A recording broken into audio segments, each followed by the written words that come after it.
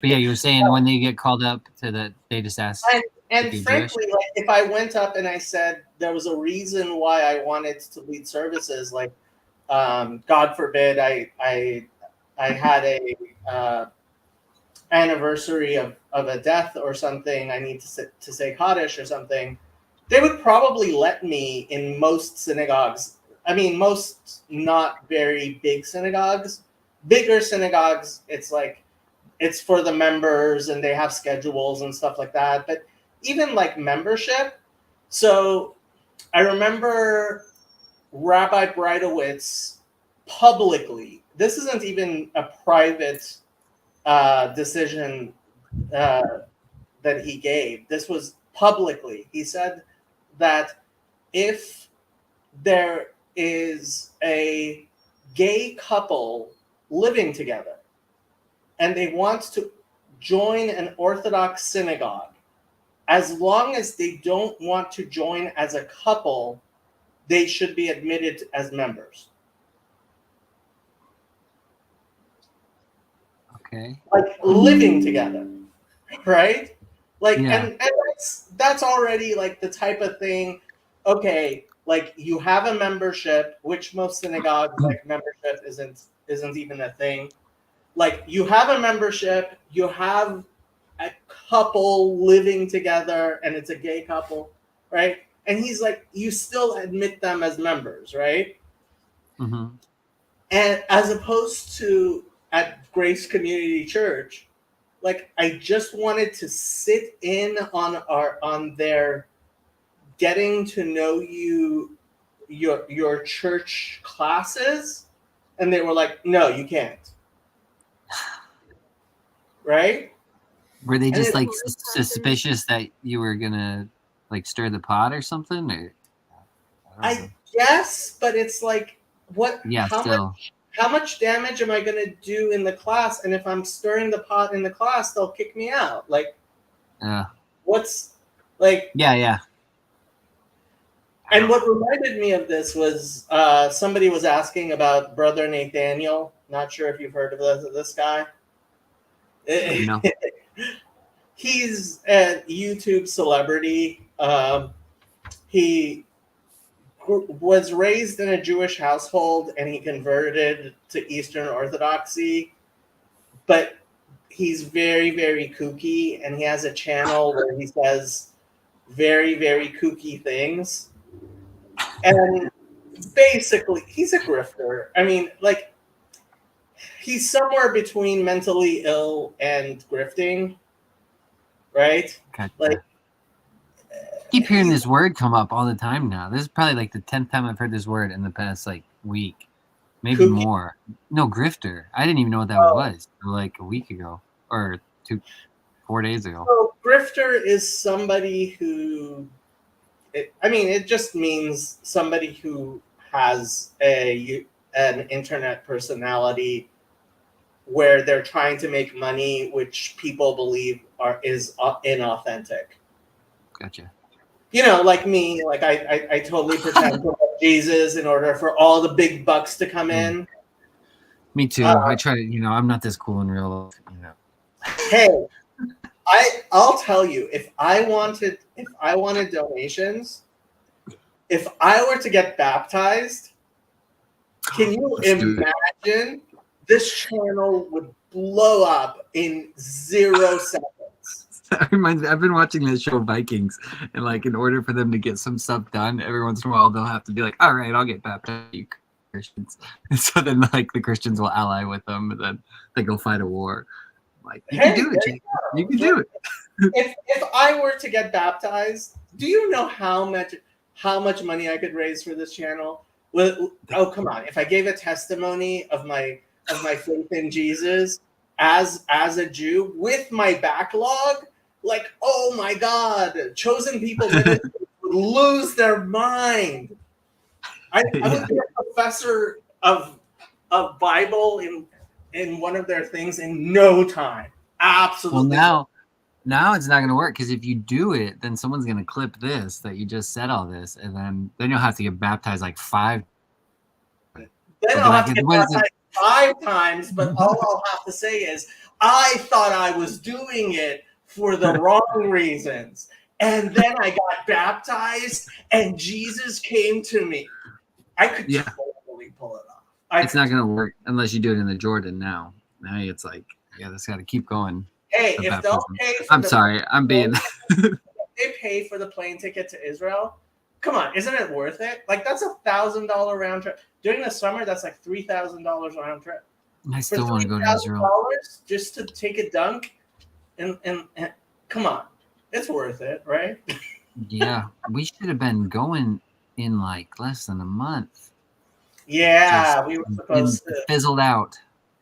It's I blame. We'll get there. It's all Fezzi's That's fault. good. That's good. It's good to have someone to blame. I'm sure he appreciates that.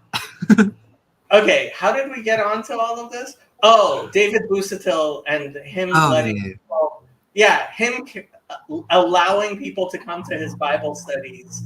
Even Well, I'm sure he probably baptized them first. So. How dare he like allow people to come to his Bible studies who aren't already like 100% believing in the Trinity? I know.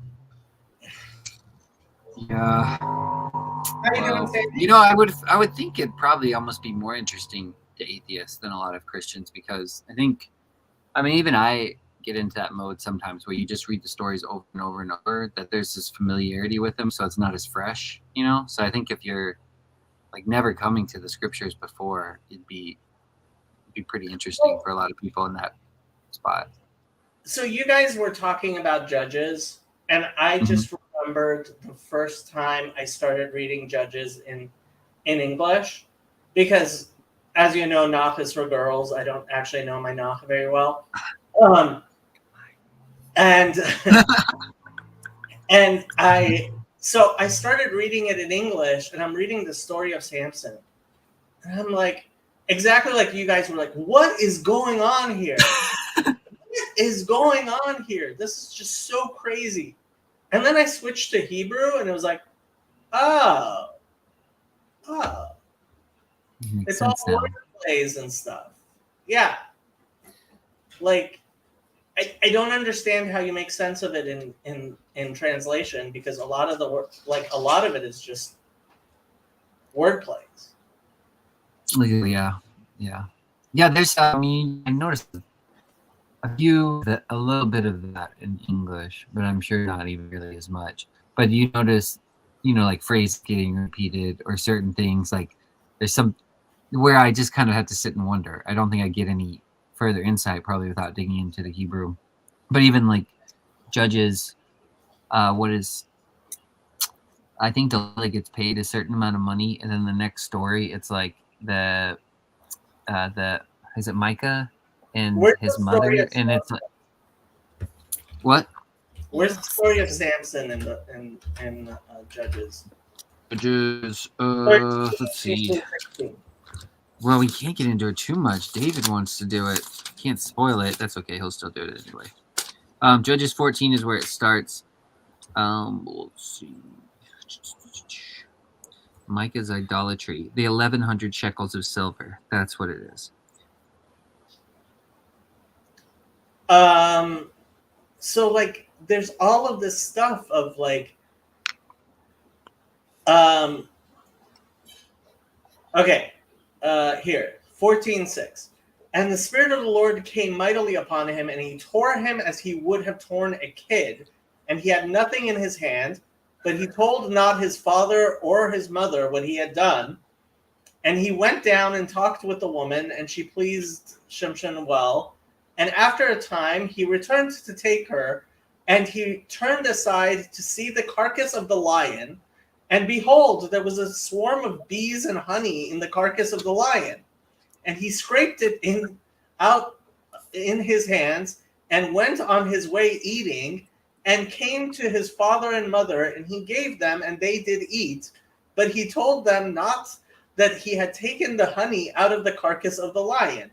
Like, what the... lion? What honey? What does that have to do with his mother and father? Like, I don't know. What does the Hebrew mean then? What's So Explain like it to me. it in the Hebrew, Yeah. it like rhymes and stuff. It's alliterative, and it's like it's so Does that mean kind of poem like again? it's kind of like in how you know Where the Sidewalk Ends by Shel Silverstein. Yes, but it's been so long I don't remember. Yeah, but you know all the stories about the weird things, and they rhyme, and you're or even like whatchamacallit, Dr. Seuss, right? Yeah. When it rhymes, it's like, okay, I get it, right?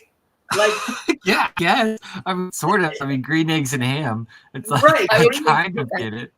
green eggs and ham makes a lot more sense, like when it's rhyming, Whatever. and when like imagine translating it to a different language where it doesn't rhyme, and then trying to read That's it. true. That's a good point. Yeah. That is true. But it's still absurd. I feel like both ways, even with the rhymes, it can be absurd. Like, and Yes, because isn't with the rhyming, it's still kind of saying the same thing, right? That he, right, and but yeah, but it's then you also you don't take it so seriously in gotcha. that you realize that this is a figurative thing there, right? Is it? I never even thought that. I don't know why. I mean, well, You I just guess I thought figured there's literally he's just walking down the street and there's a yeah. lion carcass with I mean, I figured there was symbolism tiny- embedded in it, but I figured there was I figured that actually happened. I guess that might be crazy. I thought bees actually did. I thought bees actually did build like nests inside of carcasses sometimes, though. I'm gonna Google this. I totally believe it, and I'm not saying that something like that didn't happen. I'm not saying it definitely did not happen. That's not what I'm saying. All I'm saying It says is they do not. it's This not little a core huge told me. like that's not the point. Like if that's what you're like, so to the point where like, okay, it always gets me. I have seen so many Christians say, I can't believe in the Bible because of Genesis 1. I can't believe that the world was created in 7 days. Yeah. Now, I believe the world was in fact created in 7 days, right? And I'm not saying that it was not created in 7 days. I'm just saying I have never met a Jew who was like, yeah, I can't believe in Judaism because of the 7 days thing. Because when it comes down to it, like, this is one of the most poetic texts in the entirety of the Bible, Genesis 1. Like, if you don't want to take it literally, like, I will disagree with you, but it's not the end of all belief in the Bible. Yeah. Even taking it literally, it doesn't. I don't think it contradicts itself, because if you do take it as literally as possible, you get the days that we experience on the fourth day. So like you kind of run into that problem. But the one thing where I kind of appreciate people taking it, maybe not literally, but as seriously as possible, is I think then they really, really wrestle with it. And I've kind of been thinking about that a lot too. There was something Raj said. I don't know what happened to that guy. He was great though, but he said it a long time ago, and it was like something like, do not consider the scriptures of others to be false. Consider the people who do not meditate on them to be false, or something like that. And it just kind of made me Sikhism would say. Yeah, but it just made me think, like, the way I've held the entirety of this Bible to literally be, it's when I first came back to church, that's how they'll say this is God's word, and so I take it as seriously as possible from cover to cover, like even the New Testament. And so even the words of Paul. And so if I take the words of Paul as though it was God speaking through him, it's like, yeah, you should really, well, I'm just saying, when you do that, you really, really have to wrestle with it. And then you get into all these, and then I think it starts, you can get black and white ideas about it, but then it starts to fracture. Then you're kind of resorted to either abandoning it or like you start to see the symbolism of it and the poetic nature and beauty of it. And I don't know, there's just something about it where that's why, like I'll say, just read the Bible harder. Like if you want to be sola scriptura, just actually do it, and then it'll humble you. It's like you mentioned, splitting your head on the Torah. It's like it'll do that to you. You'll just, if you actually take it as God's word, but because then you get in all sorts of stuff where, like, I mean, I'm still in that position where, like, you know, even in the book of Judges and Joshua, it'll say, like, Joshua, where they put the rocks in the bottom of the river, and it says those stones are there to this day. And I'm like, it says this day.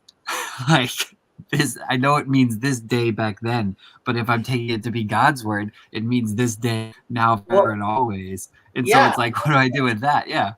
Okay. And then it's like, then you have to really, really think about it. Okay, so that is such a bigger question in Judaism, because at least when it comes to the 5 books of Moses, when we say to this day, we actually mean today. Yeah. And in tomorrow and always, right? Yeah. Yeah. Yeah. And see, that's what I mean. If you actually take it that way, though, then it like really, really starts to get interesting. Do you know about the stones of Moses? No, I don't think so. It was a part, I vaguely remember that, but this is before the stones of Joshua. yeah, So, let's get into that. Is it in Numbers? I don't know the story about it, but I think I remember it mentioning that. It's either the stones or the pillars or something, right? Doesn't he do some 12 pillars? If I remember correctly, it talks about there. Yeah, I did remember correctly. Where are we at? Deuteronomy. Nice.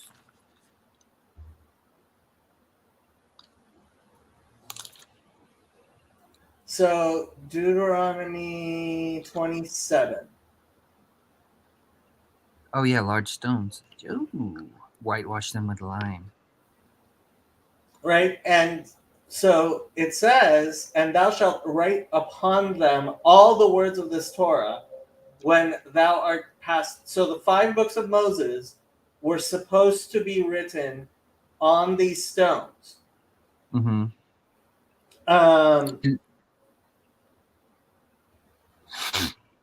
Are these the same stones that Joshua supposedly puts in the Jordan River?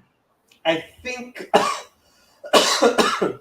I think there's some controversy, but I think the Jewish this says you should set them up. Different. They're different. Yeah, I guess so. Because this says it says in verse 4, when you have crossed over, you shall set them up on Mount Ebal. Yeah. So I think these stones are eventually going to be found. You shall not use an iron tool on them. How did they write on them then? With fire? No. The finger of the Lord? With plaster. It says plaster. Oh, does it? Oh, yeah. Mine says whitewash them with lime. I don't know what that means, to cover them with plaster. Yeah, that's totally different. Yeah, because you're. Yeah, I mean, it's not. I think these stones are going to eventually be found. That would be cool. I mentioned this to you before, though. You've heard of the Ezekiel stones, right? I think we looked at that before. Did we? The stones. They supposedly found them in some tomb. I think some Arab people found them. Yeah, look up the stones of Ezekiel stones. I think I mentioned this to you before, but I don't know why more people weren't talking about them. Let me see if I can find a link here. The stones of fire in Ezekiel. That's not it. Ezekiel stone. Let me see. Found in tomb. I think it was in Iraq. I thought. Ezekiel's plates contain 66 marble plates. I think that's it. I found it. Yeah, Ezekiel's plates. Let me see if I see a picture. Yeah, those are them. Ezekiel's plates. And they said the way it's carved, it's like the letters actually stick out rather than are indented in. And that's what I heard. And I heard they were like, so it was such like amazing artistry that they don't even know how a human could do it, especially back then. Yeah, where are these things? Why aren't people talking about these? According to here, let's look the Jerusalem Post. Dating the Ezekiel plates. Okay. A set of 66 stones tiles known as the Ezekiel plates, believed to have come from the prophet Ezekiel's tomb. They're being. It's housed in the shrine of the book at. Oh, so I must have seen them when I was there.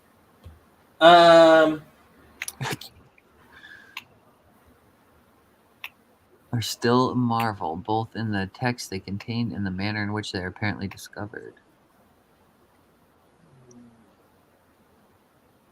When was this article? This article is from 2011. Yeah, I Yeah. remember hearing about this years and years and years ago. Let me see if I can find like a Wikipedia article or something. Yeah, but it says this lettering is like the script is raised lettering on one side, an ancient Hebraic script. There's no.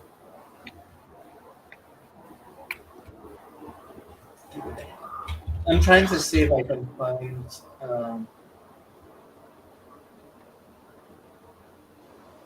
If I can find an actual something that gives a carbon dating.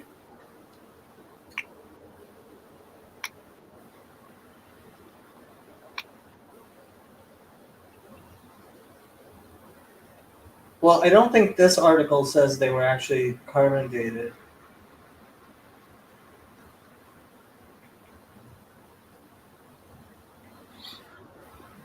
I don't know. Oh, go away, ad. Get out of here. What ad are you seeing?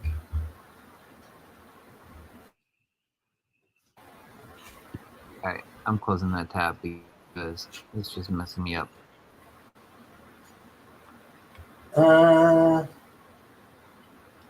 According to the British Museum, the plates could be anywhere from 300 to 2,000 years old. Ooh. It's a good guess.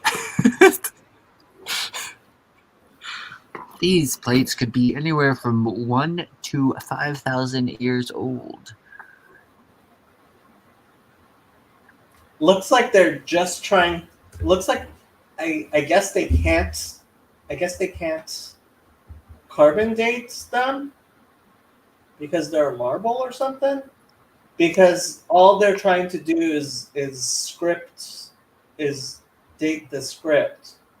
The other thing, though, is if they're marble, so they're dating the script because the script is kind of ancient, I guess. But if they're marble, I think that's what I heard someone say. It's like they're not even sure how a person would be capable of doing that because like it's one thing to carve into marble, but it's another thing to get raised script out of it. If it's all one piece of marble, you have to do like you have to carve everything other than like you have to trace it and then carve everything out.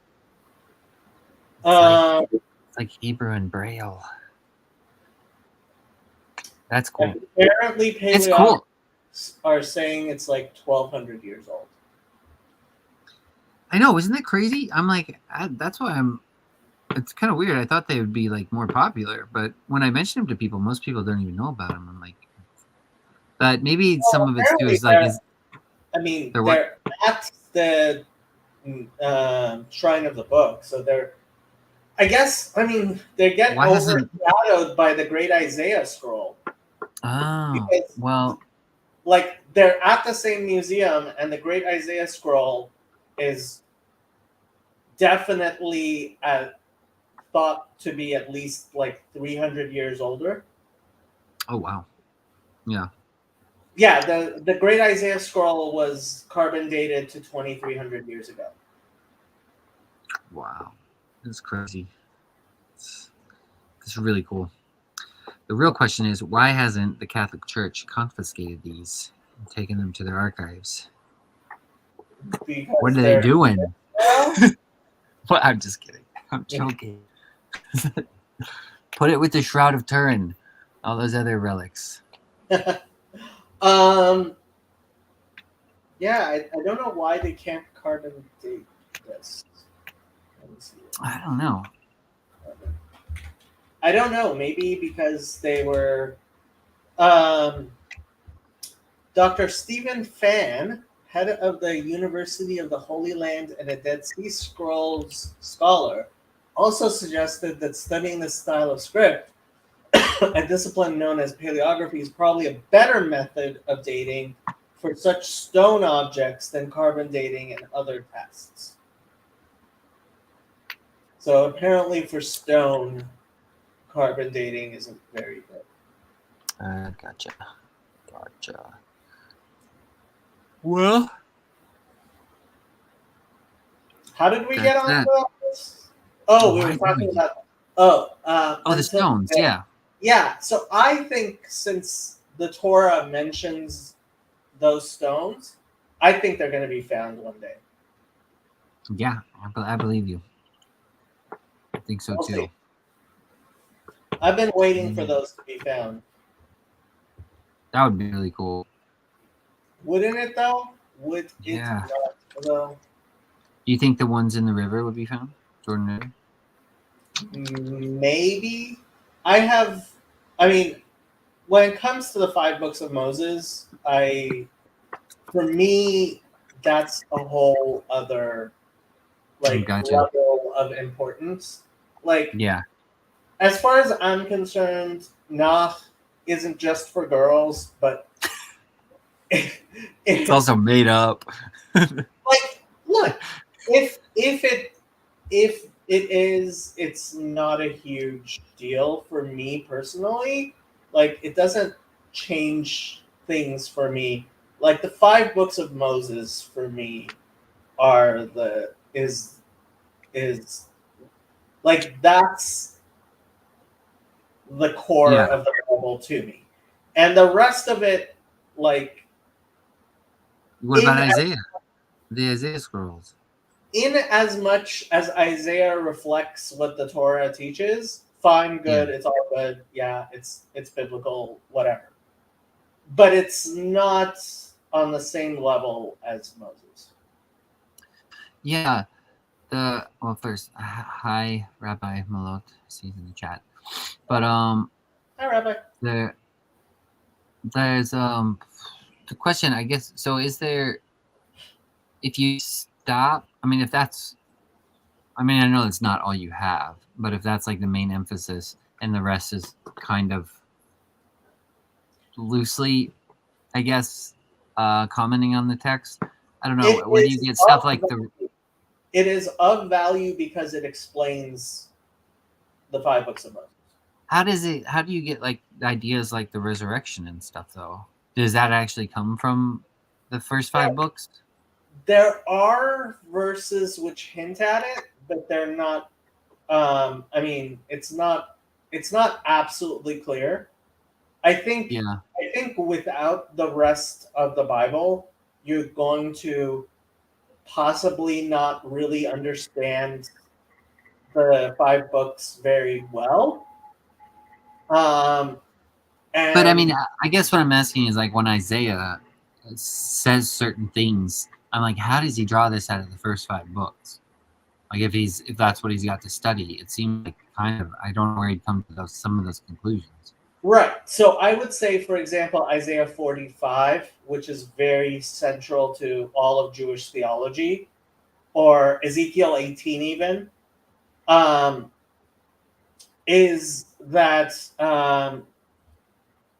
so Rabbi Mullet says one of the fundamentals of Rambam al pi Chazal is that Tchiyat Hametim min HaTorah. Yeah, I mean, the 5 books of Moses does mention it, but I don't think it's absolutely clear as clear as it is in the rest of the Bible. And I think you would have trouble. I think you have trouble understanding the Torah without the oral law, much less the rest of the Bible. right? I don't think it's possible to really understand the 5 books of Moses without the rest of the Bible and without the oral law. At the same time, I think the value of those things is wholly dependent on the 5 books of Moses. The 5 books of Moses is the foundation of Judaism, as far as I'm concerned. And that's because that's what we testify to at the Torah readings, and that's what I mean. For me, fundamental to my faith, when I still remember this, I was in the basement of the library when I was first year in college. I was writing an email to my friends discussing religion, and I was thinking things through, right? And I was thinking, okay, do I believe there's a God? Yes, I do. Do I believe that God?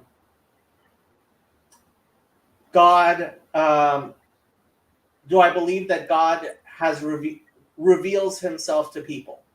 And the only answer I could give is, if He doesn't, then it doesn't matter. So I have to go with, yes, He does.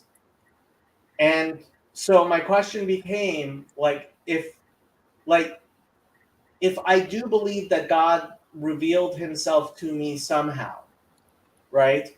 Then what is the basis of that revelation? And I remembered my father as a little child holding me, pointing to the Torah scroll in synagogue and teaching me to say, Zot HaTorah asher sab Moshe lifnei Bnei Yisrael, Torah tziva lanu Moshe marshat keilat Yaakov. This is the Torah which Moses commanded the children of Israel. Moses commanded Torah as inheritance to the children of Israel, right? And I was like, okay, that's where I have to start. That's where I have to start. Because if God wants me to know Him, then He must have given me some indication from that, because that's the basic, that's the basic thing that is this guy actually talking about anything interesting? I don't know. I wasn't reading it. I was trying to listen to you. There's too many words for me to do both. I can't do both. Way too many words. I figured I'd read it in a second. If you have something important to say, you're welcome to jump on. I mean, it sounds like he's. As long as you have your clothes on. Yeah. Please have your clothes on. Yes. But so for me, that was the foundation, and that's where my religious journey began. And why do I believe in the rest of the Tanakh? Because it helps me understand the 5 books of Moses. And yeah, I know this is going to sound dumb. That's what Christians always say about the New Testament too, though. They're always like, it's a commentary on the Old Testament. Then they draw that stuff. That's why I don't know. That's one thing I'm appreciative of as well. It's like when I guess that's what I mean too when I say when you begin to take it seriously. I don't know. I like your story. I like how you said with your father, and then you started to look at that and say, this is basically where I can meet God and where He will speak to me and things like that, where I'll get to know Him. That's kind of how I came to the Bible too. I would always hear people say my whole life, oh, God said this, God said that, and I just thought He didn't talk to me. And then once I actually started reading the Scripture, then it just comes alive. But that's the thing. I don't know where. If I only had the first 5 books, that would just be. I feel like that would be rough. No, Genesis is just so freaking beautiful. But I'm just thinking about the Psalms and everything else. The Psalms. Yeah, really enough. They don't come. Yeah. Everything else away, but yeah, I know. I think they're important in as much as they complement. Like if I were to find out that Daniel, like there are people who believe that Daniel, the book of Daniel, is a late forgery. Like that's the one book of the Bible that like the rationalist, historicist people are of the Old Testament are most skeptical of, right? Hmm. And if it turns out that I become convinced that the book of Daniel is completely a forgery and doesn't belong in the Bible, like while I mean there are things in the book of Daniel that I take very seriously, it wouldn't completely like it would make me think like maybe a little bit differently about like especially those rabbis who took it seriously and maybe even the oral law and maybe even like sections of the Talmud, but it wouldn't destroy my faith. Yeah. But I have to say, ultimately, if I became convinced that the 5 books of Moses were forgeries, that wouldn't destroy my faith either, because I do believe in God, and I do believe that God has helped me understand Him better through the revelations that He has given me. And if I were to find a better revelation or something like that, I would be grateful for what the Torah has given me so far. Yeah. Yeah. I completely agree. I think so too. I think, yeah, even if all the scripture was taken away, I don't think I would, especially not now, I wouldn't stop believing in God. But because, like you said, it's just added so much, the revelation that's come through it. Yep. Yeah, it's good. But a lot of people, I think, that would destroy their faith. But then I don't know if they would, I was thinking if they would just still pursue at that point, if someone's faith was destroyed, if they would just still pursue truth. I think ultimately they'd come back around and their faith would just be strengthened more through it. But that's might just be my opinion. Because I No, just think there's something, God is just fundamental to reality. And so I think even if all the doctrines and everything gets torn up, it's just like if you just keep digging down, you'll find that rock bottom. And then you'll see the rest kind of comes back together. But, yep, that's exactly what I was going to say. Okay, good. We're on the same page. I was exactly going to say the same thing because, I mean, Jordan Peterson has been putting it correctly. Like, if you believe that there's a sense, like, there is a sensible world, like, you have to believe at least in Spinoza's God. And that's what Vervaeke, like, I remember talking to Antonio about this when I was up in Olympia. Yeah. And I was saying, yes, I believe in an agentic God who does miracles and changes things. But even if you don't believe in that, like atheism is just dumb. At the very least, you have to believe in Spinoza's God, an Irenic God. Yeah. You have to believe in it? In order to be intelligent, like you cannot speak about reason without believing that you cannot speak unless you have a belief in the capacity of you to make sense of things in the world. That's a very good point. I mean, there have been a lot of philosophers like Ayn Rand who have posited that objective reality exists independent of human consciousness, and human consciousness is just trying to discover that. It's not, it isn't created. Okay, Kirk, again, you're not understanding what I'm saying. So that is Spinoza's God. The idea that there is an objective reality is, call that God if you like. I mean, if you define God as objective reality, I guess. Yes, and that is what classical theism always has done. That's why Vervaeke calls himself a classical theist. Like the God as the prime mover, right? That's just a given. Sandy, you look really nice, by the way. I just gotta say that. It's good to see you. Sandy, you're at a church retreat. What are you doing here?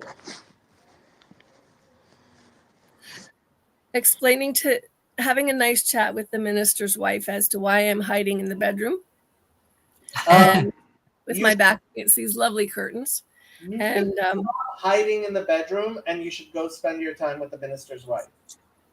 no, I just had several meltdowns. I am excused. Okay. Several put downs? Meltdowns. Oh, Panic meltdowns. attacks. Oh no. I'm sorry. No, I'm good. Okay. Was it I get it. just okay. Just too much people or just Yes, the sir. differences? Flashbacks to Family Cottage instead of this one. Oh, Yeah, just overloaded. That's all. I have a question regarding Jordan Peterson since you brought it up. I actually thought about him today because there was listening to the Bible on audio. So while I'm driving, I'll often do that. I'll just put it on shuffle. So it'll just random chapters will play. And it was that part, I tried to look it up, but it was the part in the gospel where let's see, Matthew 11, I think is what it says. Let me find the spot. Anyway, when I just heard this, I was like, I wonder if you could say anything.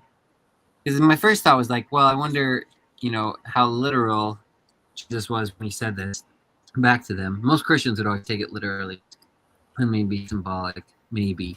But then I was like, well, if I take it symbolically, I bet you could say the same thing with Jordan Peterson. But it's Matthew 11, verse. Where does it start? It's not 11, is this it? Oh, yeah. Let's see. And when John had heard in prison about the works of Christ, he sent two of his disciples and said to him, I'm starting at verse 2. Verse 2. Yeah. So when John had heard in prison about the works of Christ, he sent two of his disciples and said to him, Are you the coming one, or do we look for another? Jesus answered and said to him, This is the part. Go and tell John the things which you hear and see. The blind see, the lame walk, the lepers are cleansed, and the deaf hear, and the dead are raised up, and the poor have the gospel preached to them. And blessed is he who is not offended of me. Like, I feel like if someone said that about Jordan Peterson, or a lot of people that have like come across his stuff and found it so helpful would almost say the same thing, at least in a symbolic sense. That like, I was blind and now I see, or something like that. And the way PVK talks about Jordan Peterson having like delivered people. Honestly, so okay, you've heard of the Messianic secret? What is this? So the Messianic secret is how Christian theologians refer to the fact that Jesus, like, doesn't just, people say, "Are you the Messiah?" He doesn't just say, "Yes." Like he doesn't just say it. Yeah. Right? Yeah. Mm-hmm. And he doesn't deny it either. Right? Yeah. Well, this is because, like, in my view, this is because Gentiles just don't understand how rabbis talk. Like, when people told the Rebbe that he was the Messiah, he never said, "Yes, I am," but he never said, "No, I'm not either." So a question on that, because there's a number of times since I've known you the last year or two that you've talked about how anybody, any age, you could expect.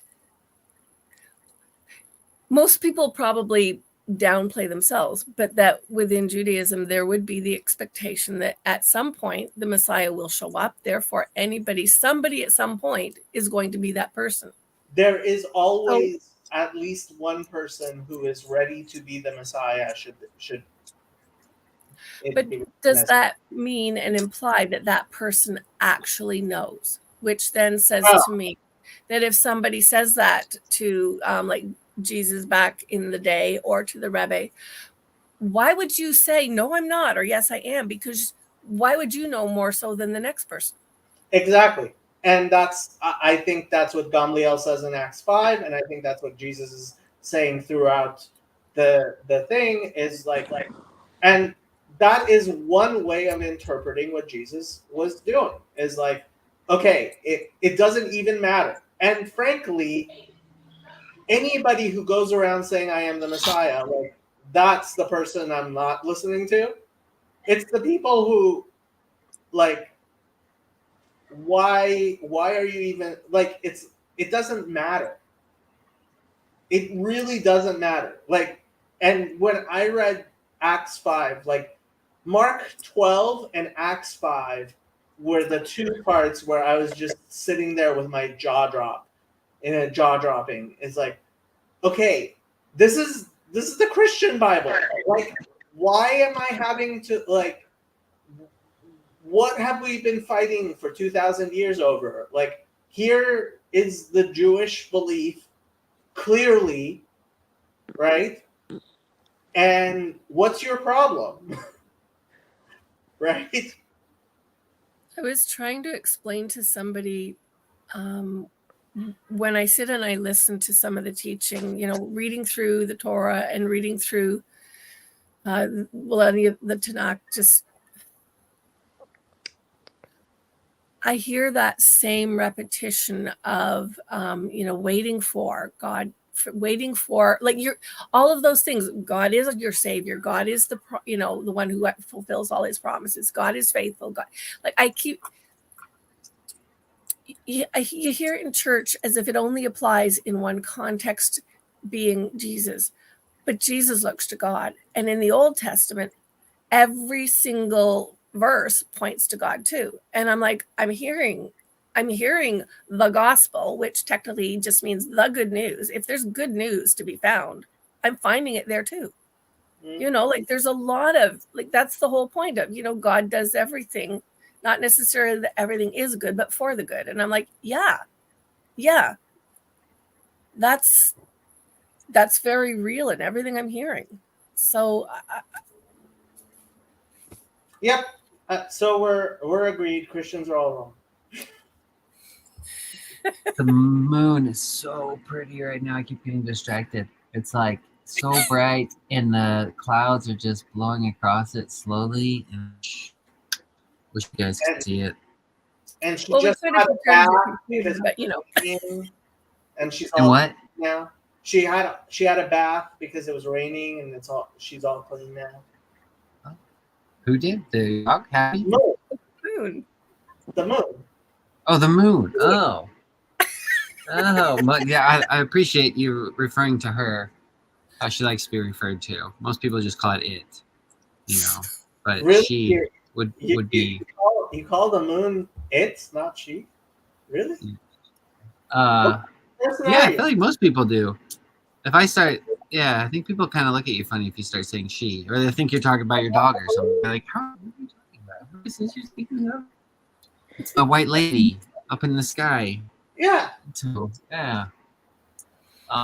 Sorry, I distracted. The commentary on the Gospels, and that kind of gets into one thing I was that I mentioned, kind of wanting to ask you, which I think would be kind of interesting sometime, is going through certain sayings and like if you considered them being written or being said of a rabbi or being written about the rabbi, like famous rabbi of in reverence, like how you would approach that or how you would take that. Because it seems like it would be, the thought process would be like, oh, well, it seems like he's saying this, whereas most Christians think it's something else. Yeah, no. Which would be, that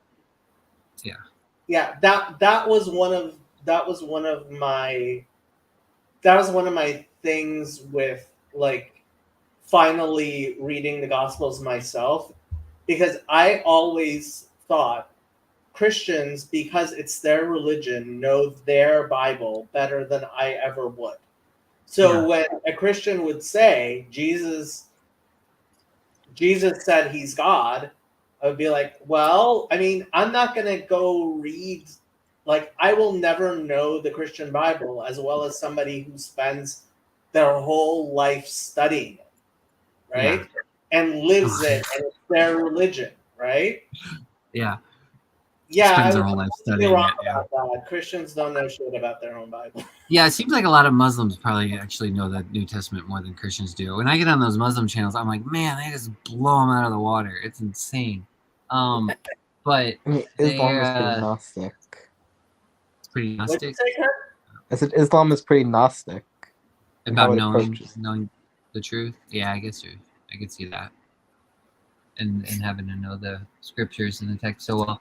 But yeah, so like, what was I gonna say? So sorry to your point though. Like even just reading it myself, I think some of it too is like if you actually will realize the italicized words were added in for like emphasis. They're like the crayon you mentioned. Then that's why I go through, and usually when I get a new Bible, I'll go through and on my first read through, I'll just cross them all out, even if it sounds weird reading it without the words, I'll cross them out. But then doing that, I notice, Jesus never actually said he was God. They're like, are you the Son of God? And he'd say, instead of saying with italicized words, when you cross them out, it just says, you say that I am. That's how he'd respond, or something like that. Instead of I am. It's like, you say that I am. Yeah, one of the things was I made a video, Christian Bibles Lie to You. And one of the ways that they lie to you is through translation, and that's why I think it's necessary. Like, I think there's a reason Christians don't raise their kids actually knowing biblical languages, especially Hebrew, but even Greek. Because I really do think that it really does like destroy your faith in Christianity. But the weird thing doesn't do that. Well, it doesn't do that for me. Although I sit here and say I don't know if I'm a Christian because I don't believe the same things Christians normally do. But I guess what I'm saying is like I still feel like I'm in a place where I can take the words of Christ and all his teachings and everything like that, and the Bible as a whole. Once you learn Hebrew, it'll be over. Once you learn Hebrew, it'll be over. Don't worry about it. Okay. We just have to get enough Hebrew into you, and then you won't even have to doubt whether you're Christian anymore. Then I won't even have to doubt. Well, I mean, to that point, like even another thing I think, that is sometimes not taken seriously enough. You mentioned this verse a while back is when Jesus says salvation is of the Jews. And it's like, so, I mean, because here's what I mean when you take the words in this book as being literally of God. It's like, so say Jesus was God, even if he wasn't God and he's just a prophet speaking the words of God, divinely inspired words. And then he says salvation is of the Jews. It's like, are those God's words or are those a man's words? Because if they're God's words, then they're eternal. And then you really, really have to take them seriously. And then you have Jesus saying salvation is of the Jews. And it's like, well, you should probably be talking to Jews then. So that's, I don't know. That's what I mean. It just kind of, that's why I feel like I could still take all the words of Christ and everything he said. And it almost makes more sense to me. Like when he says, you say that, yeah. Sorry. That verse is even better because it starts off, you worship what you do not know, and we worship what we do know, for salvation is from the Jews. Yeah. Yep. Yeah. So like I just quote this to Christians constantly. You worship what you do not know. Worship what we do know, for salvation is from the Jews. Like just okay. Yeah, but if you're going to do that, when you're going to quote it, I think you should say who you're quoting, because then it'll really, add that extra. Well, don't they actually know those words? Like, aren't these pretty famous words of Jesus? Yeah. I think so. Yeah. I'm just quoting Jesus at you. If you trust Jesus more than you trust yourself, you should believe me when I say, you worship that which you do not know. We worship that which we do know. For salvation is of the Jews. Yeah. There you go. I mean, an issue is that so many Christians and devout Christians don't even know the roots of their faith. Like they think what they go to in some Baptist pork eating Trinitarian thing, and that's what was practiced in biblical times. The like ignorance I see from good Christian friends of mine is astonishing. So I don't try and pick on fights, but if they are going to bring Christianity up to me, it's I mean, One of the ways I put it is if Judaism is false, Christianity is certainly false. Okay, That's a so good way what to I put was it. going to say is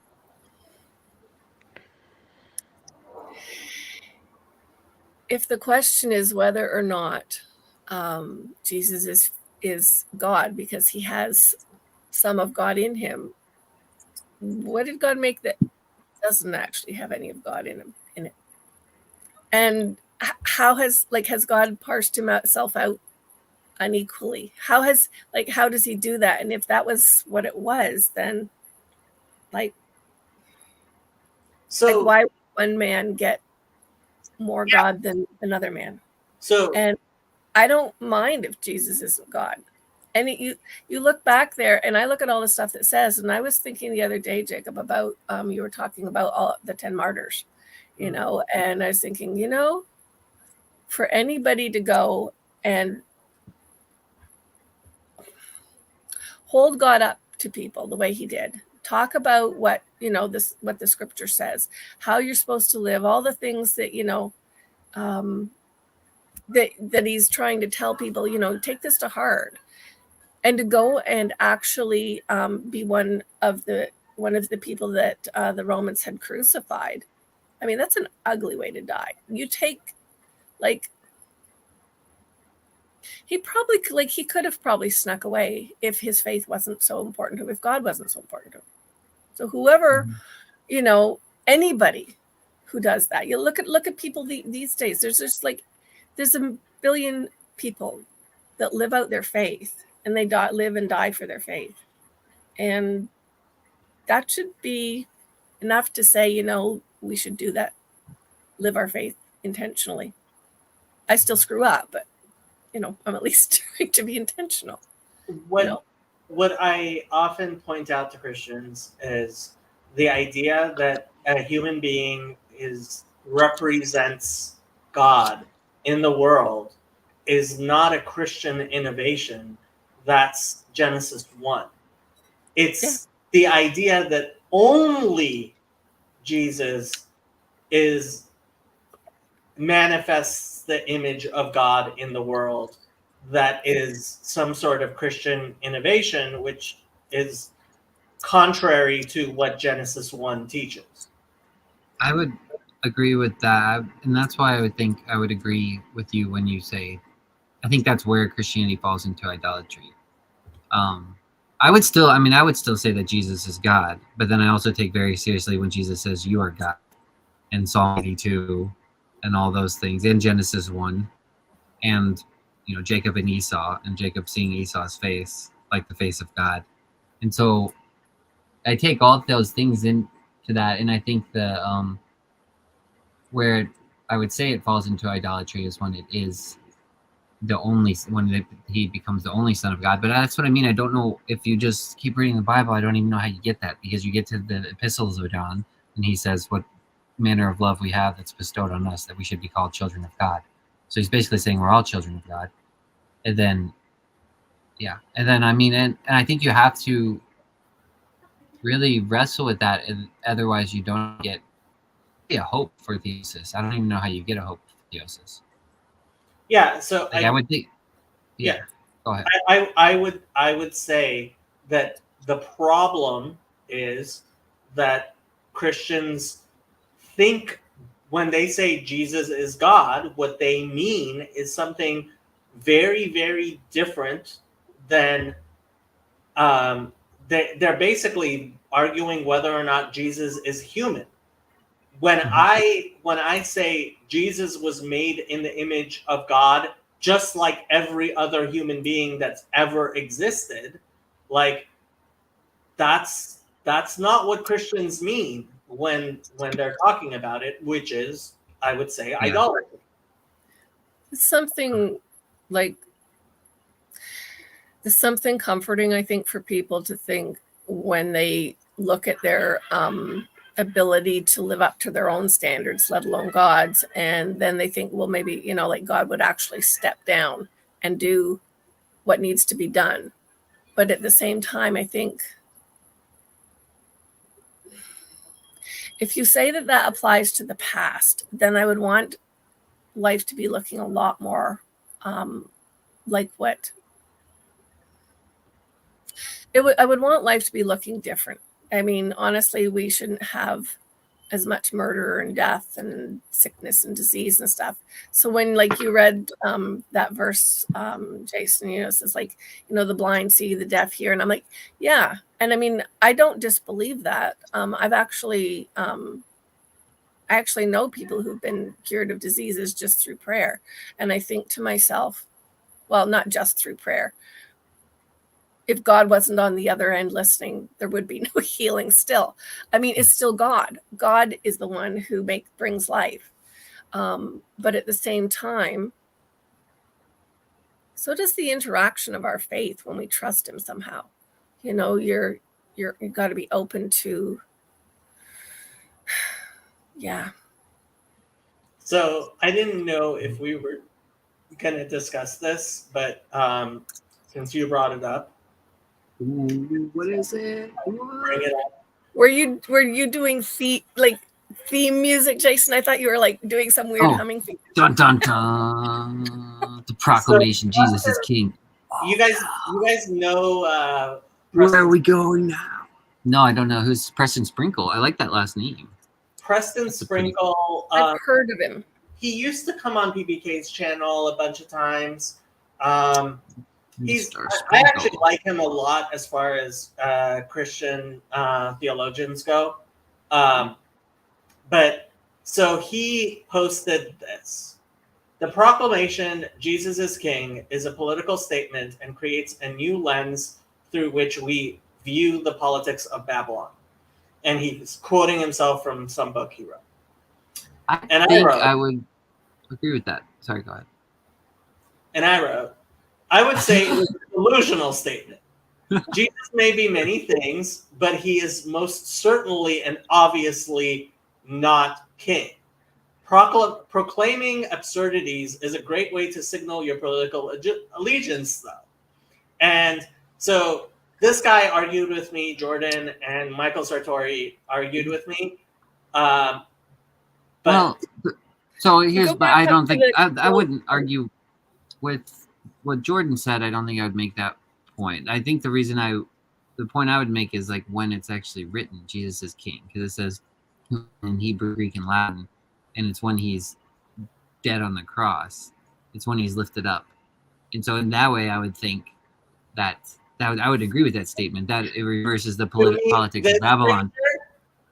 No, yeah. I want to. Hear me out. It's when the king is simultaneously the martyr. That's when it is. That's how it works. I mean, even with ideologies. That's not how it works. No, even with ideologies, if you have a certain ideology you hold up to be ideal and it's king, it's whenever that you allow that thing to die, that it goes into the ground and you find new life. Like that's the reversal of pride. Okay, there is an idea of kingship, and this is a idea in Jewish mysticism of kingship is when the seed goes into the ground, dies, and makes the tree, right? Yeah. But that's on a whole other level than what we're talking here. Well, then maybe I feel like maybe then Jordan is or something. But the way I would have read that first statement was something like that, and maybe it's because he referenced Babylon. The weird side reference to Babylon makes me think of like. Because when I think of Babylon personally, I think of the Isaiah 14. The king of Babylon is one that basically is kind of lifted himself up in arrogance and proclaims himself to be God. And so it's when that king dies in martyrdom and is like goes down into the ground and dies. I mean, to me, it's the same as kind of like saying Israel, like we are all sheep led to the. What is that? Is that a verse in Isaiah? For we are all like sheep led to the slaughter. Yeah, in the 10 martyrs, kind of the same thing with the 10 martyrs. If you had one of the 10 martyrs and you rode over their head, this is the King of the Jews, I'd be like, yeah, that seems to be how God worked with them. I don't know Okay, but that's not okay. what he's saying. You're no, I mean you're taking something that is symbolically, like, you have a symbolic interpretation, but Mhm. that symbolic interpretation, as cute as it may be, is not literally Cute. true. I was thinking more of the words. So, like, if you proclaim Jesus as king, he's stating that that's a political. You're saying this is a political statement. No, I would tend to no. It's look. no. Jesus is not king. Why? No. Because Joe Biden is the president of the United States, and he definitely has a lot more power than Jesus does. And that's just true. What is dead may never die. So, I've just seen Game of Thrones. I'm just curious. Because I'm reading the statement for the statement itself, and asking, and then would ask too, are you doing the same thing Jason just did, where you pulled something else into it to overlay it so that you don't look at just the words? Because I was going to say, if you declare somebody as king, that is a political statement. It is and a then political statement, and it's one that's false. Well, I'm not saying whether he said it's true or false. I'm just saying he's declaring this is a political statement that creates a new lens through which we view. And I want to know, what does he mean by the politics of Babylon? I have no idea. That's beside the point. That's what I was telling you. Isaiah 14. The politics fact of is, Babylon. it is a statement of an absurdity because it's not true. It's Politics not of- true. Joe Biden is president of the United States. All right, The United States doesn't have a discovered king. Joe Biden What's is your king. And Joe Biden is king. That's why we much can't more come to any conclusions. is, It is, yes. right? So this is what I responded when he said, "Read Revelation." Roll on the floor, laughing out loud. Try the Jew test. Look out your window. Is Jesus king? No. Very obviously, no. If what it says in your book doesn't match reality, you need a better book.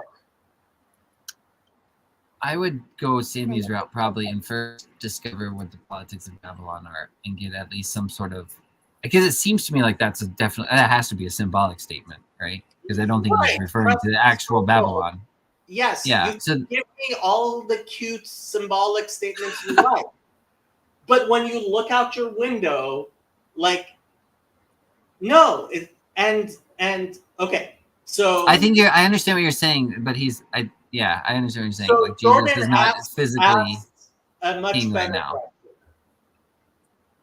Yeah, okay. Is Is God God king? king? No. No, God is not king. He Mhm. will be king. Zechariah 14:9, Matthew 6:10. Christians don't even know how to read their own Bibles. So then he asked me about 1 Chronicles 29, right? That God is the ruler. And like I said to Michael, I've been thinking about this. Hebrew doesn't have a present tense of the verb to be. That makes all the difference. Mhm. And so he asked me about Jordan asked me about 1 Chronicles. So he says, I'm not a Hebrew speaker reader, so you'll have to help me out here. How does this change 1 Chronicles 29, 11 through 12, where David is saying that the kingdom of God, wealth and honor comes from God, and God rules over all things? And I responded, 1 Chronicles 29, 11 through 12, my translation. You, Lord, and in brackets, belong the greatness, the power, the beauty, the victory, and the honor, as all in the heavens and the earth. To you, Lord, in brackets, belong kingdom and exaltation to all firstly. Wealth and honor come from before you, and you rule all things. In your hands, in brackets, are capability and the power to make great and strengthen all. These words are said in the Jewish liturgy a lot, and they are. They are some of the most recognized. Because in them, we acknowledge that God is the true ruler, capital R, despite the fact that his kingdom has not come, and we do not see his greatness in the world. In a very real sense, this is echoed in the Our Father that Christians say as taught by Jesus. Thy kingdom come on earth as in it is in heaven. In the Hebrew, it has a very different flavor from what Christians mean when they say Jesus is king, by which they usually mean they believe a form of preterism that is a heresy even to Christianity. And I have again forgotten preterism. I'm sorry. What does that Me one too. mean again? I just Preterism, pretend I know these words at this point. preterism is the Christian heresy of believing that the prophecies of the Bible have already been fulfilled. Yeah, so a Christian acquaintance of mine has said this by the idea that the fact that after Christianity spread, Christian societies throughout Europe and the Western America are not generally at war with each other, and that they all generally have the same banner, and that they generally have abolished Yeah, slavery. that's bullshit. Even Christians don't believe in preterism. I know, but I'm saying like this person was trying to defend it under those premises. But, Yeah, like, look, when you're a Protestant, you end up falling into preterism a lot. I would say a lot of Protestants are preterists, despite not knowing that it's. By the way, hi Saigon Green. I don't believe we've seen you before. Welcome. But yeah, it's you fall into preterism a lot, and I was so happy that there was an actual term for it, because now I can just call Christians preterists, and that They don't even know what you're saying. They're like they me and don't even Sandy. know They're what like, what I'm is saying. this? I'm What like, is "You're a preterist," and they're like, "What?" I'm like, "Yeah, go look it up. this? Go look it up. Go look it up, preterist." Yeah. Oh man. Oh, so here, this might kind of get another question I had for you. I was thinking of this, and I kind of wish the rabbi he might still be listening. But I was wondering how frustrating it is for Jewish people to have like all these Gentiles and Christians handling their text, their sacred text. Is it really like, is it extremely frustrating, or is it like kind of a thing, like you're thankful that it's happening? I kind of said that to a few people today. And You did? I did. Because sometimes I wonder, I was like, I mean, I think if I grew up with these texts, hearing them all the time in a Jewish context, then I would hear someone else, and I'm like, why are you handling this way? Like, what's going on? Why are you reading it like this? But then you kind of, I don't know. Christianity did spread monotheism to Gentiles. Did what? Yeah, I mean, but when it comes down to it, like listening to Christians like twist, if you're a Jew who actually believes in the Bible, like the Christian twisting of the words. So when I was in yeshiva, and this was like 24 years ago, when I was in yeshiva, we had a counter missionary training class, and it was 1 hour long. And there was a book people could buy, which I actually did end up buying and reading, right? And it was all of the counter missionary training could be summed up in one sentence. What is it? What is it? Give it to me. Look at the Hebrew, see how they are mistranslating it, and there's your answer. Okay. I've had a couple of people recently when I have been discussing what things, and it's come up before in your Discord, talking about, like when you talk about the Dead Sea Scrolls and how old is this text or that text or whatever. Mm-hmm. But basically, even within English, I've had people say to me, well, yeah, but there's lots of translations, and lots of, more translations are better than fewer translations. When you know Hebrew, look, when you know, like somebody who knows Hebrew I don't know of a genuine convert from Judaism to Christianity who knew Hebrew. I don't know of one. Their point really stumped me. One of them at least, because it was something to do with the fact that the Bible has been translated into many different, all of the languages practically of the world, and Hebrew is only one of them that it's been translated into. Yeah, well, I mean, I think in any conversation, we're always doing translation. Like even right now, when he says the word preterist, I'm like, we even translation in English, so we're always kind of doing that. Jason, when you're trying to get back to the meaning of the Bible, like, yeah, I mean, you can have a debate about what the text is, and that's what sometimes people get into. But like, once you have a text, and basically, ever since the Dead Sea Scrolls, there's no even fight over the Masoretic text. It's so obvious the Masoretic text is so much better than anything else we have that it's like, here's the text, and if you read it for yourself, like if you read it for yourself and you're willing to believe the Christian interpretations, then God bless you and good luck. I have not been able to find someone who, like, I would say the closest is Father Stephen DeYoung, right? Yeah. And frankly, I can't constantly tell him, like, your Christianity sounds more like Judaism than Christianity.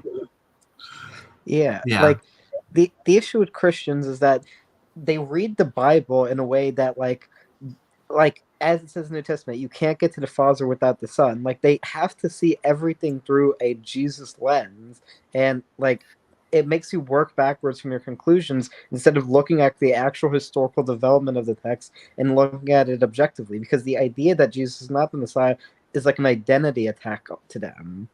Mm-hmm. It is. So I can see that. I have a related question or comment though, because when you go back to Genesis 1, and then you go back to so what was said to Adam and Eve, but you go back to Abraham and what God said to him, it reminds me of something a writer friend said to me about trying to write this memoir I'm working on. She says, look to the end of the story and then you work your way back from there, which is what Kirk just said. So if that is somewhat a principle in writing, and I see it walked out in how God points ahead, when he's talking to Adam, when he's talking to Abraham, when he's talking to us, he's pointing ahead. What is it that, like, I don't get the sense from reading the Hebrew, well, not in the Hebrew, but from reading, the scriptures there, that it falls into that same trap of, therefore, the lens has shifted or something, like what Kirk just said. Like, I don't have to somehow find the end and go there first. I'm allowed to stand where I'm still standing if I'm any of those people, or even in, sort of reading from my perspective, to see ahead and to see behind, but you're still always where you are. So is it right that Christianity then is creating this conundrum that, I mean, you'll say yes, but I mean, technically on that point of saying you didn't even need to hear what you're saying. Yeah, shut up. They're just making it shut up. That's not there. I'm sorry. Yeah, I know that. But in that framing of how do you create the point of view? Like we talk a lot about the poetic and stuff, and how the rhythm and those of reading it is correct. They're like, but God's continually pointing ahead. It's not there. Like, I have never in my life heard of, like, somebody who was seriously studying the Jewish Bible and, like, went, hey, this sounds like it's about Jesus. I have never, ever heard. Like, there are hundreds of thousands of yeshiva students who spend years studying the Jewish Bible. No, I have not heard. That wasn't my point, because I'm assuming the perspective of Adam or the perspective of Moses saying, or Abraham, that you're actually hearing this in real time, that God is pointing ahead of you. He's always pointing ahead. You know, like the like the halakha. You're looking, you're moving. Yes, it is pointing And then- ahead. It's not pointing ahead to Jesus, though. No, Jesus doesn't exist in those scriptures yet. I'm talking about how you create, like, why does then, when you get to Jesus in the New Testament, it's all about pointing back. God has this pattern through the rest of the scripture of pointing forward. And I don't like your person that you quoted there. He's saying, well, read Revelation. And I'm like, well, yeah, but like, that's not the pattern. Like, I don't assume that if I want to understand Genesis, that I have to jump ahead to, is it Esther or Ruth that's in the place we've got Malachi? You know, like, I don't have to jump there. I should be able to look ahead to what comes and see, oh yeah, that's God. I can tell that's God, because God is always, you know, I should recognize God's personality in the way that things play out. You point out to us things that Jesus says that you're like, well, that's obviously Jewish, you know. I don't think I understand what you're trying to say. I think it's an interesting question. Yeah. There's a weird perspective shift. Like, if I was the writer and I am doing the same thing in something that I am writing, I would bring it to the editor and they'd go, no, like, why did you, like, very rarely can you do something weird in your main character point of view, and God being the main character of the book, it has to still, your character doesn't suddenly become somebody else. Doesn't, and I don't even literally mean Jesus. I mean how they behave. So why is God in the New Testament not sounding like God in the Old Testament? Okay. So okay. Now I understand your question. Why does the God in the New Testament not sound like the God in the Old Testament? Even in writing style, like even in how it is conveyed, there should be a consistency. Right. You're right. Yeah. Christians are wrong. I think he sounds the same to me. I think the reason it looks back is because, like, honestly, I've said this so many times, when I started basing my theology around forgiveness, then it makes sense to me. And that's why I think it looks back, because then it looks forward, does it all simultaneously? Because you know what Kirk said, you cannot come to the Father without the Son. And it's like, that's true. Now look at the first son that was named was Adam. So you cannot be reconciled with God unless you're reconciled with all humanity. And it's But you can forgiveness come and to the looking Father back. without the Okay, Son. hold on, Jason. What does that have to do with Jesus? Because Christ is God's forgiveness. Why? Like embodied in a man. In the context of Adam once before, because in Christianity they call Christ the second Adam.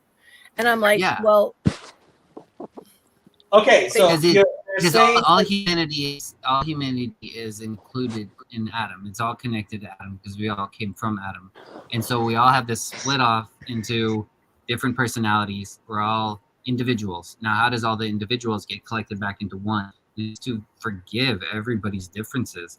Like nobody's in the image of God, so it's like nobody's in the image of their father. Like, and my dad has to forgive me for not looking like him. If my that's the still ideal, not where I would have gone with it. okay, if my dad is the ideal, no, I'm just saying, I'm not forgiveness in a bad way. I mean, it's not even necessarily forgiving, like saying someone's like sinned in like a bad way, of like a moral way, but as in missing the mark. It's like there's not a person on earth who has not sinned, like Jacob likes to quote. And so when you actually come to the forgiving of everyone, you're reconciling them all back into yourself. And so then everybody. I was expecting you. Hold on, Sandy. What does that have to do with Jesus? He says, "Forgive them, Lord; they don't know what they do." Okay. Hey, there's a way. There's no matter what person, or I mean, this is why I say, like, you have. If there is not a judgment, then the forgiveness is not. It doesn't matter. It's just kind of. It's just flattery or something. But if there is a judgment, and the more heavy the judgment, if the judgment is death, then the forgiveness is all that much more. And then if you forgive somebody, there comes a point where you have to forgive everybody, because everybody's in Adam. and everybody's connected. Everybody is a son of God, like you mentioned earlier. To some degree, everybody is a son of God, and there's a level of ignorance. Jason, Yeah. what does all of that have to do? But I'm guessing Saul is Shaul, so that's why I let him on. Hopefully, he won't porn bomb us. You're not going to porn. Good evening. Thank you for having me. Yay. Okay, great. Yeah. So, what does that have to do with Jesus?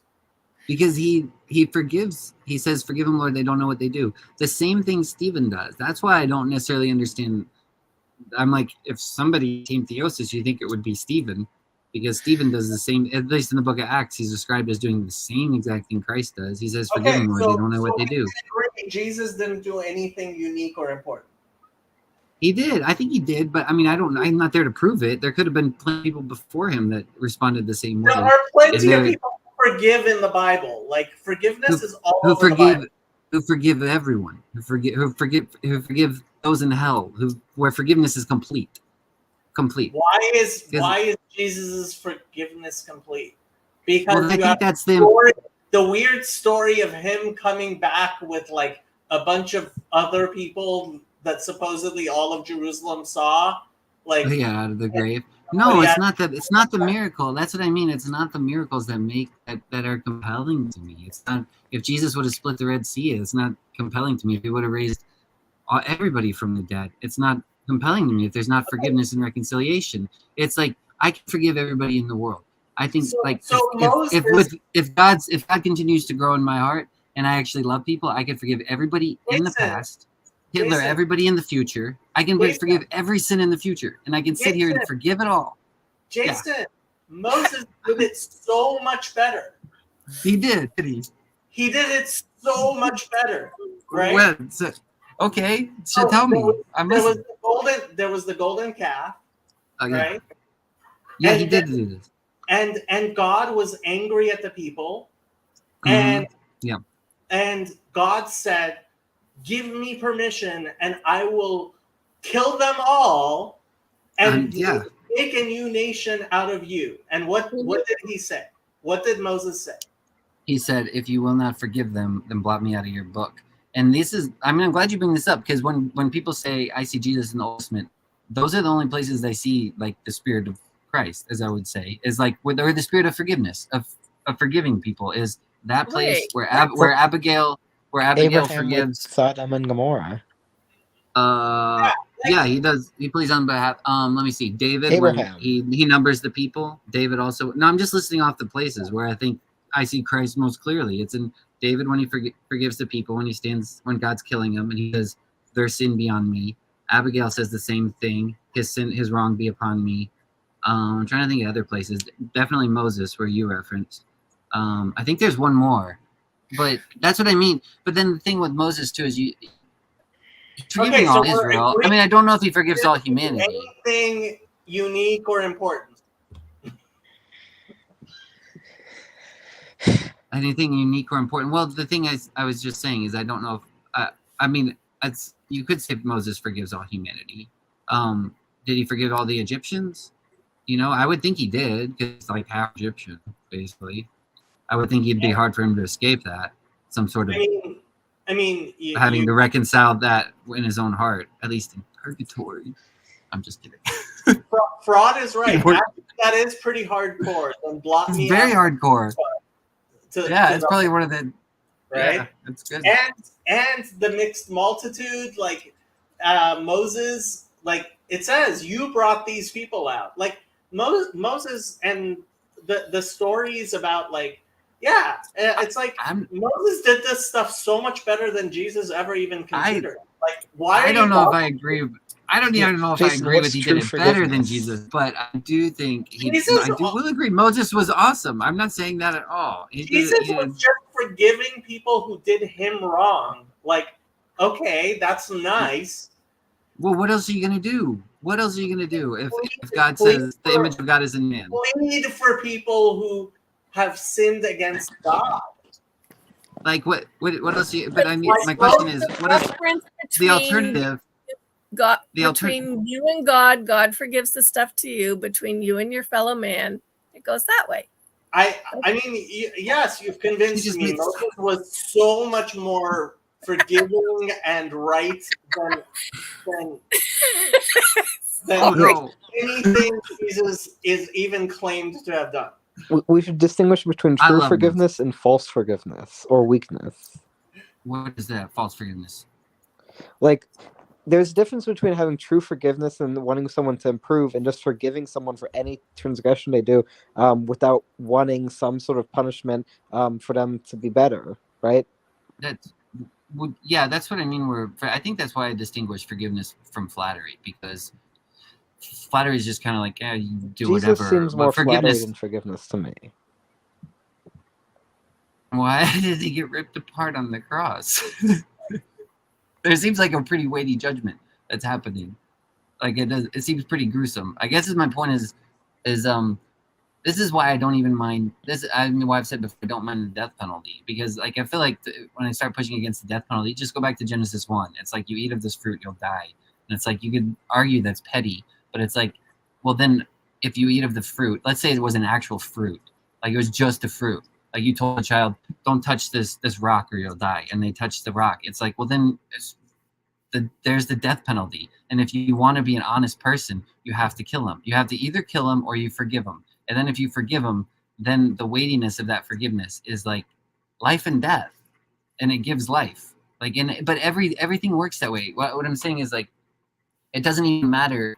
Like every judgment is a death, because like if I had a rule with you and I said, Kirk, like you can't touch my hat, or like, and then you went and touched my hat. Well, then there's a break of trust, and then in that break of trust is this tiny little death, because now our relationship has died just a little bit, and I can't trust you the way I could before. And so in order for me to trust you again, I have to forgive, and then it's giving life back to that. And so this works like in the tiniest ways to the largest ways, at least in my mind. And that's why I think when forgiven Lord, they don't know what they do. When, you know, all that's happening, if you actually for forgiveness to be complete, you actually have to forgive all. And if he's not a God who forgives, then blot me out of his book. Like, that's what I'm saying. I'm saying same thing as Moses. I don't have a chance. It's like if Christ came into the world to save sinners, of whom you are chief. It's like, if God doesn't forgive every sinner, then I have no chance, because I am just like, you might as well blot me out of your book. Jacob, you're yelling at me. You're on mute. Give it to me. Jason, you're not that much of a sinner. You're like, you have this pride in you where you think you're the chief of sinners, and it's like, Jason, chill. Like, I am not aware that you've murdered, raped, and eaten anybody, and I know that, like, Jeffrey Dahmer did that to dozens of people, not necessarily in that order. And Stalin. So, like, you're just not. I'm not Stop that being good. so prideful. Sorry. Stop being so prideful. Your sins. I'm guessing They're not that weighty. From what I know about you, like, I'm guessing rape and murder. Like, maybe you've stolen some things in your life. Singing I'm not off sure, but like, I did steal things. I have stolen things. I doubt you've even mugged any little old ladies. Like, how much of a sinner are you? Like, Not that I recall. Pretty yeah. bad. Pretty bad in comparison. Any puppies lately? I was thinking about this the other day too, because I was thinking about, you know, people that grow up in orphanages with my sister's ministry. I was just thinking, like, I can't even imagine what that is like, spending the first like 3 years, because my nephew Josiah, spending the first 3 years of your life, just not even including stuff that happened to him, but just not even without, I mean, just the idea of not having a mother and a father there, and what that does to your psychology. And so I was thinking about that, and I was like, scary. with how blessed I am to just have a mother and a father through those first 3 years, only that first, they're still alive, 35 years. It's like any sin I commit is just so much atrocious compared to the ones that he might commit, you know, because it's like, and so it's not like a balancing the scales type game, really. It's just like, it's just realizing in your heart that truth, you know. But should And you then forgive how do someone you who not doesn't forgive accept forgiveness? I If think someone okay. So doesn't I accept think you forgiveness, can. is not You can't. repentant. Why forgive Yeah. them? Yes, I think so. Here's like I think you can forgive anybody, and you can and you should forgive everybody ultimately. But there's not reconciliation until they repent, until there's eternity. And repentance is like accepting forgiveness, and it's dying of yourself in order to receive forgiveness. And so both it takes a death on both parts. That's why it takes a death of yourself to forgive, because you're letting go of some at least a minute part of your identity, some truth you hold dear, and then it takes the other person's part to repent. But I mean, I think you can forgive somebody without them repenting. Like my neighbor I've brought up before, who stole my dad's tool or whatever. Like I've forgiven him, but I haven't spoken to him. Like, and I don't know if he cares at all. And so like, there won't actually be reconciliation unless we're actually to talk again. But like I'm not going to demand. I'm not. If I ever met him, I wouldn't be like, oh, you owe me an apology or something. Like it's already forgiven. Like it's to me, it's like there's nothing to forgive. I would just wish we could be friends again. But it's like unless that person actually has sorrow and receives that sorrow, I don't know why he would even want forgiveness. Because that's why forgiveness is offensive too. It's a two-way street. It's for reconciliation. Like that's why I think we're still waiting, because it is a two-way street, like you said. But I think as far as one person, like, I mean, as far as you're concerned, if you're just looking to yourself, like if I'm just looking at myself, yeah, I need to repent and I forgive. I have to do both of those. I've done the same thing. I've repented to someone asking forgiveness and they haven't forgiven me. And so I'm still sitting here waiting. Like I have no relationship with that person anymore. Like a family member that won't speak to me because I've asked for forgiveness and they won't give it to me. And all I can do is sit here and wait. And it's excruciating. And it sucks. But like that's what I mean. It is, you're right, it is a two-way street, but like I don't know what to do other than seek that reconciliation. And so that's But that exists all throughout Tanakh, and none of that needed Jesus or needs Jesus. And it's all what? Sorry? What do you say? What do you I say, said Kurt? it exists all throughout Tanakh. It exists in Jewish Bible and Jewish history. That exists. And independent of any specific character. That's okay. Yeah, that's good you bring that up, because that's the point I was making when Jesus says salvation is of the Jews. I think it is of the Jews. Like I'm totally in agreement with that. Jesus actually believed the scriptures. Like I think he's a person who actually said, and that's when they say, do you say you're a son of God? He says, you say that I am, because he literally just believes the five books of Moses in the Tanakh. I really think he just believed it like so much so that he bet his entire life on it. I mean, I don't think anybody else really, really believes it that much. I really don't. I don't know that I do. I mean, it's that I think Jesus was Jewish as it gets. Like that's what I mean. And I think that's why he said salvation is of the Jews. And that's why like I said, I'm still fine with Jesus. I just, But you have problems with mainstream Christianity. I don't have problems with it. I mean, yeah, I guess I have problems with it. Yeah. I mean, there's definitely things I don't. The problems I have would be most of the stuff they say, I could probably be like, yeah, I would say the same thing. I just know I'd be meaning it a whole different way than the way you're saying it right now. So that's probably the problem I would have with a lot of the stuff they say. Well, that's similar to like even because like even you mentioned, Kirk, you mentioned earlier, the line, no one can come to the Father without the Son. Like she would quote that. I would probably know how they mean that.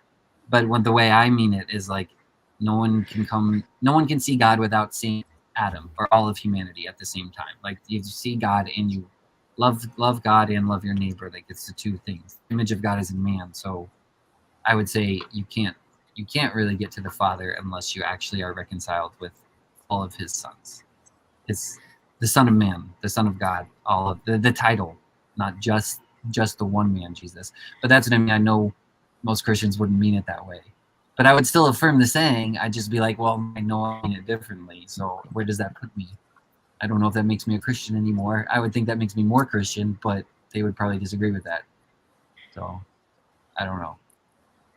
So all of that forgiveness. I was looking up the Hebrew while you were talking, Jason, and it looks like the two words that it mentions that both relate to it are both in a sense of lifting something up or having something leap up, having something ascend, that raising something up.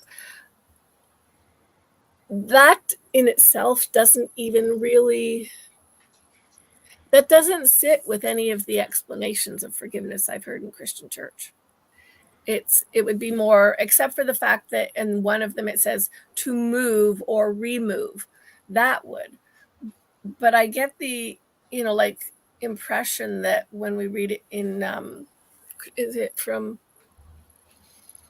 oh, sorry, I'm not Matthew? going to remember that. Of course, it's a reference to one of the prophetic texts, about being whiter than snow. But that's not the reference that I'm seeing here. The only reference to something Saul here made was something about talking about the one word is how it relates to the word for salad, because of, salad being like, you even sign it like that, things leaping up, right? So what is the actual purpose of the concept in those two words in the word, what God says, like the one is the reference from which psalm? Let's see. No, one of the references they had was from Micah 7:19. He will again have compassion on us. He will tread our iniquities underfoot, and you will cast all their sins into the depths of the sea. So in that sense, I can see that sense of quick movement, like tossing, but the other one is from Psalm 103:2-3, and it says, bless the Lord, O my soul, and forget not all his benefits, who forgives all your iniquity, who heals all the diseases. And that is from that one's from the Psalms. no, I was going to say that one's from Salah.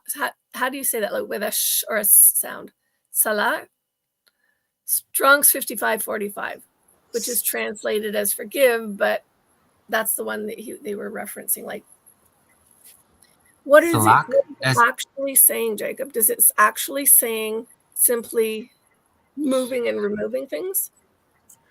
I'm not sure what you mean. I mean, so the two words. So the first word they looked at was where is it here?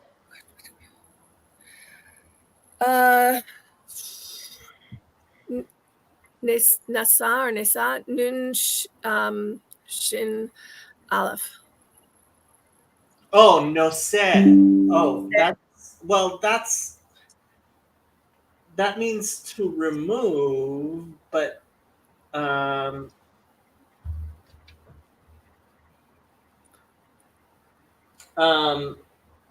there's lots of, forgiveness is a huge topic all through the Bible. It is. And so, like, when Christians talk about, like, there hasn't been, like, Jesus brought forgiveness somehow to the world, that it's like, what are you talking about? I honestly, like, it's like, okay, and I had a weird question. When you look at the book of Jonah, right? Like, the book of Jonah is about God forgiving Gentiles. Like, yeah. Once you read the book of Jonah, like, it seems the rest of Christianity just makes zero sense. So my question will relate to Christianity not making sense just in the life and death portion, because I was going to say, when you look at like, yes, okay, so Jesus dies on the cross, he resurrects, but so did Lazarus, and so did the young boy get brought back to life. Is that not then in a sense a form of forgiveness, the removing of death from, or the like moving from what? Because that's what I see when I read it. Like, I mean, again, like, okay, we can talk about nothing to do with Jesus. Different things of forgiveness all through the Bible. The Bible is filled with forgiveness. What does that have to do with Jesus specifically? Nothing. It has to do with forgiveness. That's why I brought it up. Okay, like we could talk. I mean, if we're gonna talk about forgiveness in the Bible, there's a lot to talk about. We could talk about all the places forgiveness shows up in the Bible. I mean, Yom Kippur, you're supposed to forget. You're supposed to like go to someone That's who a good one. transgressed, and you're supposed to apologize. It's all over the place. Like, we a could good- start from Genesis that's a good 1 and keep on going all the way That's through. one of the references for these two words. Yeah, like, I mean, you start from Genesis and you go straight through. Like, that's the Yeah. entire Bible. I agree. Okay, so That's okay, I guess we're settled that Christianity brought nothing. Like, what does Tovia Singer say?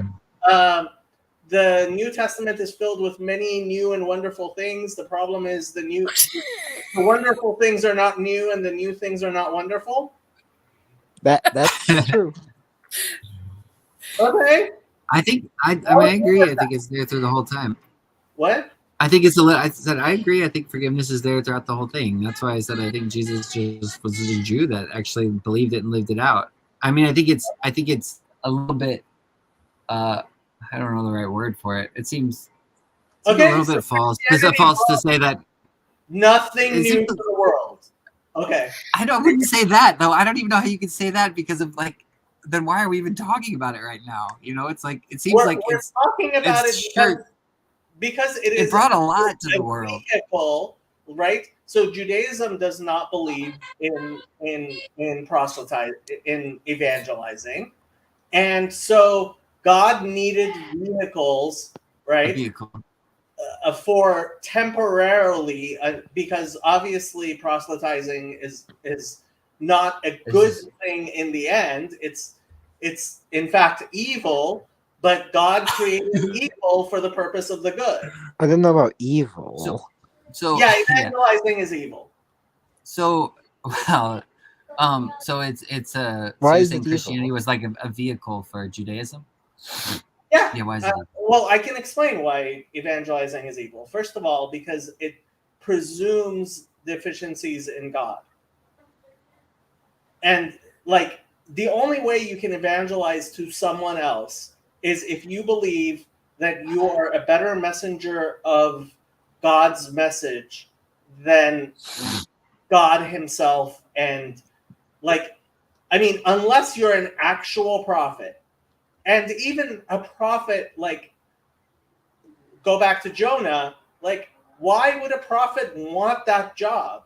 Like, if you are voluntarily, without a direct message from God, going to evangelize to people, you're just a horrible person. Do the Assyrians of all people?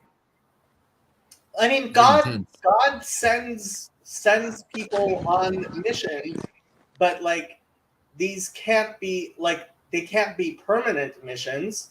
Like once God is revealed to the entire world, then there cannot be a mitzvah, there cannot be a commandment on behalf of God to like If evangelize. I'm hearing you right, then Christianity is just a container or like a seed for the truth of Judaism. Yes, that's what Maimonides says very clearly in That chapter sounds 11 fine to me. of the laws of. Yeah, I mean, so here let's pull up. This reminds me of the story of Bel and the Dragon. You know, if you haven't read this, I highly recommend it. This is Daniel, so he's a Jewish person, and there's this dragon in the story, and he takes his container, it's basically like a little ark, and he feeds it to the dragon, and then the dragon ends up exploding. And that's Christianity, this vehicle for the truth of Judaism, just fermenting inside the dragon, and then Babylon blows. I also feel bad because Saul hasn't said anything either, but Hi, Saul. I do see you there, so sorry I've been talking so much. Maybe Hey, it's gone. Saul. Maybe he's listening and he's doing stuff. Yeah. Okay. I would love to chat with you guys. There's a couple good points I wanna touch on. I will be able to talk about it in about 3 minutes, Okay, take your Okay. time. specifically for Jacob. Just let us know. Thank you. Okay. Hope you spank him. So here. Especially with Jacob. You better be prepared. Ooh. Something hard. 3 minutes. You gotta get your stuff in order, man. Nathan said he's here just for the great.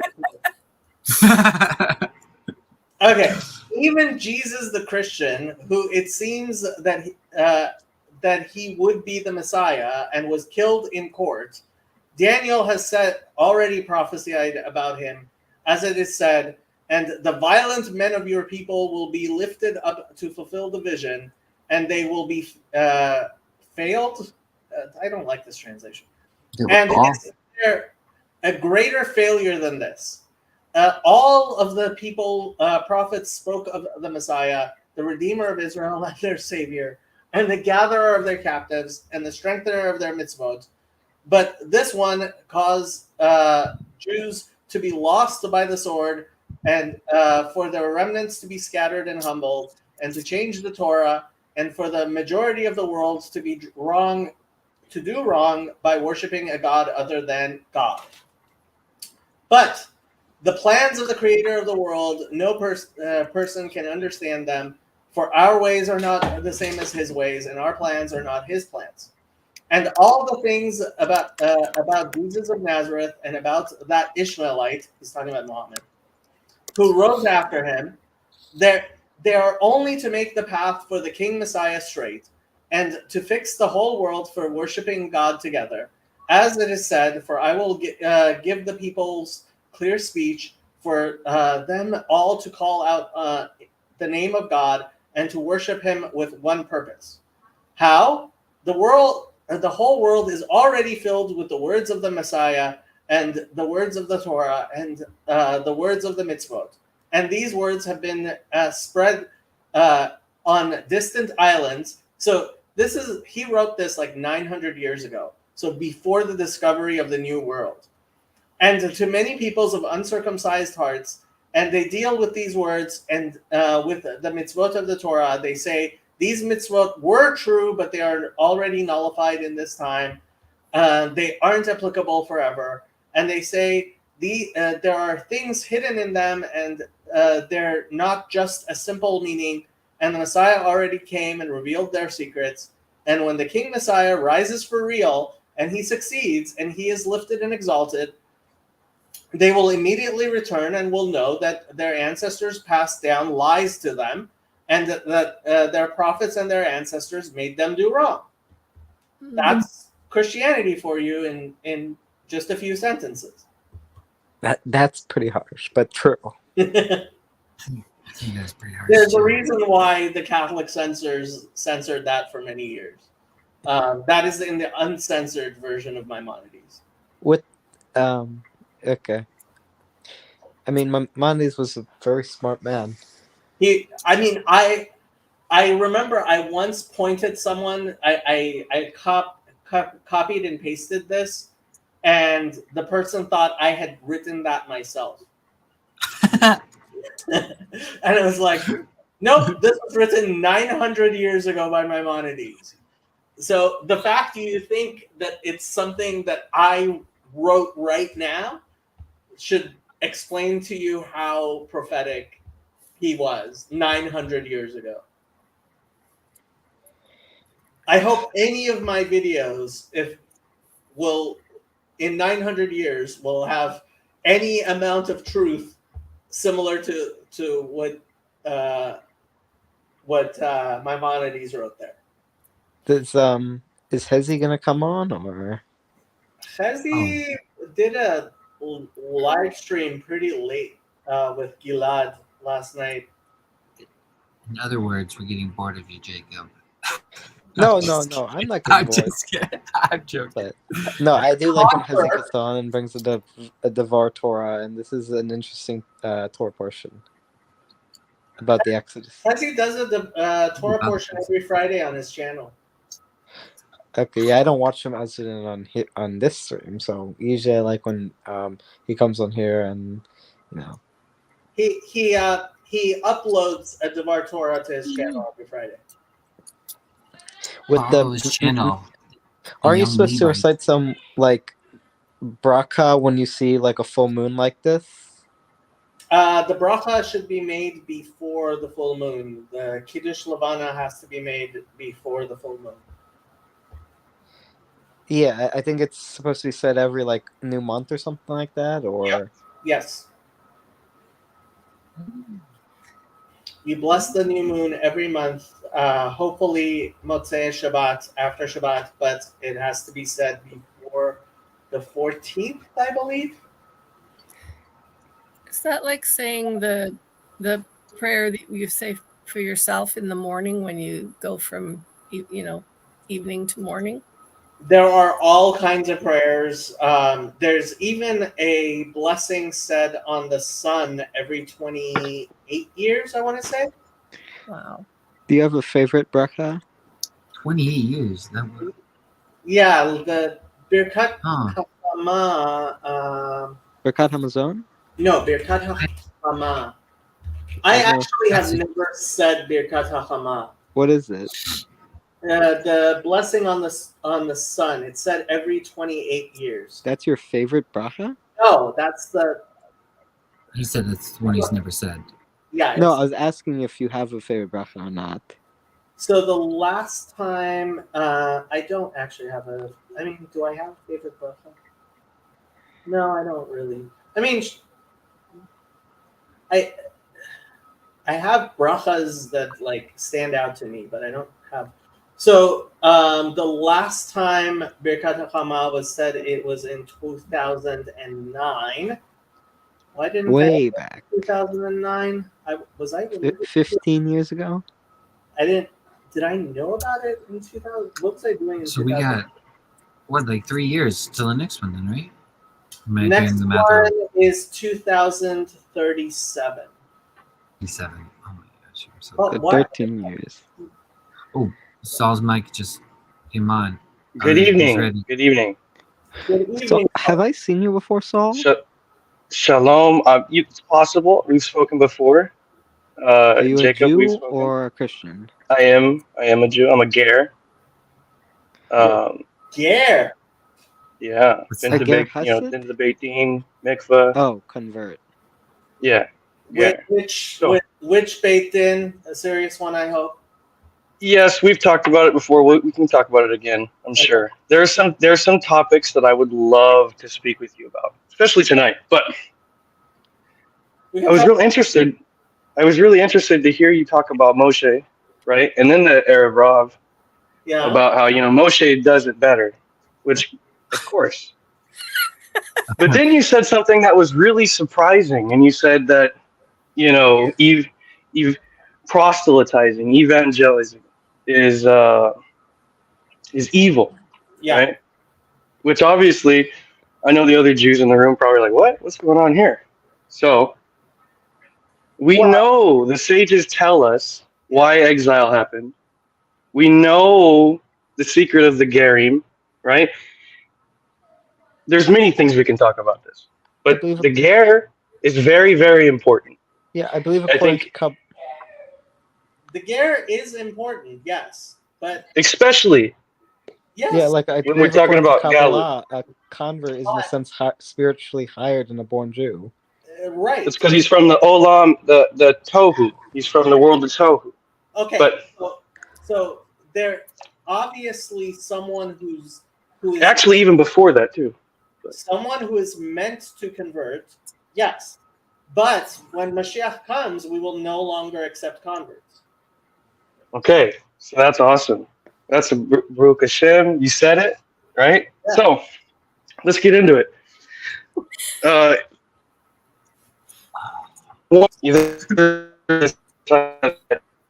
You cut it. You droided on us. Say that Jason, please.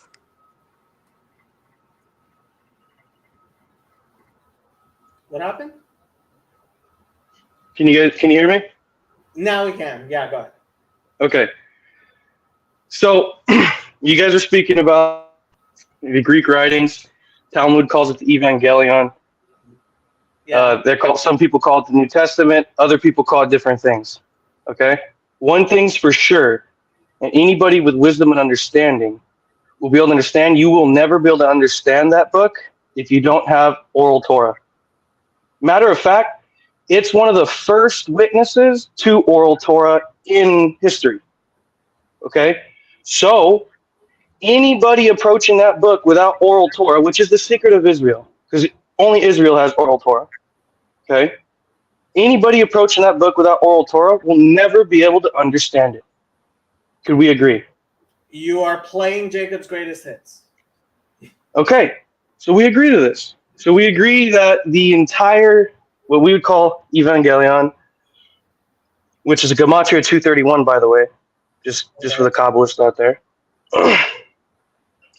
We know that it will only be understood through the lens of Chazal, right? Through the oral Torah, and through ultimately the written Torah as well. I think this is agreeable. Now, I think where people get confused is they go trying to interpret this text outside of that, and they get this, that, and the other confused and not understanding, right, what's going on. For instance, the whole idea with, he says over there, I'm, B'nai Elohim, right? And so everyone's freaking out about that. He says he's called this, and he quotes Psalms 82. You guys talked about it earlier. And anybody who's not well versed in the oral Torah doesn't know the difference between the different names of God, right? They don't know the difference between the name of Adonai versus the name of Elohim versus the name of Hashem. They don't know these different names, right? They don't know how these correspond to the different levels of oral Torah. So, for instance, when you go trying to interpret the New Testament outside of the oral Torah, when he says something and he aligns himself with, the name of Elohim, right, which is corresponding properly to the idea of Zerampin, which the Kabbalists will know about. Okay, so interpreting this text through such will allow us to enter in a better understanding of what's going on. Now, is there errors? I will not argue that there's not errors. Of course there is, right? But the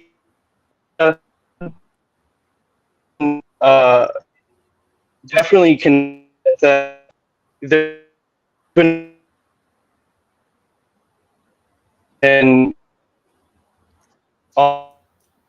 You're cutting in and out again. You're droiding. Say what you were saying before again. You were talking about Zerampin. Hello? Yeah.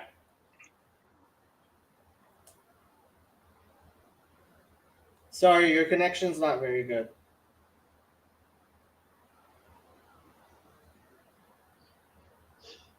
Check. Yeah, now we can hear you. Okay.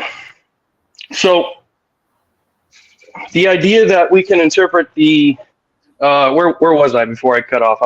You were talking about Zerampin and how to understand Jesus correctly, you have to understand the oral Torah and apparently also the Kabbalah of the Arizal.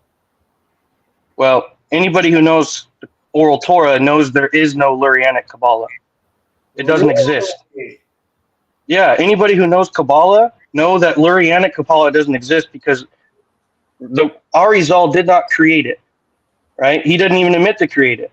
Okay. It was there before him, and it was pulled. And if you read the Zohar, Yeah. Lurianic Kabbalah doesn't exist. The Zohar was around way before Arizal.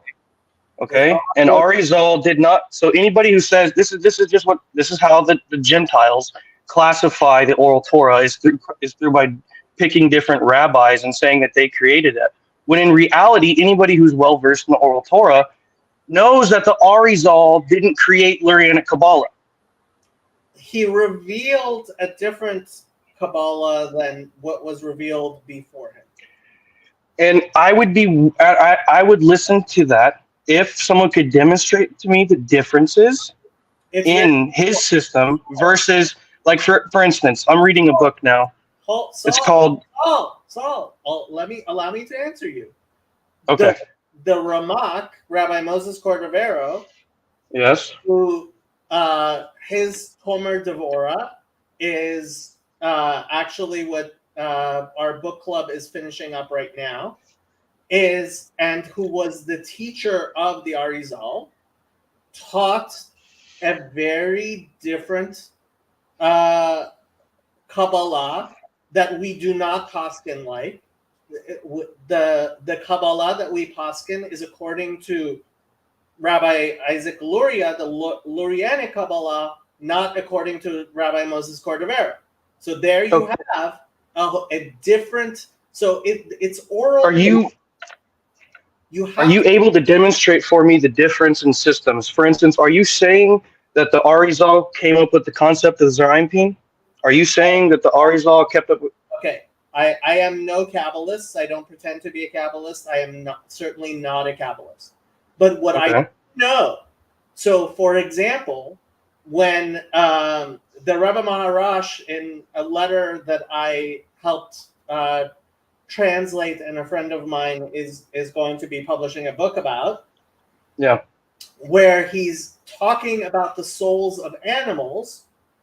Yep. The Rebbe Maharash very clearly distinguishes what the Kabbalah of the Ramak and quotes the alternative. What does he distinguish? He says that the Ramak was not aware of the Olamot of Tohu at all.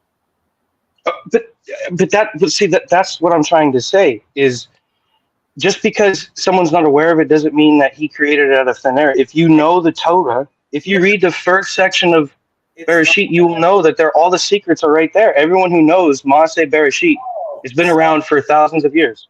Okay, again, so this is how the oral law works, right? Right? So when Hillel, for example, right?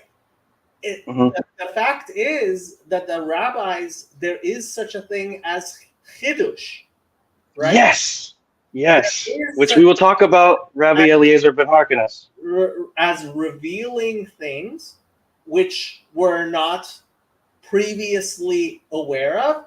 And there is such thing as the rabbis say, when God gave the Torah to man, right? So there can be piskei din, there can be piskei halacha, like the famous story of the ovens of Achnai, in which things, because of our piskei din and achar harov lintot, right, going according to the majority, that there can be changes to the oral law, unlike the written law.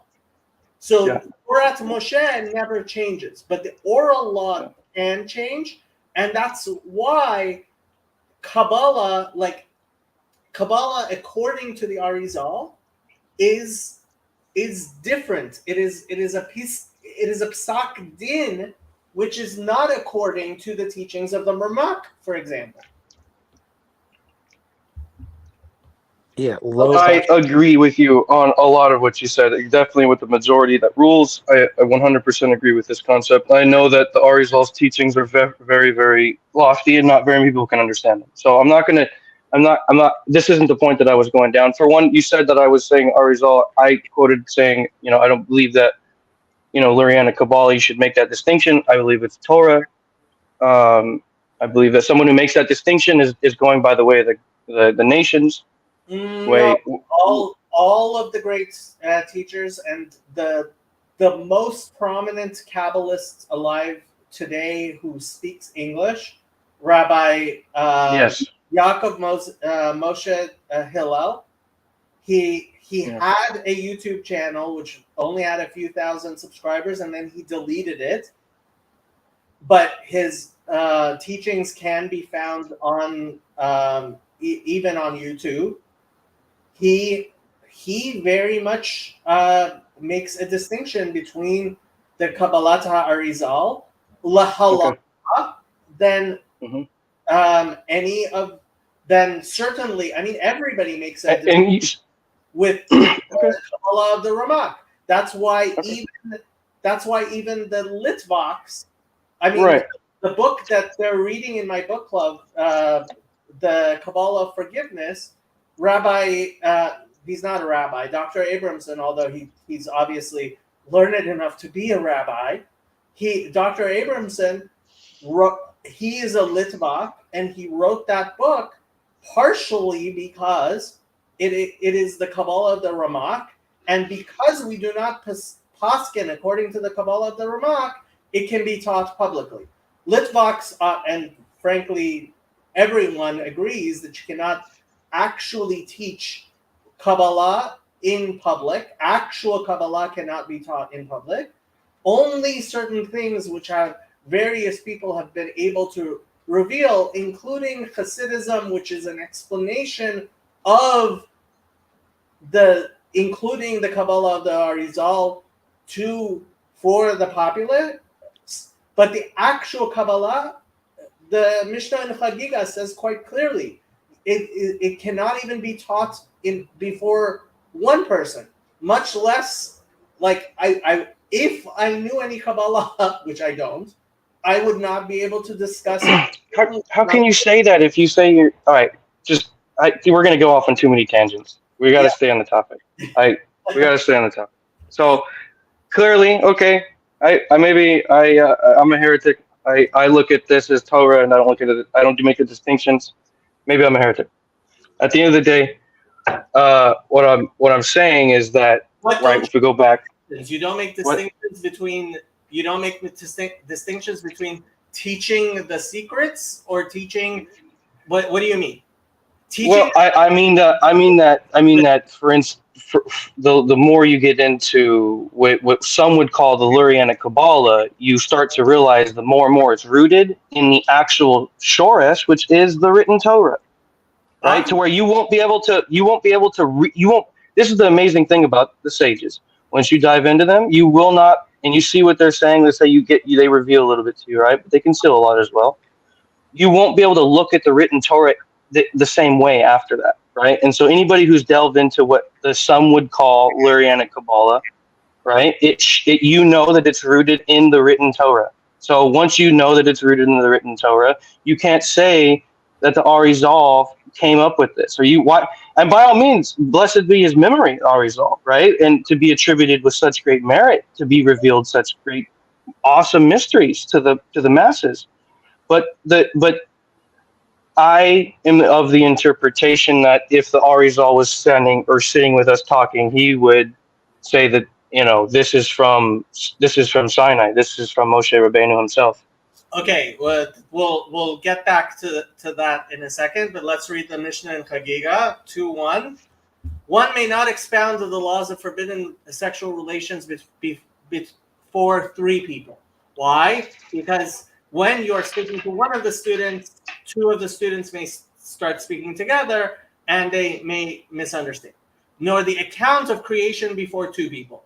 Why? Because they may not want to ask questions in front of each other, nor the divine chariot before one, unless he is wise and understanding from his own knowledge. Anyone who looks into four things is worthy of not having come into the world: what is above, what is below, what is before, and what is after. And anyone who has no consideration for the honor of his maker would be better off if he had not come into the world. Yeah, exactly, 100%. And it also says Maaseh Merkava, so that's the chariot, right? Also Maaseh Bereshit. This is what, people nowadays we call it Kabbalah, but in reality it's Torah, oral Torah. Hamevin Yavin, the person who has eyes to see and ears to hear, understands what this Mishnah is saying. And someone who doesn't have eyes to see and ears to hear might open his mouth in ways that it would be better if he had not come into the world. Yes. This is the great tale of Acher. right? Before they entered into Pardes.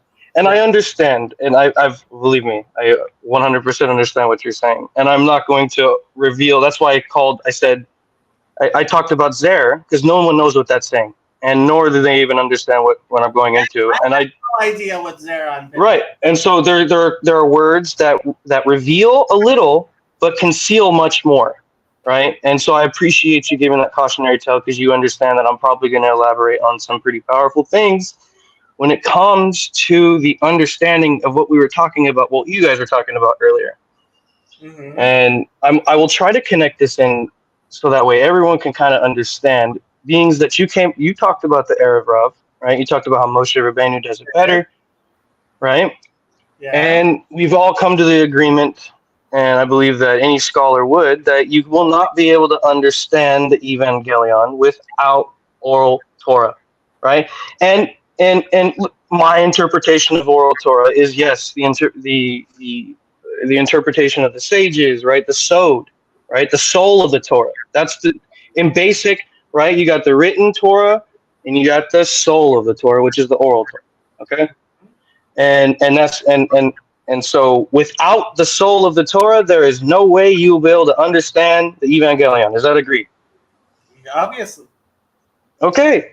All right. So we're under understanding here. So we know, for instance, we just got off of Parashat Bo, right? And I've talked with you about this before, Jacob, a couple of years ago. Okay. Right. And there's this idea. If I remember correctly, you were talking of you were the one who pointed out that the bones of the kid should not be broken for the Passover. Exactly. Uh-huh. And what the real understanding of this is and why it's done. It says you can't eat treifa, right? You got to toss treifa to the dogs. Right. Yeah. Right. I remember. And so I will say, before I'm going to say this, just so all the Christians understand, that though it may seem that I'm presenting a case for this, that, and the other Evangelion, do not be fooled.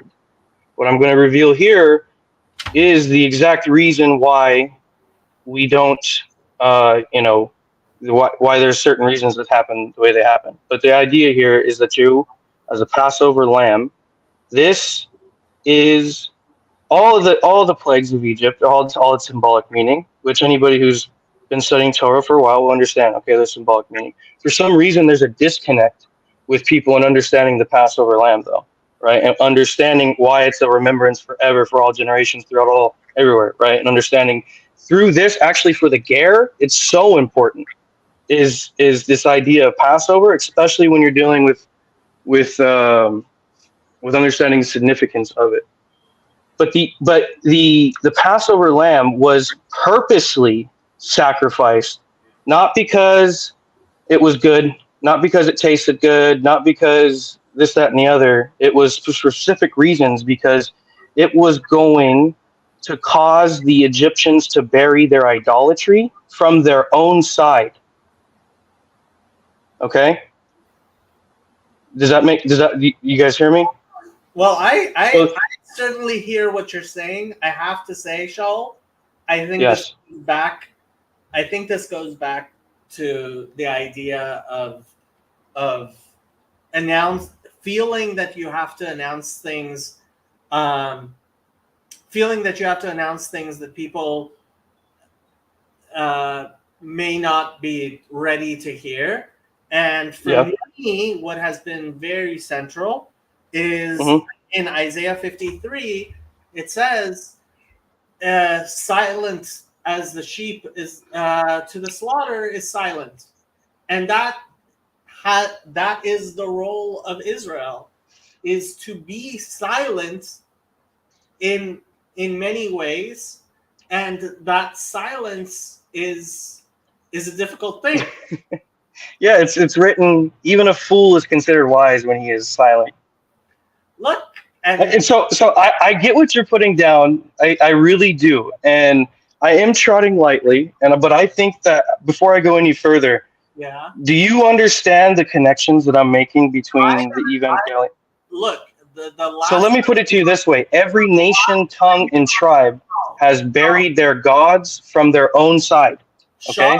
Shaul, last time you were on, we had a very interesting discussion that stayed with me.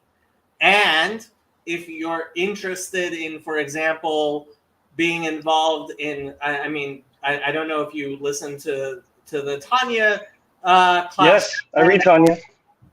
Okay, so I would love for you to jump on. At the same time, I have to say, I think you may, in fact, be going where you may not want to go, which is my this is my channel, and I teach Torah, and but I answer the questions that the Christians ask, and that's all we can do. Right. We can't. So, do you know? We cannot trespass on the borders of Moab. This has nothing to, and that. No, but right. You understand. Yes, you're right. Right. 100%. 100%. And when you teach things, you teach as best you understand, so that people can hear. But there's a bit of excitement in you that seems a little, needs to be softened up a little bit. Let me read this story, and we can go back, and you can keep on going. Fair enough. Menachot 29b. Rav Yehuda says that Rav says, when Moses ascended on high, he found the Holy One, blessed be he, sitting and tying crowns on the letters of the Torah. Moses said before God, Ribono shel olam, Master of the universe, who is preventing you from giving the Torah without these additions? God said to him, there's a man who is destined to be born after several generations, and Akiva ben Yosef is his name. He is destined to derive from each and every thorn of these crowns mounds upon mounds of halachot. It is for his sake that the crowns must be added to the letters of the Torah. Moses said before God, Ribono shel olam, Master of the universe, show him to me. God said to him, return behind you, Chazor bach. Moses went and sat at the end of the 8th row in Rabbi Akiva's study hall. The 8th row, 7 being completion. He was sitting in the 8th row and did not understand what they were saying. Moses' strength waned as he thought his Torah knowledge was deficient. Netzach waned. When Rabbi Akiva arrived at the discussion of one matter, his students said to him, my teacher, from where do you derive this? Rabbi Akiva said to them, it is a halacha transmitted to Moses from Sinai. Halacha leMoshe miSinai.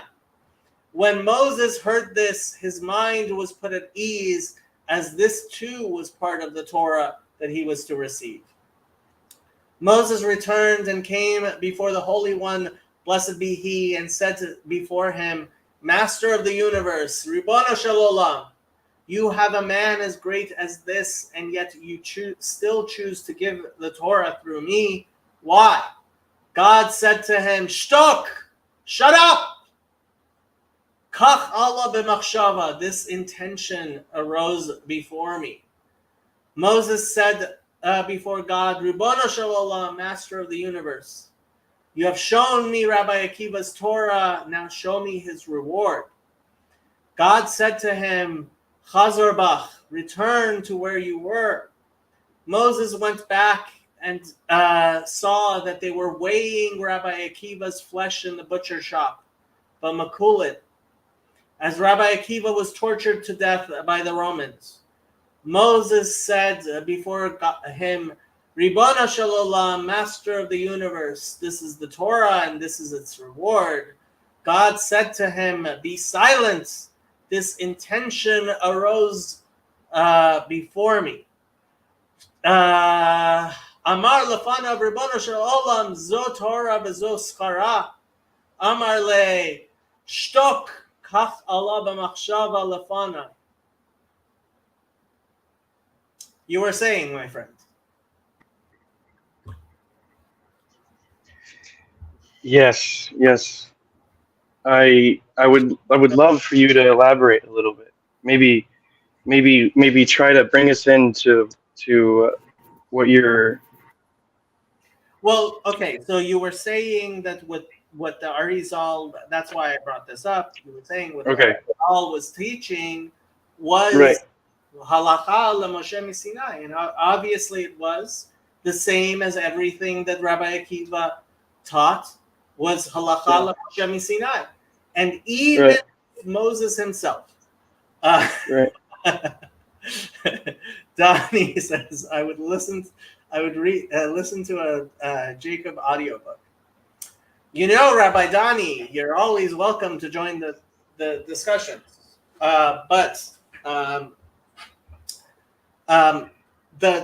the fact is that everything that any student is a bechadesh, that he understands out of the Torah was given to Moses on Mount Sinai, whether or not Moses himself was aware of it. And even the Piskei Din, for example, when it talks about Shammai and Hillel, their students went up into an attic and they spoke and they made decisions, and in 3 places they decided according to Shammai, right? So like there, even what happened at that time, which was after the destruction of the Second Temple, I believe. Hillel and Shammai were before the destruction of the Second Temple. They were before, right? But certainly this was after the destruction of the First Temple and after the time of the Nevi'im and after Knesset Gedolah, right? So what happens, what the fact is that what the Arizal taught, according to the people who know better than I do, is different than what his teacher, Rabbi Moshe Cordovero, the Ramak, taught.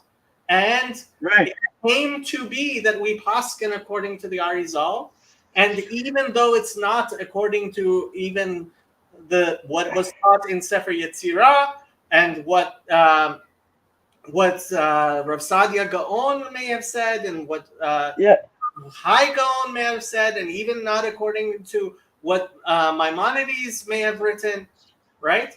Because the oral Torah is different from the written Torah. It's not nitzchi. It is not permanent in the same way as Moses, Netzach, who was the manifestation of Nitzachon, of victory and permanence, was.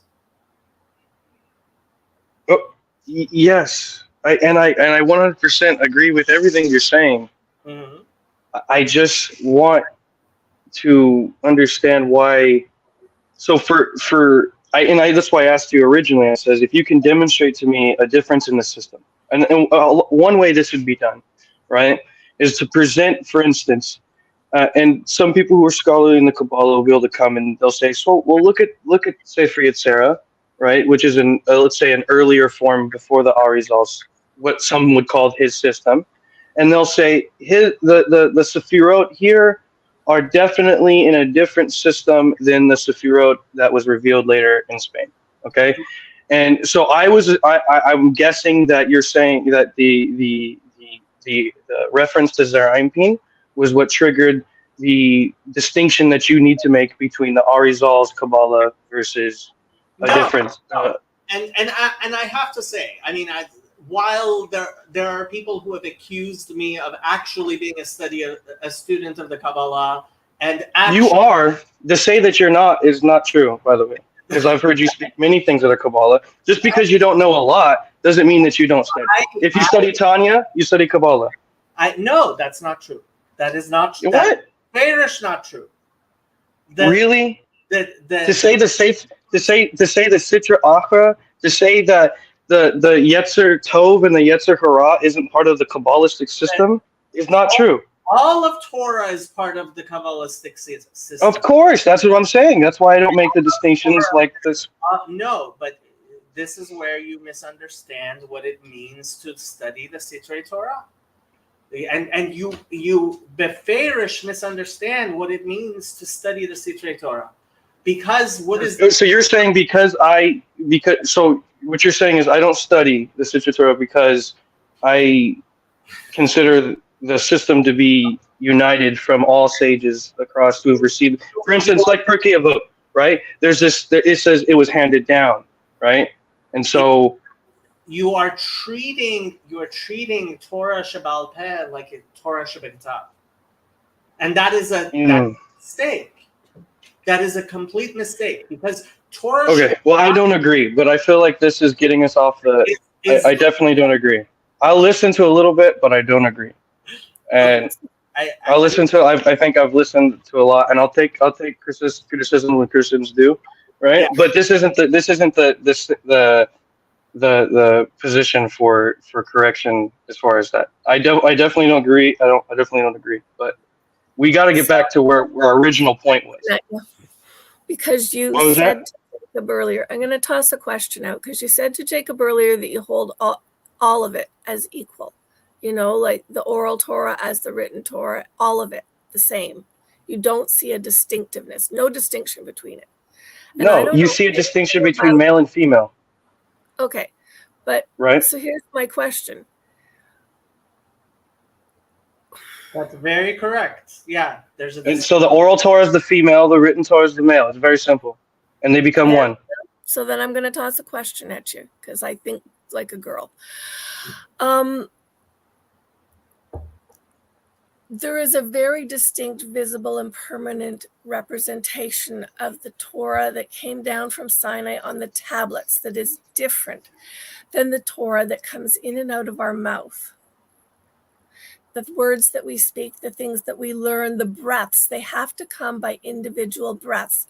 And when I listen to you and Jacob talking about this, and some of the things that I've picked up listening here, you start with 10 and you end up with 613.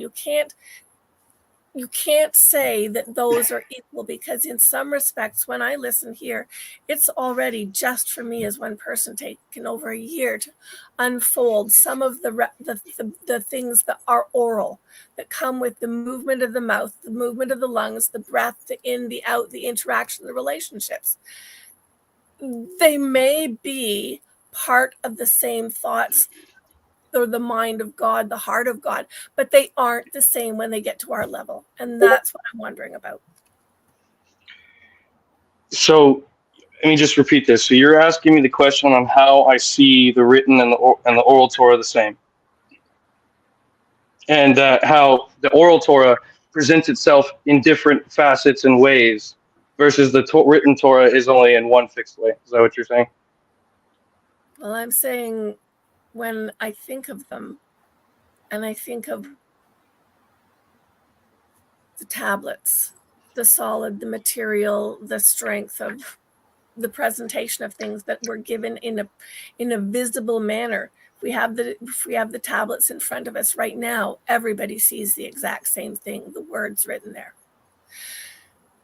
But when you have the oral Torah is a movement, a flow, an interaction, a relationship. It unfolds into something far bigger than what God revealed in the permanence of the words on the stone. And they are the same, are different. Well, and that's where I'm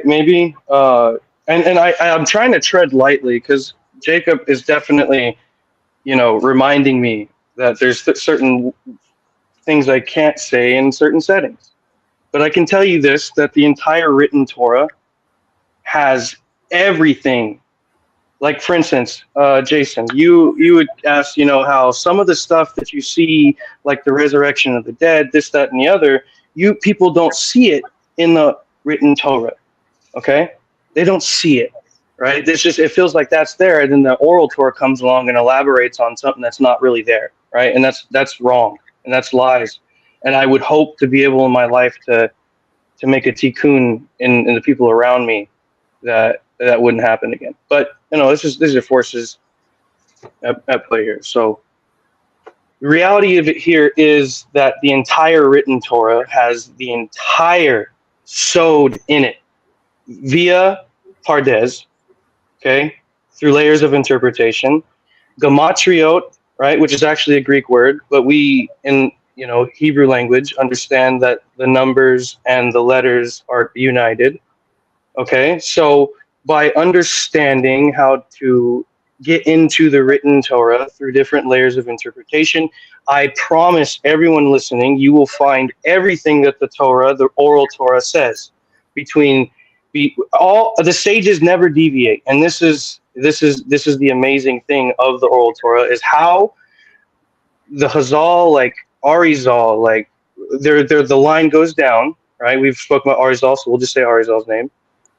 That these men have connected into the written Torah that is an ancient thing that connects back to Moshe Rabbeinu, right? Because the written Torah is written in a specific way that people, and this gets into who your soul is. Because to be honest with everyone here, and I think people understand this, some people's souls will never be able to penetrate into the Torah because they were never given the Torah. And the reason they don't understand it is because it was never given to them, plain and simple, right? And I could sit here and slap. Hold on. Yes, you said something very important there. I want to point out that when it comes to the waters of Tal, the dew of the Torah, Roshi Nimla Tal, first of all, it's 39, not 40. And yes, which is the gematria of Hashem Echad. And it's just by the way, 39, not 40, because each person receives as much tal as he personally is capable of receiving, and no more and no less. And even Moshe Rabbeinu, one of the most incredible things that the Arizal said about Moshe Rabbeinu was that his understanding of Torah only went up to Netzach of the worlds of emanation. Only went up say to it in Hebrew. Say it in Hebrew for the people so that people who Kabbalists will be able to understand. The understanding of Moshe Rabbeinu. I mean, I could look it up in Tanya where the Alter Rebbe. You saying Atzilut? Are you saying that his understanding of Torah did not go up to Chokhmah of Atzilut? It only went up to Netzach of Atzilut. And Etz Chaim tells us something completely different. This says there's never been a single person from Atzilut ever incarnated. It says everyone's been from Berea. This is Mamash what Etz Chaim says, but we don't need to get into that. Right? That's why I asked you to say, if you're going to make a distinction between the different systems, then just say, hey, look, there's a different distinction here, like I just made between saying something here and something there. I'm making a point. I'm making a point that even Moshe Rabbeinu, his understanding of Torah did not go up to the Chokhmah of Atzilut. Yes. Okay. So, all right. Well, we're getting too far. No one will be able to understand what we're even talking about, and that's why I know you're a Kabbalist. You say you don't study Kabbalah, but you just said I'm teaching. I am simply answering the questions as best as I understand. Which is, you look beautiful, Trey. Very nice. Are you going out with that girl I set you up with? Hopefully. No, not You're going up with this. Is that the Moon Boots? Is that the Moon Boots girl? Boots girl. No, not Moon Boots. Okay. All right. I didn't know if Jacob set you up. I'm with just that trying to give a distraction for the goys in the audience, so they have. Oh, Guys, that's keep on good. talking. Sorry to interrupt. I just need I have a question. Was Jesus a Kabbalist? Would you say? I was, when I saw all of the times that Jesus says, "Let he who has ears to hear hear," it became very clear that he And this is Well, a the reason I'm since the discovery of the Dead Sea Scrolls, a lot of Christians, especially those where Father Stephen DeYoung are involved and Bishop Gallitzin is Mhm. involved, and have started taking the Kabbalists a lot more seriously than they used to. well, I have a question. So, And by the way, uh, your question you asked earlier was whether the Torah Shabbat is masculine. Yes, it is. The written Torah is masculine, and the oral Torah is feminine. okay, yeah, And that's. yes, that is one I'm of not the sure what to reasons do with that yet, but that's not really interesting. for girls. That's kind of sexist. Yes, That's gonna- Judaism is gonna very break sexist. up. It's gonna. Wow. Yeah, All I right. don't know anything about All it right. yet. I don't- So my other question is, well, Saul, don't go yet, because I was gonna ask too, because I'm not sure I was following the whole time. I was trying to keep up, but then you guys were mentioning kind of like these secret things, you know, that you can't say everything, and there's a certain amount of dew that God lets down that only certain people, you know, they collect what they can, and certain people can't, I guess, get as much. Kind of seems similar to where you mentioned, Jacob, like, you know, the levels of math you do in Torah. Like sometimes you get into calculus. So with the dew coming down, when the dew is lifted, then there's this small fine substance on the ground known as manna, and the people say, what is it? Because they don't know what it is. Because it's like, yeah, there's this mystery to it. This is why I'm really intrigued to how Jewish people would interpret Jesus saying, eat my flesh and drink my blood. That whole weird part where they just say, they walk away and they say, this is a hard saying, who can understand it? Because they basically say the same thing people say about manna in the Old Testament. They're like, what is this? Like, what is he even saying? But he's referencing manna in that. So that's why I'm like, would he be some Kabbalist and he's saying stuff that's just incredibly mysterious that Christians don't get? So some of the greatest things in life is to have a good question, right? Have that good question. Before you get the answer to it, you probably need to get some other understandings. And then kind of like Jacob has done here a little bit, where I've definitely kind of come back a little bit before I was going to say some things. But the reality here is that you have to have, if we've established some certain key things, like for instance, Jason, that let's say that the oral Torah, right, is key to understanding the Evangelion, right? If it's key to that, right, then let's say you make the assumption that there is Kabbalistic things in there, correct? Then what Jacob's doing is a lot of this cautionary things, like the Pardes, like Acher, like Rabbi, like many things, like Rabbi Eliezer ben Harkness, right? Like there's many things here, there's cautionary tales, right, that one should learn first before maybe getting that answer to the question like you just asked, right? Because anybody with understanding is going to see that this is a very, very, you have to have certain keys to be able to understand certain things. And it's written in this way for specific reasons. And so you have to establish, like, purity laws are one of the ways that we can go higher in our understanding. And that's how certain understanding comes better, is by establishing a baseline so that you can go to the next level, right? But I would say that, yeah, I think it's pretty, for instance,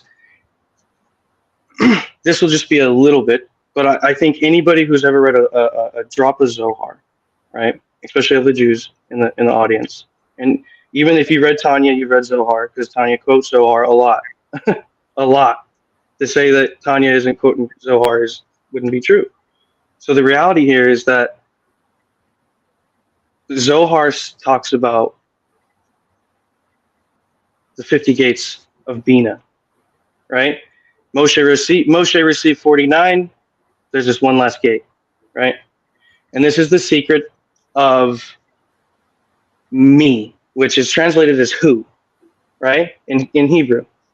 So it's like when you ask questions like who did this, who did that, like when it says when it says in the Torah, when it says in the Tanakh, it says, lift up your eyes and see who created these, right?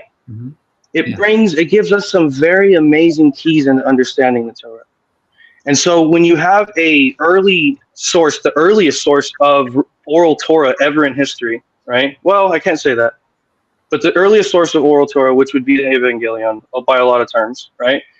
When he asks questions like, who is my mother, right?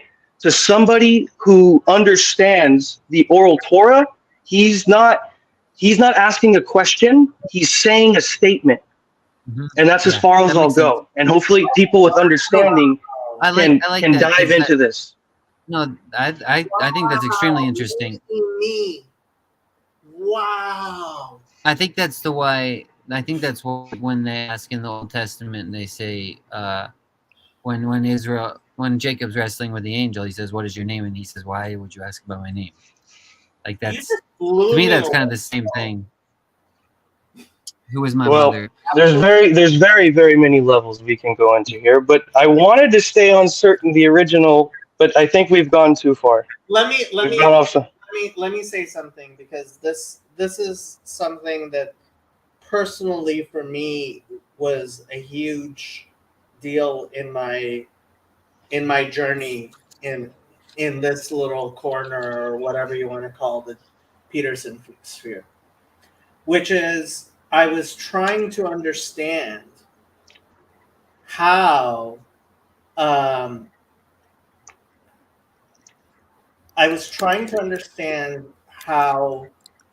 what Jesus could have possibly meant when he said, this is my body and this is my blood. Well, there you go, Afi. You just were given a lofty key very few people know about, but it's been right there all along. Well, so, and when And he would have been speaking Aramaic, the language of the Zohar, by the way. okay, give me a minute. And when I was looking at it, I ended up having to ask. This was my first conversation with Paul Vanderklay. I asked him to please. I wanted to talk to him because I needed to ask him if I was understanding it correctly. Because Jesus says, "This is my blood." Are you saying you asked? Who's Paul Vanderklay for one? Is he a rabbi? Is he know No. oral Torah? He's a Calvinist. Oh, But he did wear the tootsies, whatever, right? He wore my oh no. So I asked him Oh about no! the Greek, because when it says poured out, this is my blood poured out, right? I was wondering, like, does it mean poured out as in poured in to a cup, or poured out as in poured on the ground? And you can go back to he didn't put it on his channel, but it's in my conversations. You can listen to me asking him about this. Because when I understood it to mean poured out as in poured out on the ground, that's a very different, it's shafuch, right? Wow. It's shafuch. It's not something to be consumed. And I don't understand how a Jew would ever consume blood, even symbolically. Like, that's absolutely forbidden. Or through transfusions, of course. And when I asked Paul, he said, "No, this is poured out as in on the ground." And if you look at the Greek, you will see that it's actually poured on the ground. So when Jesus was talking about it, I believe he was actually talking about during the Seder, there is the pouring out of wine from the second cup. Yeah. During the reading of the plagues. Mm. And so that is not to be drunk. And I haven't really considered as far as the bread, but that's where I think Christians make a huge mistake, and why I think it's actually I do think it is a mistake to drink and eat of the communion like Christians do. Well, I think that's what Jesus was teaching. So when I think we have to go back to the original. All right, I'll go ahead. no, you Go ahead. So I'm listening. The original premise here is that this is written, let's just be honest, for Israel. Okay? The Evangelium is written for Israel? I don't think so. So, like I said, it is forbidden for a non-Jew to study the oral Torah. So, if it is required to be able to understand the Evangelion, you need oral Torah, then how would a non-Jew ever be able to understand the Evangelion if it's written for them? Very simply, like that verse I quote from Jesus all the time. You worship that which you do not understand. We worship that which we do understand. Who's he talking to? For salvation is of the Jews. He's speaking to a Samaritan. He's speaking to the Gentiles. Okay. All right. No, well, Right. okay, right. So Right. Okay. So, in order for the Gentiles to understand their Bible, they have to come to the Jews. Yes, I agree with you. okay, but my whole point with this is that it is not written to people who would not the only people who are going to be able to understand this text, right? Meaning the text was written for certain types of people, okay? And it's for Israel. And that's all we have to. And if you disagree, that's fine. And No, but my again, it goes back to I think there is and frankly no, it's not saying we get halakha from it. It's not saying that we like do this, that, and the other. Shaul, you're misunderstanding. Okay. He said using the words very simple lotov and Daniel Shalom also agreed. Definitely agree with that, Chezi. There's a krumkeit to your approach. There is, and I don't mean this to be in any way mean. There's a krumkeit to your approach, which needs to be rectified. Okay. And I hope we're helping to rectify. Please, Right? yes. What does that mean? Krumkeit means crookedness. There's Shaul, What? as much as I love you, and I hope to meet you one day and actually have these discussions. I'm sure we will. Right. When it comes down to it, it seems to me like you have a certain way of looking at things, which while I see where you're going,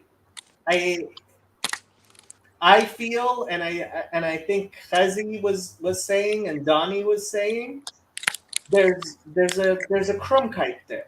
There's something crooked and needing of rectification, which I hope Yes. further involvement you will rectify. I would love for if you're listening live to the things that Ben and I are our discussion of Tanya, I would love for you to join us.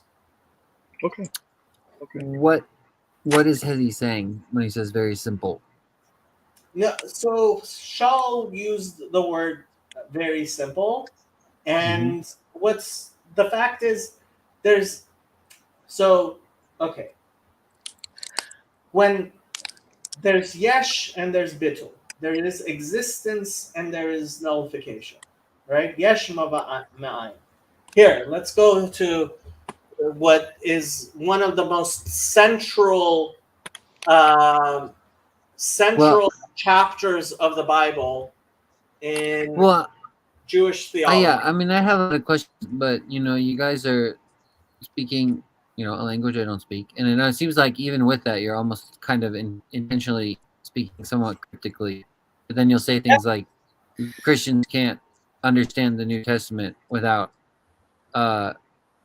basically the Jewish text and all the stuff, and I'm like, well, then stop speaking so cryptically. Tell me what it means. Okay, so Jason, there are things which are shava l'chol nefesh, which are equal to all. I'm translating, which are equal to all souls, and that is the Torah that is written, Torah Shabbat, Okay. right?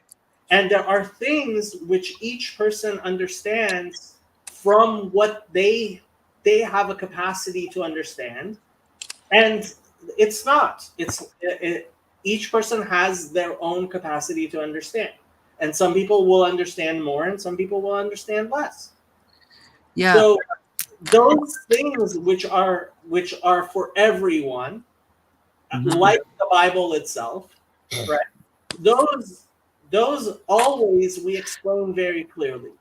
But those things which require you to actually step by step attain a capacity to understand better, those we cannot and must not teach in with too plain of language, because that plane of a language shows disrespect for our maker. So this is going to sound kind of stupid, but when Jacob was telling Saul that, the Crom, however you said that, about being crooked. Yeah. Cromkite? Cromkite, yes. Cromkite. I've been thinking about Passover. I've been thinking about that, what they talked about earlier with Pharaoh and with the people. I go to physio every week. My physio says most people who re-injure themselves, they try too hard. If you have something that's crooked and out of alignment, it takes the little repetitions, not the giant big movements. I've screwed that up. It's like I said earlier about every breath, like that it's emotion. It's and the funny thing with bones and joints is articulation is important there, and not just with words. And so I've been thinking that for years, is how you have to pace things, and you have to make sure they're in alignment. One of the analogies I often make is, if you walk into a gym and you immediately go over to the 500 pounds and you want to bench press the 500 pounds, you're doing it wrong. Yeah, there's if I'm being completely honest, there's an extreme frustration in all that, because I just want to see, I just there's a verse in it takes humility to see anything. It takes humility to learn anything. And so, but then at the same time, it takes humility to be content in not seeing, which is just kind of frustrating, because there's a verse in, I think it's in the first Enoch, or it's in one of the books of Enoch, and God is showing him all this stuff. He shows him the tree of, I think it's the tree of life, and says, I don't know everything, but especially about this tree. And so, in order for me to he who has ears to hear, and how Emily speaks to us in parables, I've always taken that, like I said earlier, way earlier in the conversation, if that's a word of God, then he speaks all things in parables, and that's just how it is. It wasn't like Jesus spoke these few parables. It's like all of Scripture is parabolic, and it all has hidden stuff in there. And it takes humility just to hear or to see anything, but then at the same time, it's just I don't know. I guess it takes humility to just be content, as long as he can show me that one tree. But I want to know. You guys are talking about all this stuff. I want to know. It's not like, if I don't get it, I guess I just don't get it, and I'll have to be content with that. But but it's even this comment Emily referenced, that makes sense to me. Don't know if you guys would consider that's what he's saying, but I have no idea how else to reconcile those two. I've never been able to reconcile with Jesus's hard saying, where it says, this is a hard saying, who can understand it? I don't know how to understand it, especially not with all the Old Testament scriptures that apparently Jesus is that's where his faith is coming from. And so I'm like, how does he say drink my blood when it says don't drink your blood? And this would be the only way I know how to. I don't think he does. I honestly, I have said this to Christians many times. I think, as I understand the Christian Bible, if I were to chas v'shalom get baptized and believe in the New Testament and become Jeez. a Christian, I would He said, "Jeez." I would not at the very least the wine I would never drink. The wine you never drink.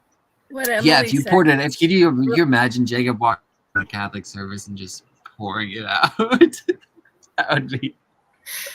Jeez. Isn't the blood for a witness? Like what Emily said, in one sense, is Abel's blood cries out to God from the ground. But at the same time, you go into what's happening between Pharaoh and Moses, the Jewish people. They put the blood on the doorposts.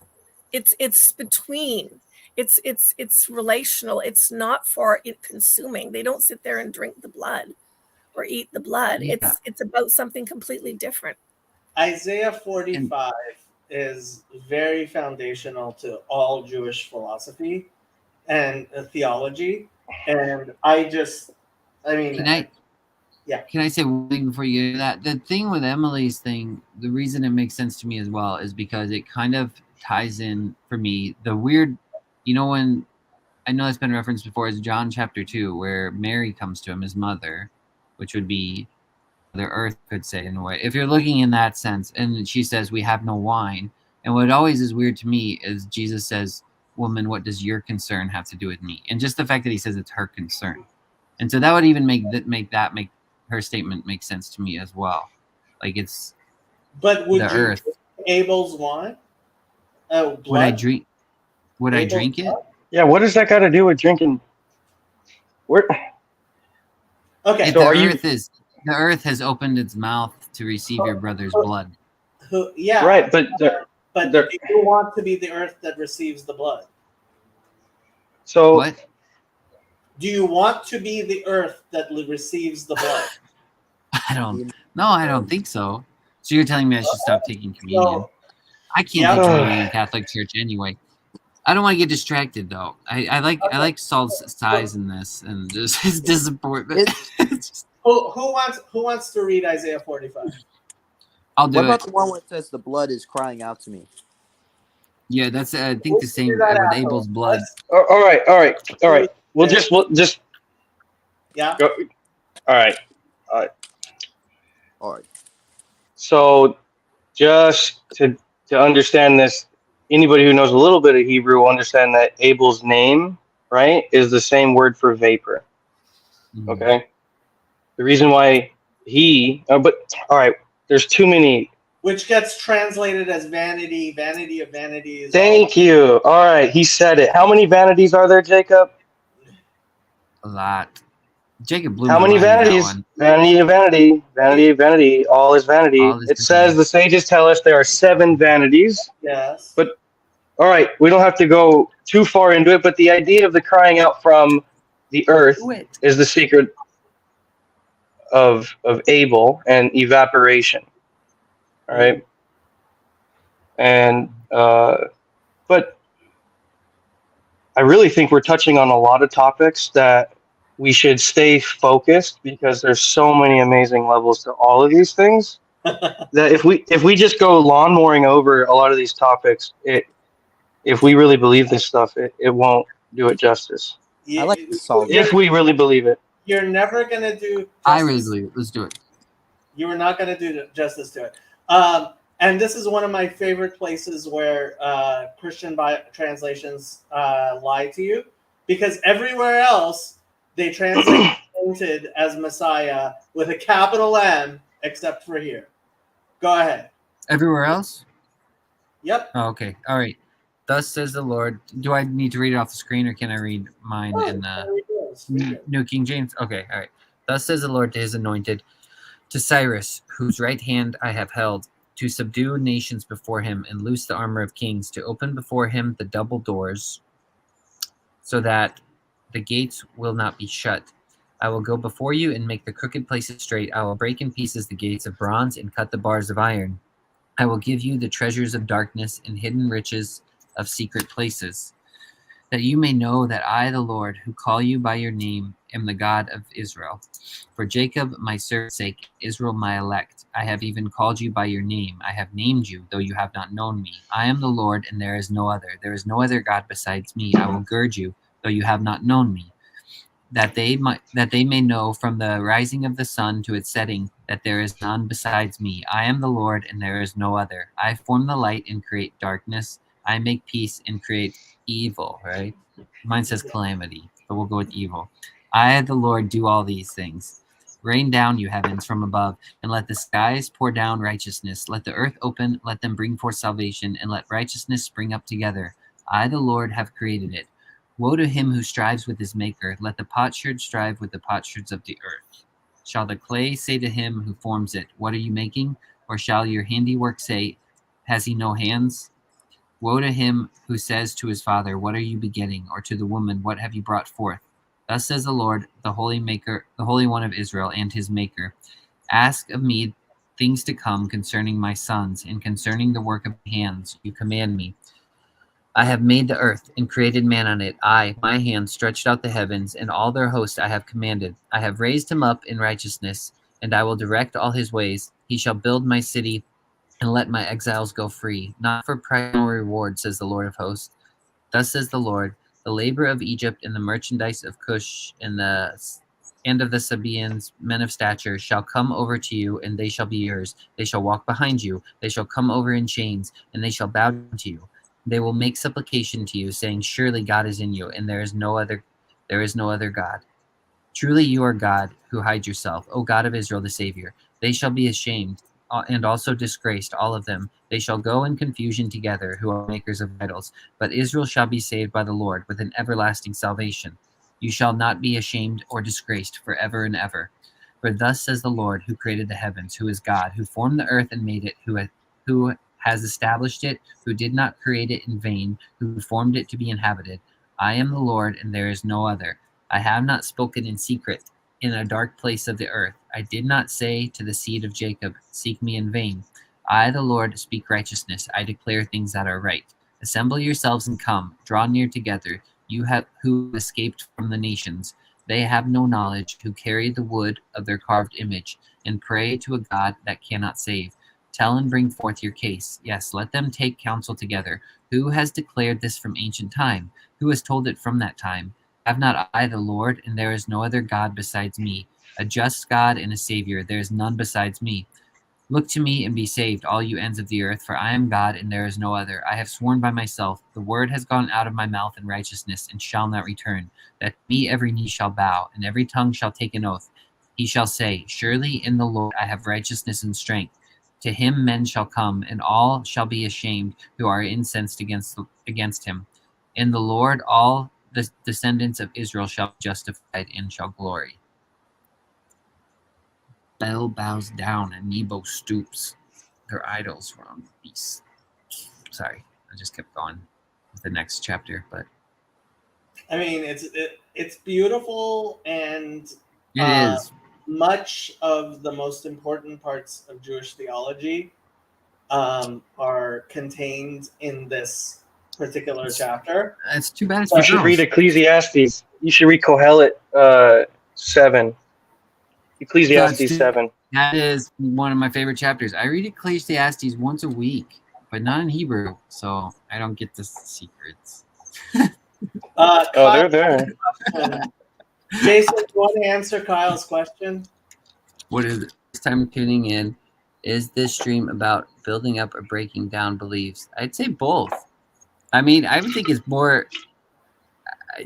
To me, it's always, like we mentioned way earlier, it's like, I guess it doesn't matter either way, because once, like, if you really are seeking truth, there's a fundamental truth to all reality that even if your beliefs begin to break down, if you're just digging for it, you're going to find God. Like, it's not, and everything that you thought was broken down will just kind of, I don't necessarily want to reassemble, but it seems to work that way in my mind, but much stronger. I don't know. That would be how I would say it. I don't know if that's the right way. Jason, Yeah. asking you to be the host of this with me was possibly the best decision I've ever made in my entire life. What? Thanks for saying that. Well, I've really enjoyed it. I'm so glad you asked me. And one of the best things for me too. That's why last year, I said I'm going to be busy, but if I can do anything, I'd like to do these, because sometimes it's kind of I don't know the right word, because like Kyle asked, it's challenging. I think challenging would be the right word. Sometimes it's challenging because it does challenge what you think you know, and really, and so that can be, talking to Kel about this recently too. I think a lot of that happens on your channel a lot when Christians will come in here.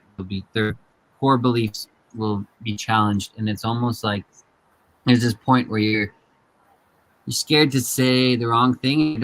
I was telling Cal, like, I don't even know if it's that people are scared of, like, they lose their salvation if they say I don't believe in the Trinity or something, or they reconsider it. It's like, I wonder if it's more of a sense of, like, if it's a fear of betrayal, because you're kind of like, you don't want to, like, necessarily betray your mother or father that taught you these things by just abandoning them too quickly, or even reconsidering them too quickly. And so I think I feel like that might be a lot of the hesitation. But Well, it's because if you become Unitarian, you become a cult. So it's true too. That's very true. Are we reading Ecclesiastes 7? We can read Kohelet 7? 7, sure. Which part? The whole thing? I don't know. It's got my favorite verse in the Bible in it. Verse 23. Ecclesiastes. I don't know. For Saul. Ecclesiastes 7. Do you want me to read the whole thing, Saul? Or? Sure. No, I mean, if you've already read it, it coincides with what is said in Isaiah 45. But I don't know. Tie it together for me. It says, consider that Elohim is made the one as well as the other, right? Oh, okay. Do not be overly righteous, nor overly wicked, lest you die before your time. Mm-hmm. Right? Yeah. So this is the secret. It says, take hold of both of them, right? Because we're in this. But this is the secret of how it says he creates the one as well as the other. It's also written, he created me front and back, which the Kabbalists will know what that means. This is one of my favorite verses, 16. Yeah. What is your favorite? One of your favorite verses? 16. Do not be over. Yeah, I quote this all the time. Al tibik harbe. Do not be too much of a righteous man. Al titchakam, and do not make yourself too wise. Yoter. Lama tishomem. Why should you be ravaged? Mm.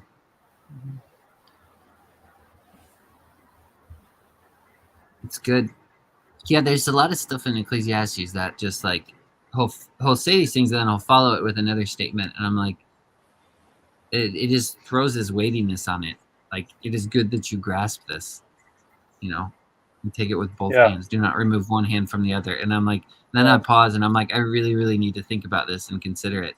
That's why even certain words of Jesus are the same way. He'll say, like, when he says, go and learn what this means. I desire mercy and not sacrifice. And I'm like, it's just like, I have to really, really ponder it.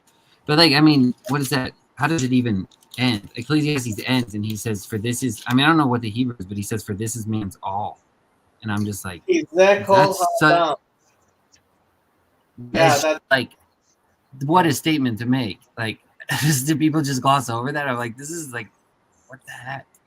In the Hebrew, it's actually even. What is it? Say it. Like, how would you say it? Adam, for this is all of humanity. All of, yeah, it's crazy. And it's like, what a way to like put a period at the end of the book. It's like, man, this is all of humanity. Lift up your eyes and see who created these.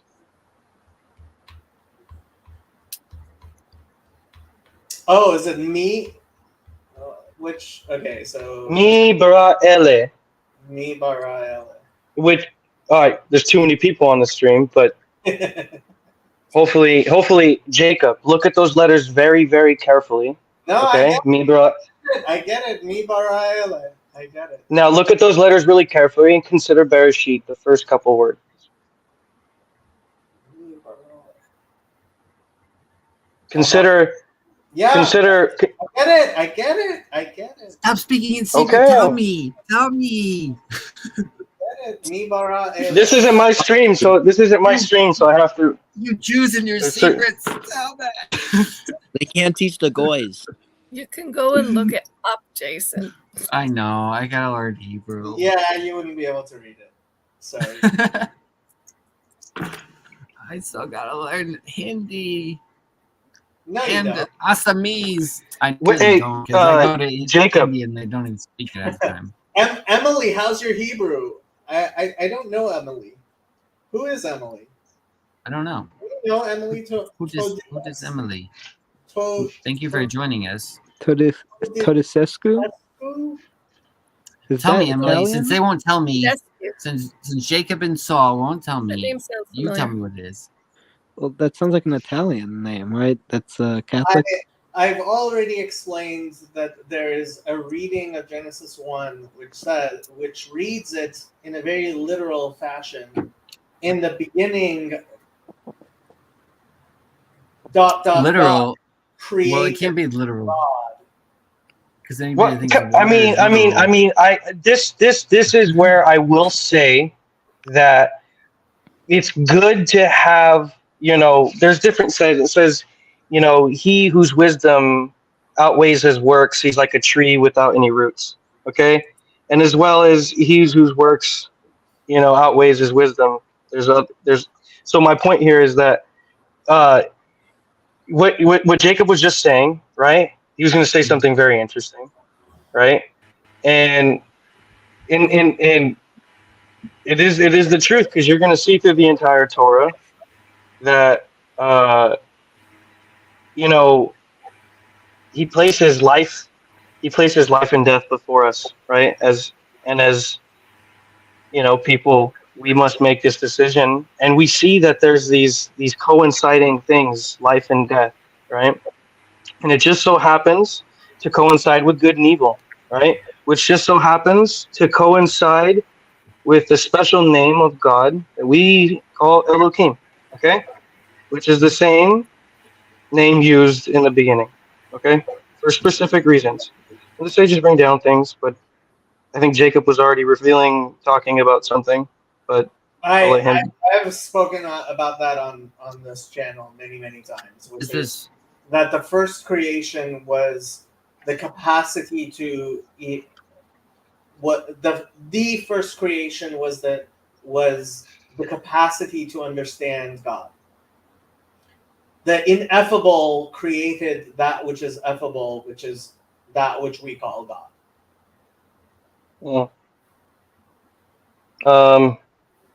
Yes. so I So have a, this will be a way that I think people will be able to understand it in an easy way. Is that angels were created? There we go. That's a simple way to understand it. Okay, angels were created, and the Holy One, blessed be He, created these angels. Okay, very simple. And these angels go by the title, like a general. Where's the title of a general? Like a president. Where's the title of a president? These angels were the title of this specific special name of Elohim. Right. Mhm.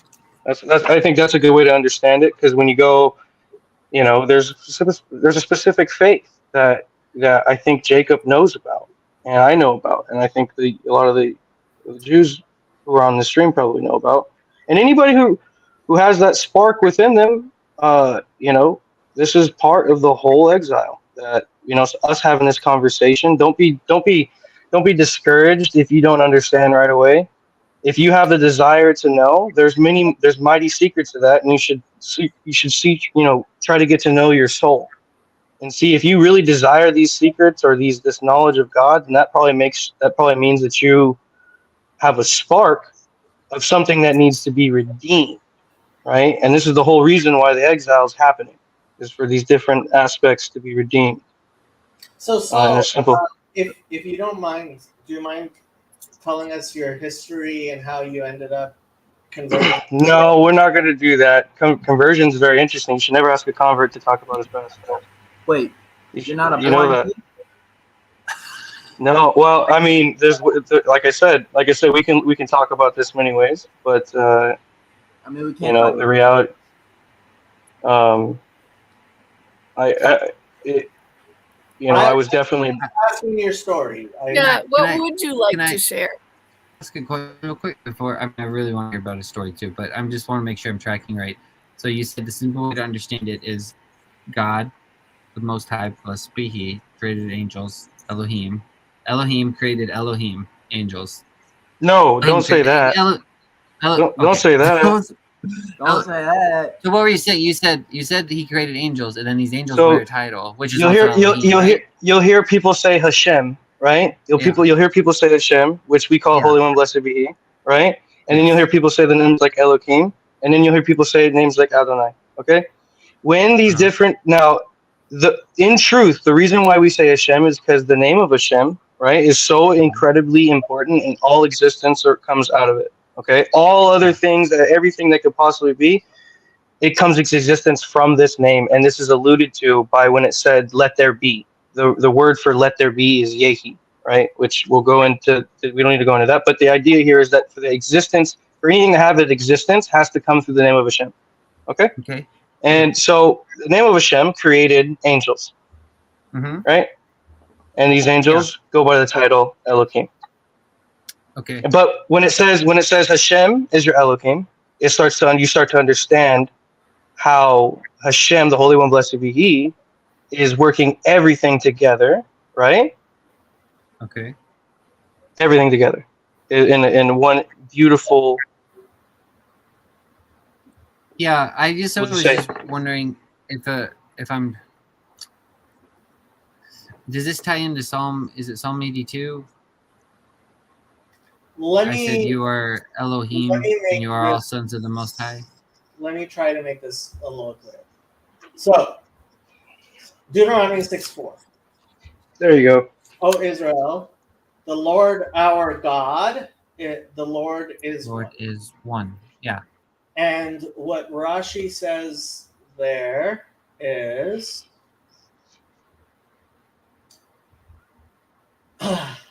Hashem our God, Hashem is one. He is our God now and not the God of other nations. And in the future, he will be one God, Hashem Echad, as it is written, for then will I turn to the people a pure language, that they may all call upon the name of the Lord, Zephaniah 3:9. And it is said, in that day shall the Lord be one and his name one. And honestly, it's really difficult to translate that from the English from the Hebrew to the English in a way that's comprehensible. But you can look up those verses and pay close attention to the names that are used there. And that should, as much as possible, make this clear. So as much as possible. So I'm gonna ask a question to try to make it more clear. I don't know, because I either I'm misunderstanding or I am understanding and I don't know. So does it relate to Psalm 82 where he says, I said you are Elohim Yes. and you are also okay, all right. So then does it also relate to when you're speaking of the name, and does it also relate to Ecclesiastes? Does it relate to Ecclesiastes 10? Yes. The entire Bible. Yes. whatever Yes, when it uses that name, Yes. it's speaking about a specific title, right? Okay. It's a specific title. It'd be like there's generals in the world, right? Yeah. And different Mhm. like let's say there are many generals, but they're called by the same title. Did Okay, you Mhm. called by general. listen to Paul Vanderklay speaking with Yosef that first time? A long time ago. I did. Are you asking me yourself? Yeah, you, Jason, where he spoke about God 1 and God 2, and how Mhm. when you read the Bible in Hebrew, like these ideas that God 1 and God 2 are the same is a Mhm. theme within the Bible itself. Well, I think you're. Being I, being aware of, no, this is, I mean, Ani Hashem Elokecha, right? I am the Lord your God. That is a basic understanding of the entire Bible, and one of the messages that is throughout the Bible. Ani Havaya Elokecha, right? I am the Lord your God. And keeping the name straight throughout the Bible and paying attention to where one name is used and another name is used is intentional and meaningful. Mhm. so That Jacob, makes since you understand that, can you see a little bit on why I consider, like when people say Lurianic Kabbalah, for instance, right? Or Yeah. people say they, and I understand you did bring some sources, right?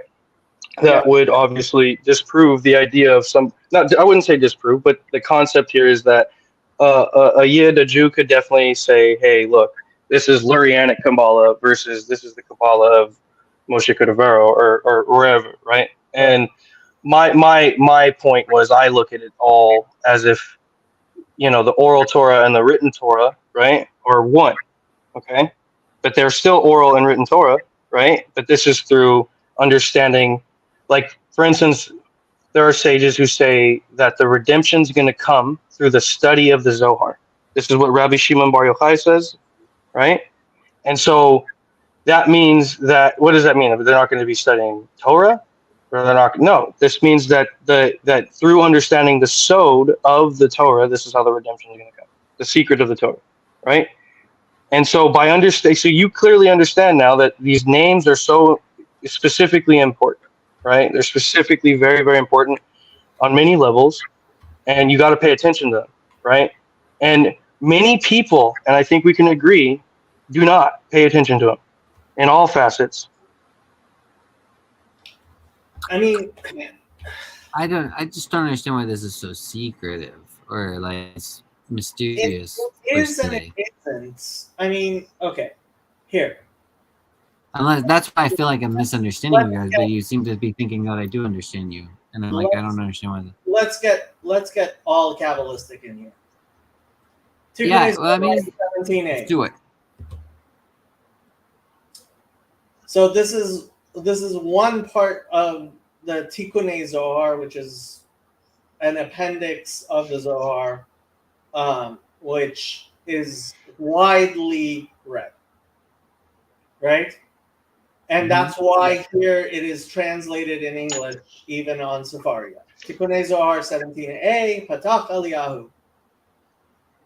The prophet Elijah of blessed memory opened and said, Eternal hidden master of the worlds, you are he whose unity is infinite and absolute and therefore indivisible. You are he, transcendent beyond all that is above and concealed behind all that is concealed. No thought whatsoever can grasp you, but you are he who brought forth 10 rectifications. We call them the 10 Sefirot Atzilut, with which to regulate hidden worlds that are not revealed, as well as worlds that are revealed.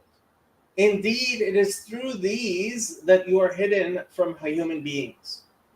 You are he who binds them and unifies them, and inasmuch as you are within them, anyone who separates one from the other, God forbid, is regarded as having caused a separation in you. You also changed garments It is from these garments that the souls of human beings originate.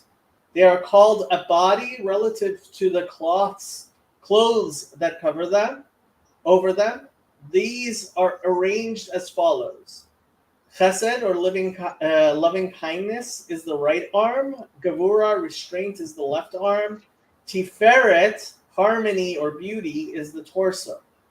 Netzach, dominance, and Hod, empathy, okay, are the two legs. And Yesod, foundation or channel, is the body's extremity, the sign of the Holy Covenant. Malchut, kingship, is the mouth. It is therefore called the oral Torah. Chokhmah, wisdom, is the brain, the seat of thought, and Bina, understanding, is the heart. The heart's ability to discern. Concerning these, it is written, the hidden things belong to God, our God. Deuteronomy 29:28. Keter Elyon, the supernal crown, is the Keter of Malchut, concerning which it is said, I declare the end from the beginning. Isaiah 46:10. The leather box of the Tefillin, which Yud Vav Daled, the way of Atzilut. This name therefore fills and saturates its limbs and branches as water irrigates and saturates a tree. It then grows in proportion of how much water flows through it.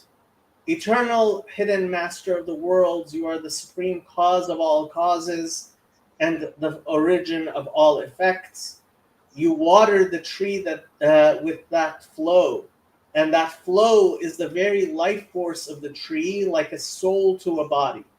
But no human likeness or bodily image exists in your infinite essence, with which we might liken you to anything within or without.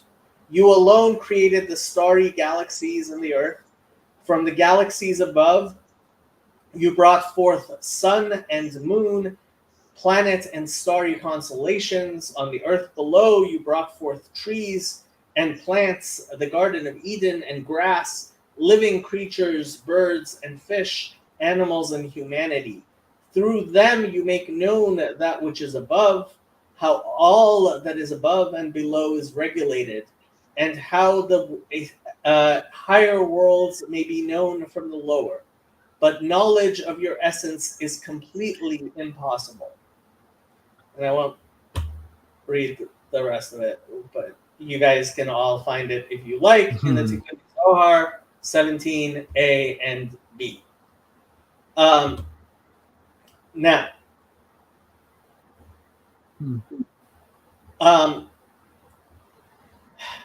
you can't know what you don't know, you know. Look, these are the types of things that we learn as we learn, and we understand as we understand. And unlike the ABCs, right? The ABCs are what is written in the Torah. That's your times tables. And 5 times 5 is going to be 25, whether you know calculus or you know arithmetic. And the arithmetic is the Torah Shebektav. It's the written Torah. And there is oral Torah, which is like algebra, I say. And then there's the Kabbalah, which is like calculus. And you're not going to understand calculus if you don't know algebra. And you're not going to understand algebra if you don't know your times tables. Makes Yep. sense. I mean, it's a learning process, right? I mean, Pardis, you go from Peshat to the Remez, and then Drash, and then Sud. So it's levels, and you have to start somewhere. Yes. How much do you think I know on that scale? I have no idea, Kirk. But Kirk, there's a lot of times table stuff I would like you to know better than you But- see. Yeah, I wouldn't ask. Can I ask another trying, question? I'm trying. Then I would ask this question. So it seems like there's these levels of learning in this process of, going all the way to calculus. But I always have this weird sense in me that I'm going to get, when I get the conclusion, it's going to be the simplest thing in the world because it's just one Right. thing. Yeah. Yeah. Okay. Because And I feel like it's what all this is hinting at with the whole name thing and everything else. It's like when you finally get it, it's just like, well, this was just right there the whole time, and it's Jason- incredibly simple. Jason, There's the times tables are true. The Torah as it is written Torah is Temet. true. Torah. Yeah, definitely. And so there is no necessity to know the calculus. There is Yeah, zero necessity there. But guess so. what? When you see the beauty of it, it's even sweeter than it wasn't without it. Gotcha. Yeah. Okay. Have you heard of the parable of the Baal Shem Tov that talks about the 7 walls that these people embark? You know what I'm talking about, Jacob? No, but I love hearing stories of the Baal Shem Tov, especially. Okay, Baruch Hashem. Well, let's enter into a story about the Baal Shem Tov because I think it's going to go great for Please. Jason. All right. And this isn't a book. It's called Flames of Faith, an introduction into Hasidic thought. It's in English. Anybody can. Well, I don't know if you can get it. Probably pretty hard to get, but it's an English book, right? And it's an introduction to Hasidic thought. And in this, there's a section in there, lesson 15. The title is called "Evil is a Veil." Okay. And so I'm going to start. Imagine a magical kingdom where a king who sought to determine the dedication of his subjects. He built a magnificent palace and surrounded it with 7 steep walls. The regent then publicized an edict. Whomever scales the barriers I constructed will be richly rewarded. Thousands of loyal subjects converged on the royal compound and attempted to climb the first wall. For most, it was an impossible feat. The wall's height was stupefying. There were few ledges to grab onto, and the crevices that existed harbored hidden knives submerged in dirt. Only a few hardy 100 souls reached the other side of the wall. Behind the barrier, they discovered a garden filled with numerous rewards. Musicians were playing enchanting songs. Gourmet chefs were cooking exquisite cuisine for each climber. And fresh, tasty water flowed from the natural springs. Many decided to stay in the king's garden and satiate themselves with its pleasures. Only a few score dedicated monarchists embarked on an attempt to scale the second wall. The second wall was steeper, taller, more violent. In addition to hidden knives, it had soldiers stationed on its top firing arrows and throwing spears at all who approached. The wall claimed its victims, and only several dozen climbers reached the other side. Behind the wall was another Garden of Eden. In addition to all that the first garden contained, butlers of the king stood while piles of gold coins that they distributed to the climbers. A large percentage of the seekers decided to end their pilgrimage. This process was repeated at each wall. Each barrier was a greater challenge than its predecessor. Behind each wall stood better rewards, and the number of climbers drastically fell. Only 2 people, an idealistic teenage boy and the bravest warrior in the country, succeeded in mastering the 5th wall. Behind it, they discovered all the possible pleasures the king could award. His royal treasury was opened wide, and the climbers were given free rein to take whatever they desired. The knight decided to stop, He reasoned the king could not give anything else, so why bother with the troubles of the most difficult barriers? The teenager announced he was continuing onward. The warrior turned to the boy and attempted to talk sense into him. Why risk your life? He asks. The place we have reached provides us with every possible delight. What more could you want? You do not understand, the boy answered. I am not seeking reward. I am the king's son. I want to see my father. The boy battled the last two walls and prevailed. He arrived at the king's palace and found his father. He seized him, locked his arms around the king, and started crying. Why did you make it so hard? He asks. Why are there so many walls preventing us from seeing you? He wailed. The king took hold of his son's shoulders and gently turned him around. The boy looked back to where he had come from, and all the walls were gone. And that's the end of the parable. I love that. It's really beautiful. I love stories like that. Profound on many levels. And there's a commentary in this book, but Who wrote the book? Rabbi Zev Rachman. And it's adapted from Torah classes from Rav Moshe Wolfson. Who's the publisher? Publisher is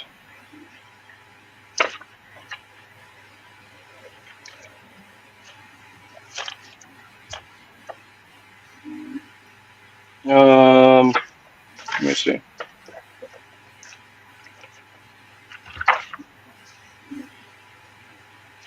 Saul, you know Hyde? No, not anymore. Not anymore. Well, yeah, I think this all kind of comes together. Like everything we've been talking about really ties in together. Yeah. And I think it ties into Jesus saying salvation is of the Jews and all that stuff. And so wait, so this it was making me think as well of I was trying to look it up because I couldn't remember what he said, but it says love. Where is it? Jacob, just type in Zev Rachman, Reichman, and it's got his address on here. It's in Pasadena, New Jersey. Is this a Or Hasidic Inglewood. conte? That's what he's claiming to be. Like Chabad or? That's what I was wondering, but that's Yep. It's a. Yeah, I believe it's Lubavitch. I'll make sure. Yep, Schneur Zellman. Yep, this parable was related by. No, yep, exactly. Yeah, it's Lubavitch. It's got Tanya in it too as well. It's a good break. You guys should read it. It's awesome. It's got some awesome Torah in it. I love that. Are you guys seeing? Yeah. Jacob, did you look it up? Yeah. Did you see it? Yes. You see the book?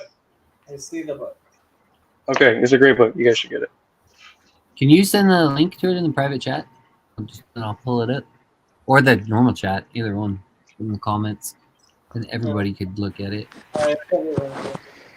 Nice. I have a rabbinical question. Oh, I like it. You should go ask a rabbi then. Go ask him. Rabbi. It's about the what is it? It's about the Old Testament point two, whatever. Malcolm and Simone were talking about that rabbis. There was many commentaries that said rabbis need to have a secondary, to have a secondary form of employment throughout history, and it was considered a sin not to have that secondary employment. You know? And now your average Haredi doesn't even have. Okay, Kirk, stop.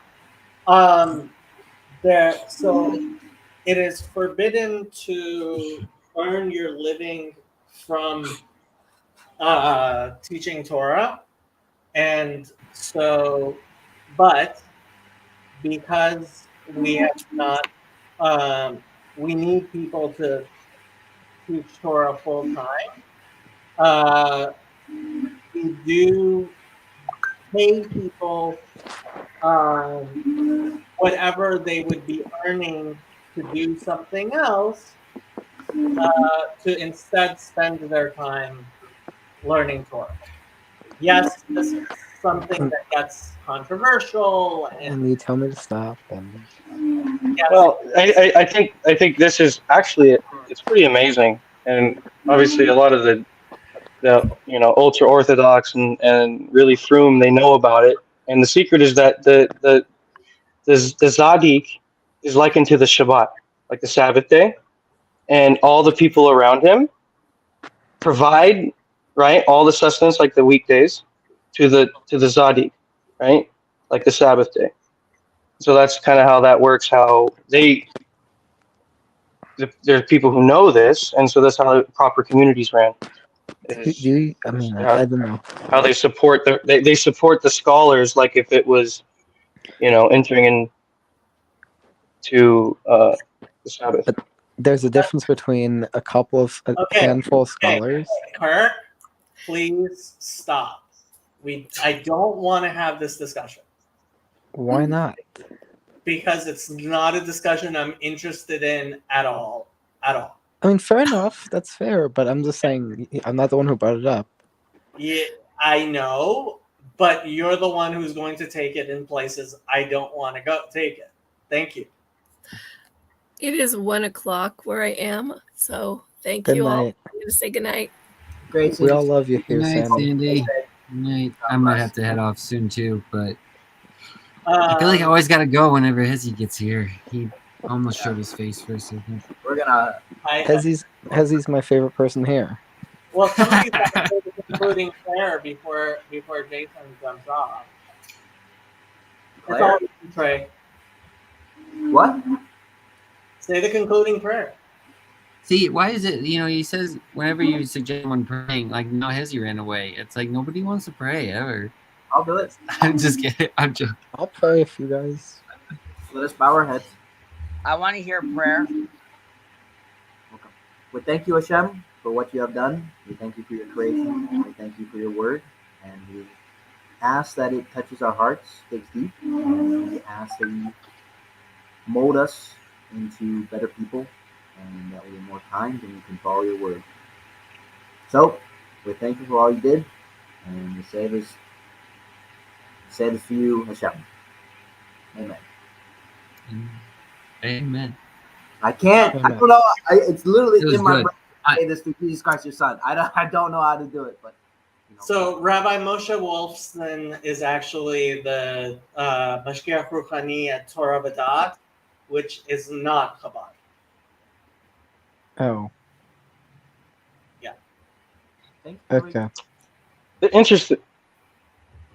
Yeah. Which Hasidic one is that? Torah V'Dat is actually not Hasidic. It's more, Yeshivish? yeah. Torah V'Dat, I mean, I'm not the best person to know this stuff. Chezi might explain. Which chug is Torah V'Dat, Chezi? If Chezi's still there. Chezi looks like he's getting a phone call.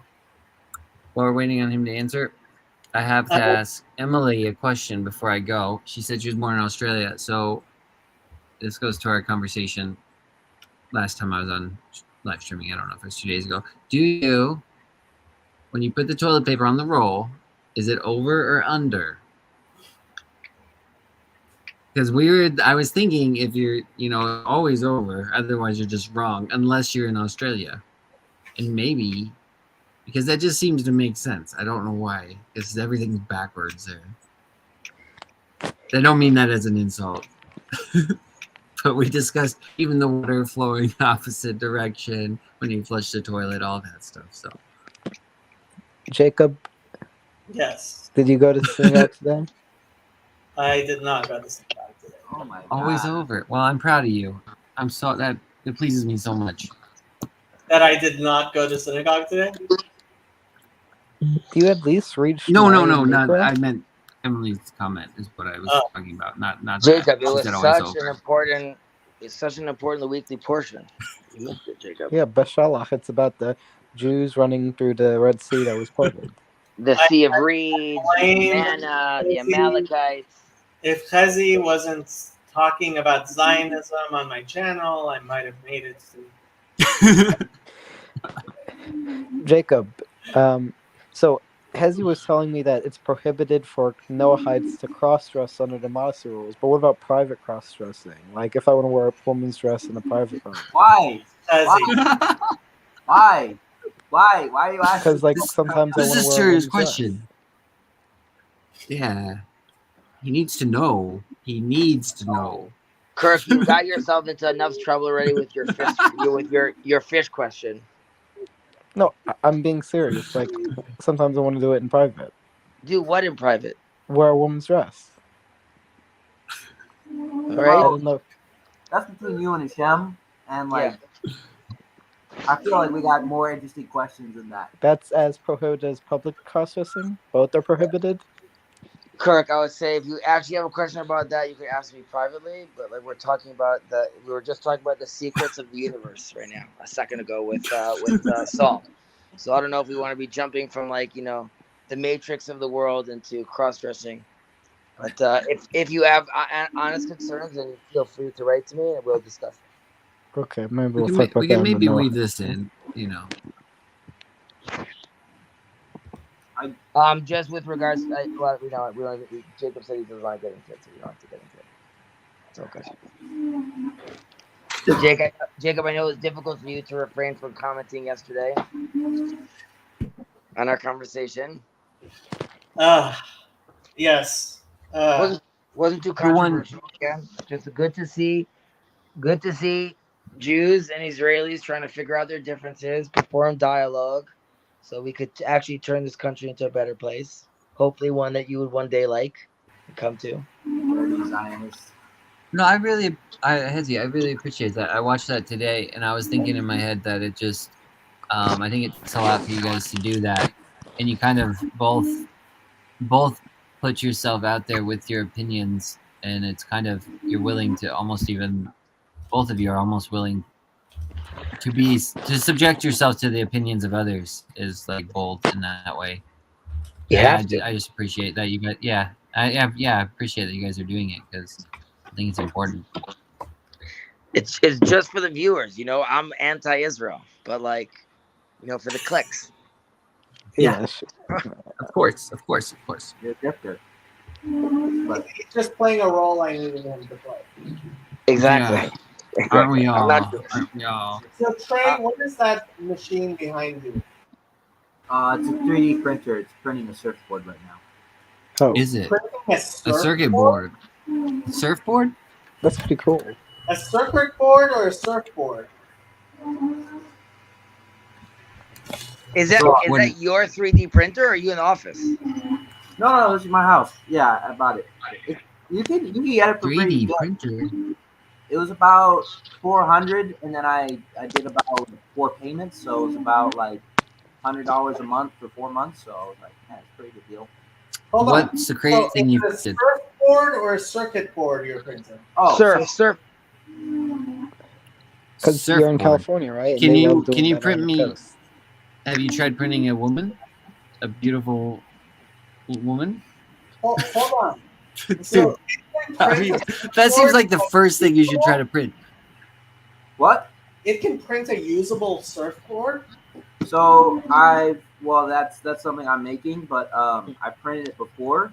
I'm just making better editions. But basically, what you do is you print the pieces, slice them up, and then you take fiberglass and you put fiberglass over it, and then it becomes a real surfboard. Because basically, what a surfboard is just like styrofoam, and then you put fiberglass on top of it to make it fit. So, Sounds yeah. legit. Well, you seem like Yeah. a pretty smart craftsman. What's the latest thing you tried to print? There's technology today to 3D to do to print out homes. Yeah. That's what they're doing in China. To clone meat. That's different than 3D printing though. Either way, Saul, I don't know. I'm sure if he will ask for some sort of story, which I understood there was some hesitancy to share, which is fine. Um, can you tell us a little about your first interaction with Torah? Yes, give me like 5 minutes. I gotta take care of something, and I will be happy to talk a little bit about where I've come from a little bit, and talk about the first time I came to Torah. It's like the Song of Songs.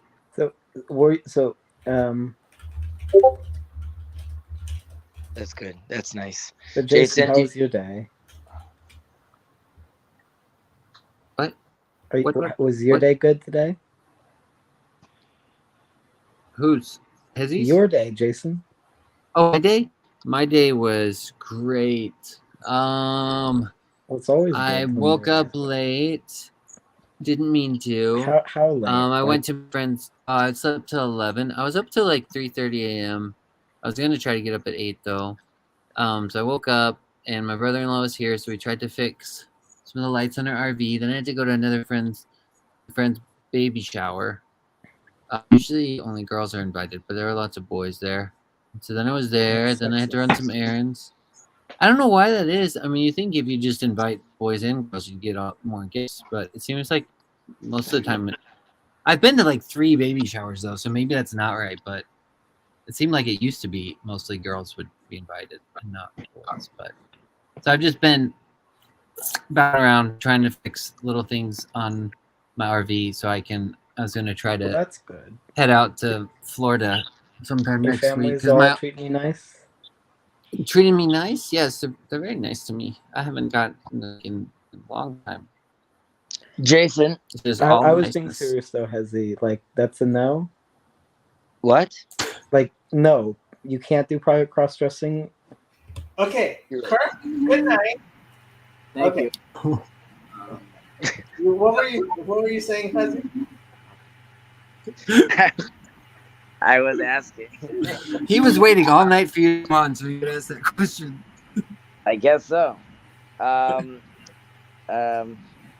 just like Saul's looking at this like a stream right now, and he wants to know like sort of what's the things that we discuss over here. So I don't know if Kirk wants to be bringing up cross dressing, but either way, Jason, you mentioned in the past you were talking about something, and you said I can't exactly remember what the context was, but you said like, yeah, that sounds nice. I guess so. You guys have community. I would like to have community, and you were sort of making it sound like you didn't have much community where you are. Or like, as Oh far yeah, as, when like, you were yeah, go ahead. sorry, in the signal chat, right? With you and Hizzy? I mean, sorry, you and Joseph. Was that right? Maybe I'm saying, brother, maybe it was there, but I guess I'll just ask because you were saying right now about these baby showers and things like that. Like where are you trying to cultivate that, or is that just something that really like currently like you don't have? Like there's no real community, chill with people. There's community. My church is very small, and often people at my church other than my family, I don't necessarily see outside of church very much. I'm not sure why that is. You just kind of relate to different people with different things, I guess, and so usually, like if I'm seeing. Because where I'm at theologically, like I used to get together with people and like do Bible studies and stuff, or I'd go to, there was this men's group that happened. I didn't stop going because I started believing different things. It just kind of got too easy for a while. So I don't know, but usually if I see people outside of church, like I see the church group Sunday morning, that's about it. And then I might see family members. The friends I see is usually the band I'm in now. Like the baby shower I went to today. That's my friend Cody, and he started playing. He recorded our album and started playing drums for us, and he's a really good friend. So I have friends and stuff. I don't.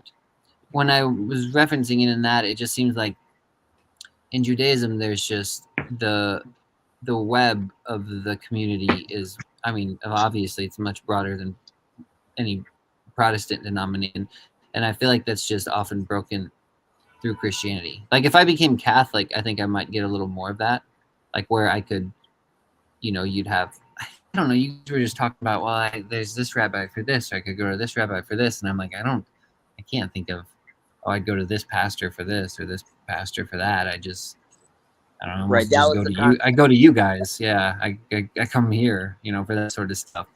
So I don't feel like I have that a lot.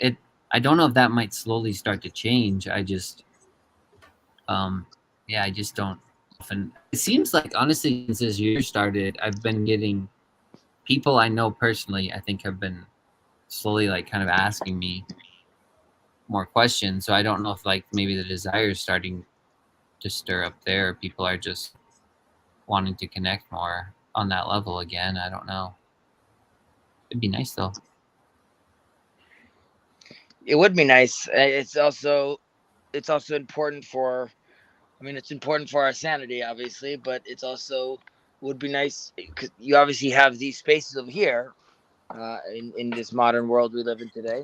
But yeah, I guess community is important. I hear you're going to baby showers. There's no potential women over there that you find interesting or intriguing or At the baby shower?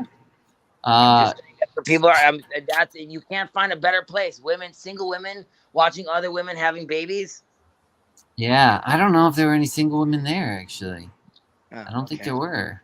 Yeah, I know. Yeah, see this. He has 3 sisters, why- and they don't set him up. I don't understand. I don't know. How do you have They 3 don't. sisters and none of them set you up? Do you ask? your I don't sisters? know. Yeah, then I would have. No, I haven't asked him. Oh, Maybe okay, that's because- the problem. Set you up. What's the problem? Because I haven't asked my sisters to set me up.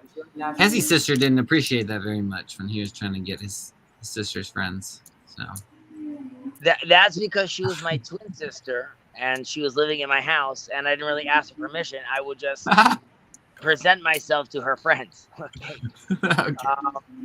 Even when she was very explicit about don't date this person. And I was like, well, does don't date really mean like definitely date? And yeah, but that's a different experience. I would just wonder, like, if you meet a girl, if you go on a date, and you at any point you don't have to answer me this, Jason, but how quickly do you get into theology? If I go on a date, if I meet a girl, how quick what get into Theology. Yeah. theology? I have not been on a date in I'm trying to think, 11 years. You need So to go. that hasn't happened. I talk a little bit with theology with people, but I lived in the country. I had a dog. I was not around people for a long time, for probably nearly 10 years. And it kept getting more and more kind of insular. Yeah. And there's just not, I don't think there's girls that are interested in me. And then maybe I'm not all that interested in. No, you're wrong. It seems like You're wrong. they're taken. I just came from the baby shower. They're all taken. You're They're wrong. Yeah, let's really. in English. How do you say the Lo tov liot ha'adam levado? It's not good for man to be alone. It's not good for Yeah. man to be alone. So says the Lord of Hosts. Lord, I know. What can you do? What can you do? Well, when you were in India, apparently people wanted to set you up, and you didn't go. I wasn't too long, I'm afraid. On- I gotta on- move there. On the day of judgment, no. They wanted people in India want to marry you so they can move to the United States, not so that you can move to India. Yeah, that seems like just a strange reason to get married. I guess you do what you gotta do. On the day of judgment, God is gonna say, I'm not against. I made millions of women who just want to marry you for your citizenship, and you weren't interested in any of them. Millions. That seems almost like a bribe. It feels almost like a bribe. So it's not that I'm not interested It's okay, in bribe them. dating someone. It's just that I haven't like actively pursued it. I actually did last year. I reached out to a girl and tried to talk to her, and she ended up ghosting me. So that never Yeah, really that- feels that great. That's part of life. Like you have to go through like 1,000, and then it Okay. starts. That's You're fine. not gonna I mean, have. it's probably for the You're not gonna have to go because- through 1,000. Not 1,000. Like Kazi only went through like 700. Yeah. Well, I mean, it's not that I'm like turd from that or anything. Like, I honestly think it was probably the best thing overall. But I just you gotta. I don't know. I'm not like it. I'm not all around like at my church. There's literally nobody. Just because I said it's really small. So I don't. We had this discussion on Christian Golden's channel. We said, where do you actually meet people? Where do people actually meet? Jason. Think. Just bars, right? Or you No, do. Jason, it could be. First of all, Jewish synagogues. it could be in the modern watering hole, right? You could say it could be a bar, but it could be in church, and hence the question of community. It could be in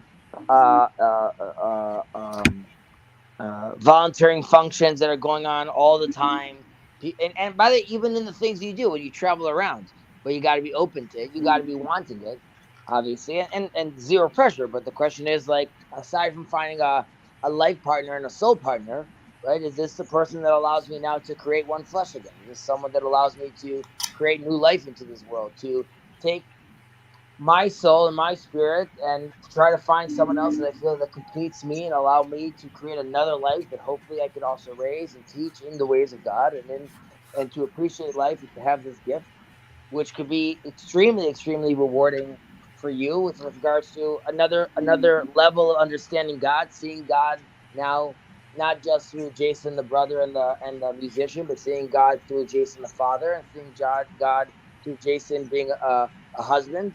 So, like, I just knowing your personality a little, I could only see it completely amplifying who you are. So, I just want the best for you. Thanks, good. man. You're a good friend. Good friend.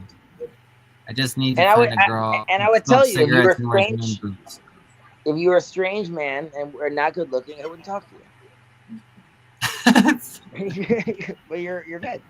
No, Thanks. come on, dude. You're a cool cat. Thanks, man. Thanks, guys. I think I should leave now. Now that unless you want to say more nice things about me I gotta say before I one go, I can just lay down and go to sleep and just dream on these things all night long. I think you Yeah. gotta put out that energy in church. I think you just gotta start asking around. It's gonna be a little awkward. Yeah. but Yeah. I feel like literally what churches are made is to make connections. In And you live in the church. South. But there's nobody in a church. We already discussed that. No. So No. go to a different church. You go to a different church, or you ask the old woman, they're like, "Oh, I have a niece that's like a 10 out of 10." Right? Like Okay. Yeah. you have- I'll do what Jacob says. Go to the church, talk to the pastor's wife, and say, I want a woman. Get her for me. I mean that's I No, like that's- this. yeah, I like this but Philistine. Try to roar. Exactly. Be like exactly like Samson asked from his parents. Get her for me. And they hesitate, Yeah. saying like, well, didn't you see anyone that nice like in the Jewish? No, get her for me. Yeah. Just like that. Yeah. Well, I did go to a different church actually on Wednesday. I went to a Catholic mass. That's only my second time being in a Catholic church, but it was good. It was good. I mean- It's kind of a little awkward. It's always a little awkward going to You'll another find church a at wife. first. you gotta go non-denom. I think that's your only way in. I am in non-denom right now. Why not just go Judaism? I could do that, but Jews can't marry Gentiles, can they? Nope. Do I have to convert? Is that You the don't deal, have or to they just convert. can't at all? You have a beautiful Noahide path. You don't have to convert. You don't have to convert, and You're there must exist Great as you are. somewhere. Well, I gotta make up my mind. It's Jewish, it's Indian, it's non-denom. Where am I gonna go? They all come back to the source eventually, so don't worry. Whether it's 10 years, 20 years, 30 years, we'll all be standing together at the temple. So don't worry. All right, there we go. There we go. By the way, before you go, Jason, I was just thinking about your when you were going over Samson. I was just wondering, in Christianity, do you guys not discuss the fact that was like one of the first virgin births though through his wife? What have we not discussed? I didn't even know about this. The first Manoah's virgin wife, birth. right? I mean, she gets pregnant miraculously, correct? Yep, I believe so. Yeah, I don't think it Right. So mentions her is husband that sleeping. not the first like miracle of birth then, and not Mary and Jesus? I would think that would apply. I would ask: is Sarah's the first? I've always been curious about that one too. Well, no, Sarah's Sarai. not the first. He says, "I'm going to." Yes, it's a miracle baby, but it's Yeah. not. Yeah, that is a miracle baby. Well, the reason I ask is because it says like, and the Lord visited her. Like it doesn't say. I don't know if it says Abraham went into her. Maybe he did. I think it Well, might say he went into her, but it says the Lord visited her. So it almost in, made me think like, oh, maybe. in Samson, there's definitely that tension linguistically as well, where it seems like he like in Hebrew it's Baalea, which could potentially mean that there was some sort of physical relation between this said divine being and his wife, but then the text itself works very hard on showing that that's not the case.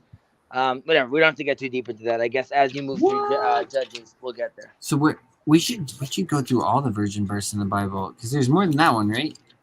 Are there more, or at least kind of?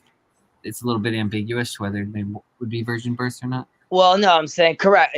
So there's like the prayer of Hannah's prayer, right? But it I doesn't was mean just that she's thinking not of that having. one.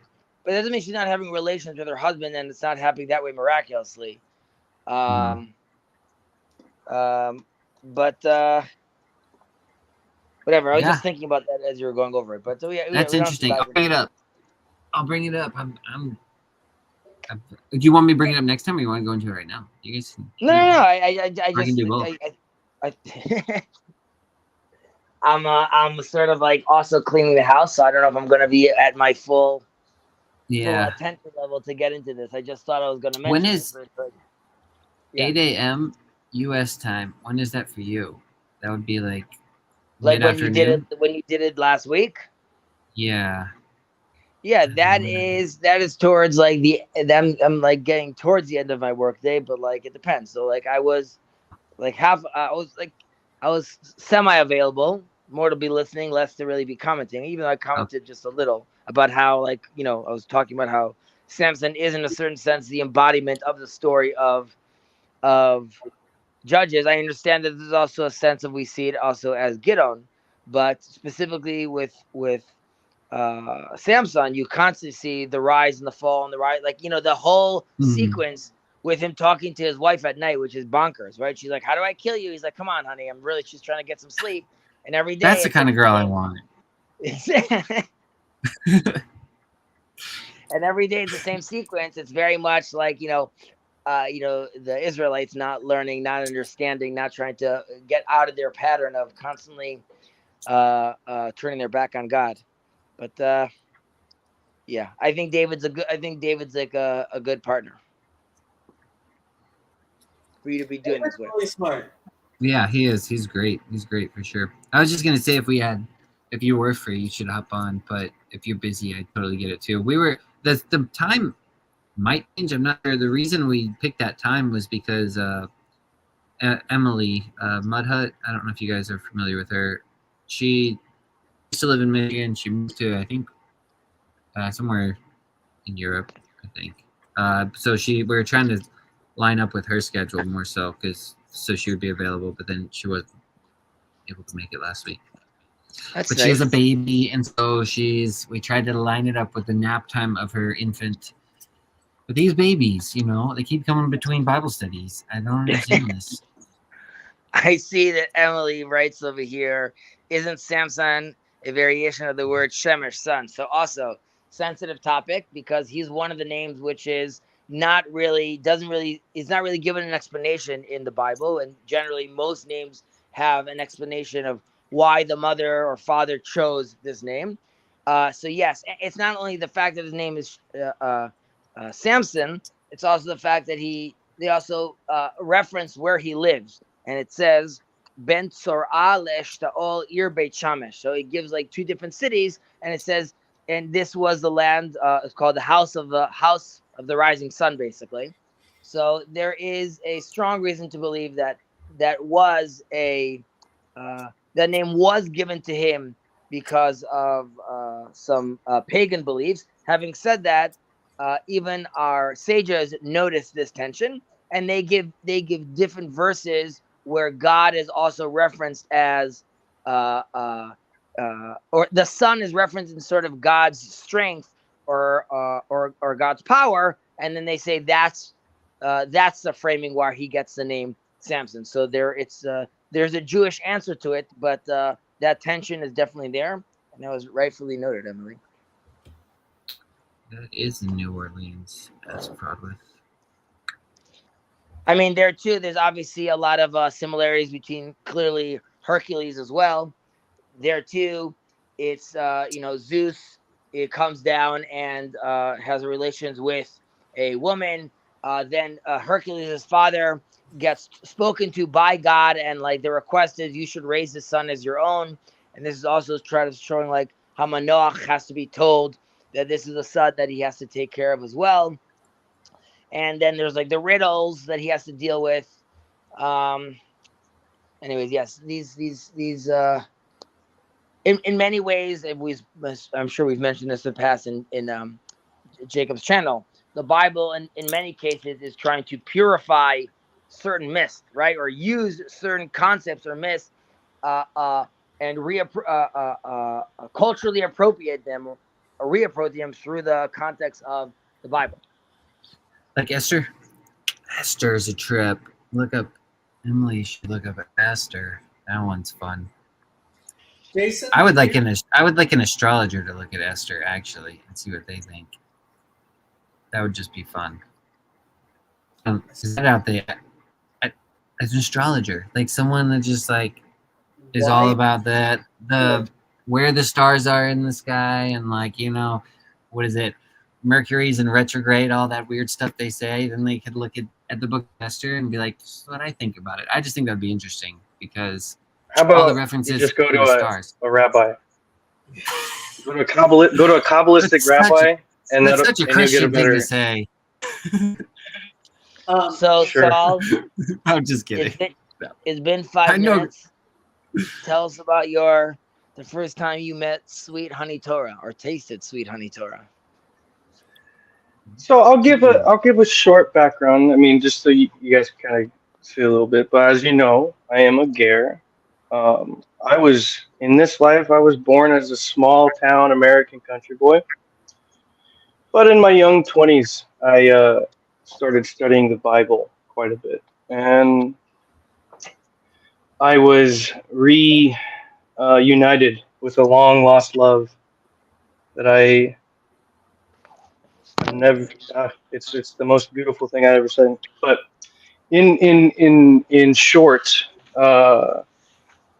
obviously I'm an American. Oh, I was born in America, and so I was influenced by that. I guess you could say evangelical Christianity America in the country.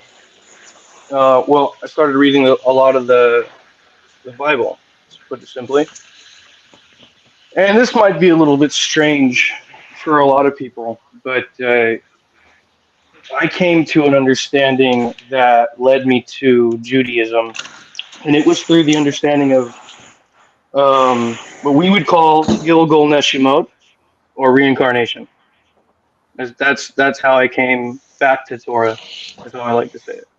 Is through there was a couple questions in the Bible that I had brought to local pastors and this, that, and the other that are around me, and they couldn't have answers for it. So it just led to a more intriguing search into the answers, right? Like just like Jason here, he seems like he wants to know a little bit, but nevertheless, that's a lot how I started. Was I asked the people around me, no one had any answers, until I finally found myself in the arms of the writings of the sages.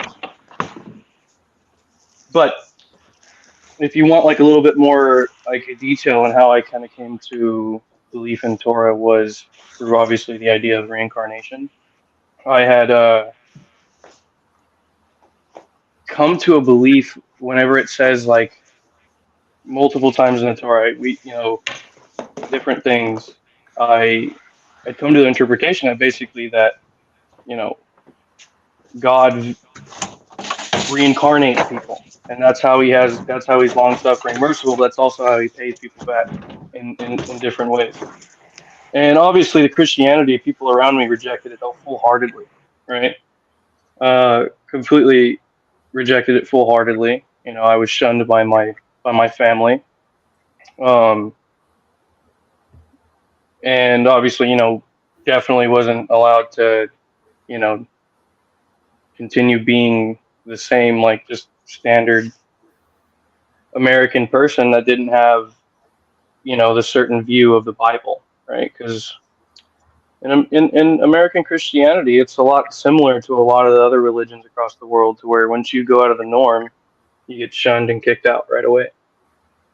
And so I was, definitely, and it was because of my belief in reincarnation, and that's what led me to ultimately, and not just the belief in reincarnation like Hinduism, or I believed in reincarnation. I specifically believed that the teachings of the Bible at the time, that's what I called it, right, taught reincarnation. And so I went to everywhere, all over the place, did a lot of research, and it led me to the rabbis, right? It led me to the rabbis, in short.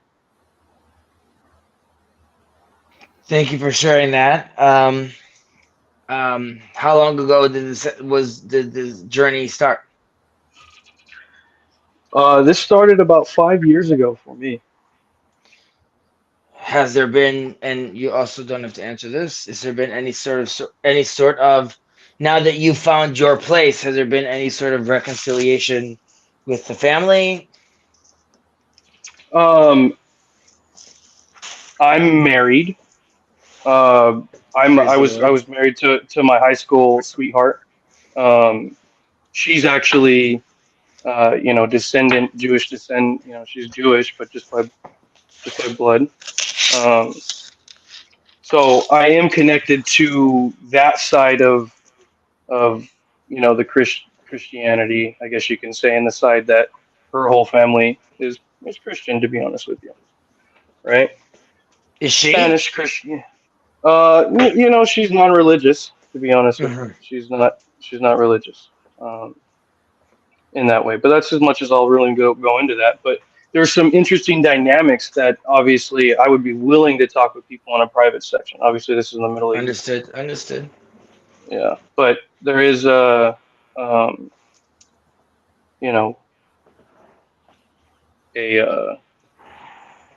connection to the Christian side, right? For sure, and in a way that I'm definitely not ostracized anymore now that I've chosen not to just be like a lone person out there believing whatever I want to believe, because I've decided to definitely, not even decided, this is just where, to be honest with you, God has led me to really hold tight to Judaism, right? And to take that path of the ger, right? A lot of my family has really respected that, right? Because they've seen somebody who sticks to their morals, and it's not that I'm ignorant of the scriptures at all, and it's not that I'm going and wanting to believe what I want to believe. I truly believe that the Jewish interpretation of the Torah, specifically, and I think you guys know what I mean by that, the Sod of the Torah is the correct way to look at the Torah, and any other belief of the Torah is not good, to be honest with you. Well, first of all, I'm glad that you found like a place where it's more comfortable for you, and people now accept you for where you are and who you are. So that's obviously amazing. Yeah. How did you find this channel? And I'm sorry if Jacob asked this already. It's been a long time. I think I came in here a long time ago. I'm not on here very often. Yeah, you came on a long time ago, but I don't. Yeah, I think this is like the second time we've spoken. Yeah, maybe the second or the third. Maybe it's I'm not sure. But yeah, it's I think I found you through. Actually, I do remember. this is interesting how some of the connections make. There was a Jew named Rosenbaum or Rosenberg. He's got a channel. I don't like to say its name, but it's Ashra's Orchard, but he was on here, and I had seen him because he was a Jew representing the Jewish people on another channel called Gnostic Informant, and so I found him, and then he was on this channel, and that's how I found Jacob. And Jacob seemed to be a little bit more, Yeah, kosher. he's still involved on my Discord. I don't believe he's. I mean, I think he's undergoing conversion. I don't believe he's actually Jewish. Oh, Yeah. Well, Everyone's on their journey. yeah. So I mean, that's how I definitely think. You guys. So obviously, do you guys believe in reincarnation? Yes. It's not like I mean, ironically, it's not fundamental to my belief in Judaism. That's I'm obviously aware of those teachings and aware of Right. that discussion. So I'm not and also that's also a dense topic. Like, what does that term even mean? There's how we imagine that played out in Hollywood.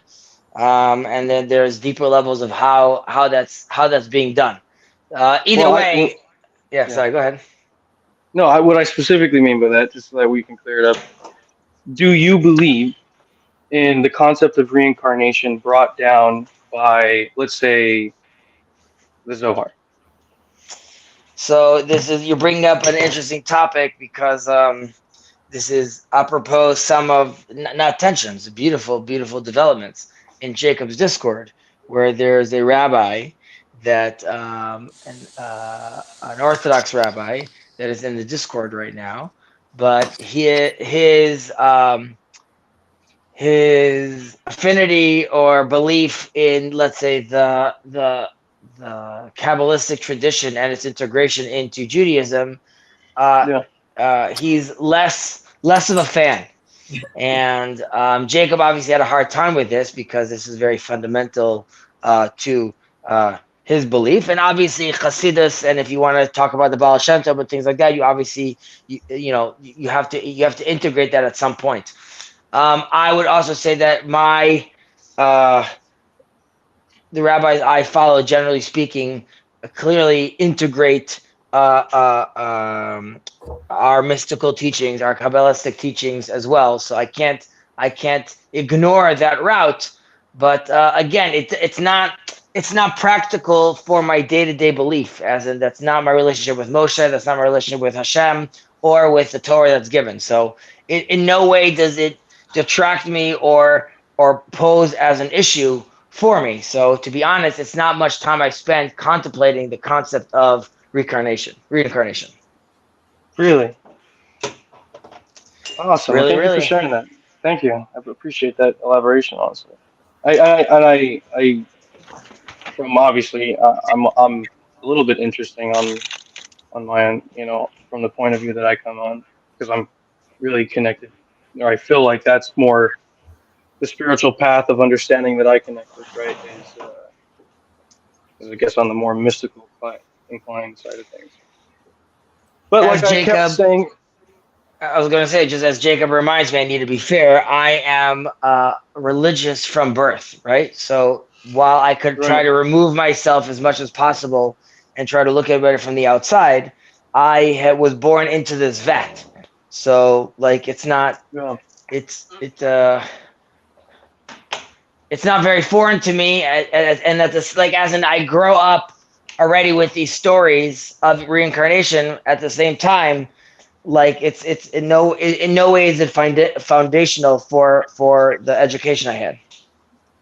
So when you say it's foundational for the education you have, do you mean that the worldview that you have, because we interpret the world through the Torah, right, as Jews? Yeah. So the worldview you have, the Torah that you have, the concept of reincarnation doesn't ever come into play. Meaning, whenever you read the Torah, never ever does the concept of reincarnation hit you. Like this is No, like this.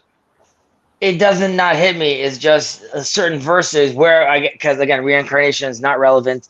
I mean, you could say Mechadesh b'chol yom ma'aseh bereshit, right? There's constant reincarnation in a certain level, but as far as if I'm reading through verses and there's multiple levels of interpretation, I could decide to read it the way the Rihal reads it, the way the Malbim reads it, the way the Rambam reads it. One of them might decide to focus on reincarnation. That's not necessarily like I could see that and I don't fall off my chair. That's just not the route of interpretation my knee-jerk reaction is to go by.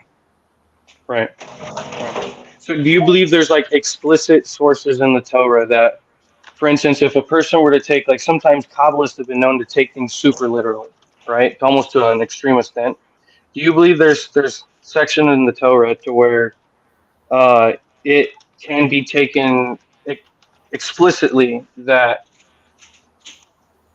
he will reincarnate somebody? We'll just say reincarnate for the sake of English. You know, obviously we use different term, wills, right? The idea of this whole thing of there's different levels to different souls, nefesh, ruach, neshama, right? There's different levels, but for time's sake, right? Do you believe that anywhere in, let's just say the 5 books, there is an explicit reference to the idea of reincarnation, to where anybody who would take a literal, a pashat, or a sod reading of the text, right, will come back with the idea of reincarnation?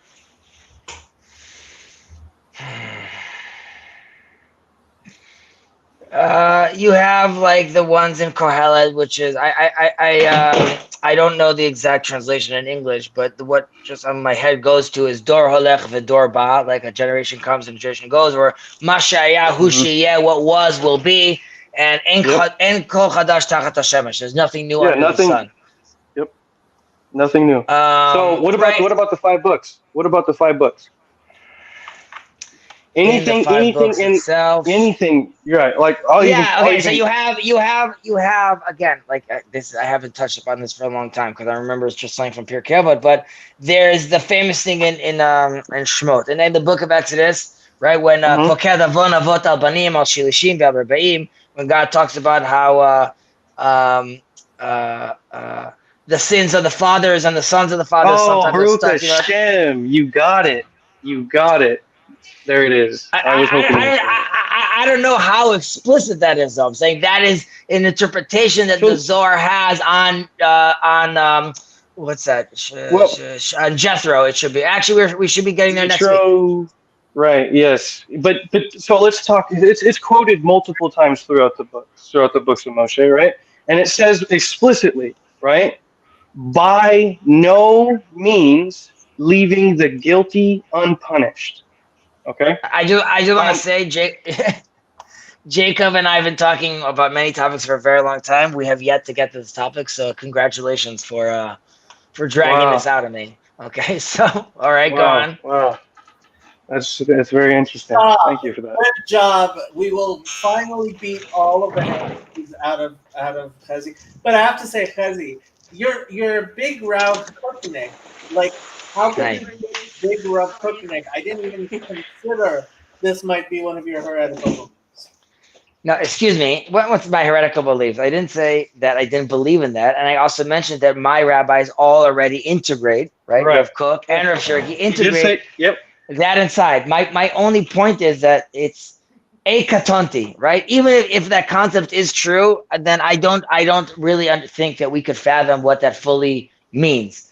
And well, have you tried? I've read a book or two. It doesn't mean that the thing you're going to say I'm not aware of. It just means how do I integrate that in my worldview? So, right, and that's and maybe. So, let's say that people who do have this view of the Torah, right? Let's say that it's so foundational when you have this view of the Torah that it changes the perception of the entire creation around you, because you see everything through the light of this aspect which I don't know if you've heard of. You know that Moshe was the Gilgal of Abel. We touched on earlier, if you're listening, about how Havel means vapor, I didn't. right? I mean, Havel means also that means like nothingness, vanity. But I mean, he's also we a already reincarnation talked of about the Noah. book of. Well, exactly, but Menachem, and so the idea here, though, is that the book of Kohelet is explicitly teaching reincarnation, right? But the Torah as well explicitly teaches it. And how does it teach it? It teaches exactly the verse that you just said, that he's long-suffering and merciful. He visits the sins of the fathers upon the children, right? And he says, by no means leaving the guilty unpunished. But then he says also to the ones who love him, he has, mercies for 1,000 generations. And you and me both know that this has been commentated on many stages, right? But the idea here is that the visiting the sins of the fathers upon the children, by no means leaving the guilty unpunished, explicitly says that he's going to put that soul of the father onto the third and fourth generation and visit the sins that he committed on himself, not on his children. This is spoken about in Jeremiah and Ezekiel, right, where it says that the fathers have eaten sour grapes and the children have been set on edge. Meaning that the idea here is that they have been said in Israel, which it shouldn't be said, that we're paying, like, it obviously hasn't said amongst Orthodox communities, but the idea of you're paying for your forefathers' sin, right? The idea that you're paying for the people who came before you, not realizing that everything that happens to you is exactly what Hashem has put you through because of a soul tikkun, which many Kabbalists talk about. So being everything that happens to you, everything that happens to you, who you're around in life, the knowledge that you have, the people that come around you, the bad things and the good things that happen to you, is all because of Gilgalim, right? It's all because of the sins of the fathers being visited upon the children for thousands of generations. And this is how it says, all you are standing here this day, is talking about Mount Sinai, saying that the souls that were at Mount Sinai, right, those souls are going to be scattered throughout all nations, and even those who were already scattered from previous times is talked about, from the times of Abraham, because we know that the Torah tells us that the 6,000 years is broken up into 2,000-year groups, okay? And the year of Torah, the converts started happening at the time of Abraham. So Abraham started making these converts at the time of the first beginning of the 2,000 years. That must be converted. But, all right, go ahead. I was just going to say, whoever's listening, what you're referencing is V'et kol hanefesh aser asa b'Haran, all the souls that he had influenced in Haran. And this is the double time. This is the reason why Abraham leaves. There's in that portion of Lech Lecha, he leaves twice. He leaves once yes, for God's and mission, it says the souls that he created. Correct, exactly. So that's the reference of those people. I mean, that's when he was still in his Noahide stage. I mean, that goes then later into his according to some of our sages. That's where Abraham teaches the sons of the concubines. He gives them the gifts. They go to the Far East. That's okay. What do they teach over there? The reincarnation. Right, Brahma, the whole thing with his wife Sharsti, and the whole thing that's called the Hindu River. The river is like the Ivri. Yes, there's a lot there. Kali Ma is having to do with the word Kala, right? Which having to do with the word bride. But that's what the Zohar says. Which is very, very deep, but it has to do with he gave gifts to the East. But I don't know why that's interesting we said that. But the idea here is that these converts... I'm sorry for 1 second. I'm sorry.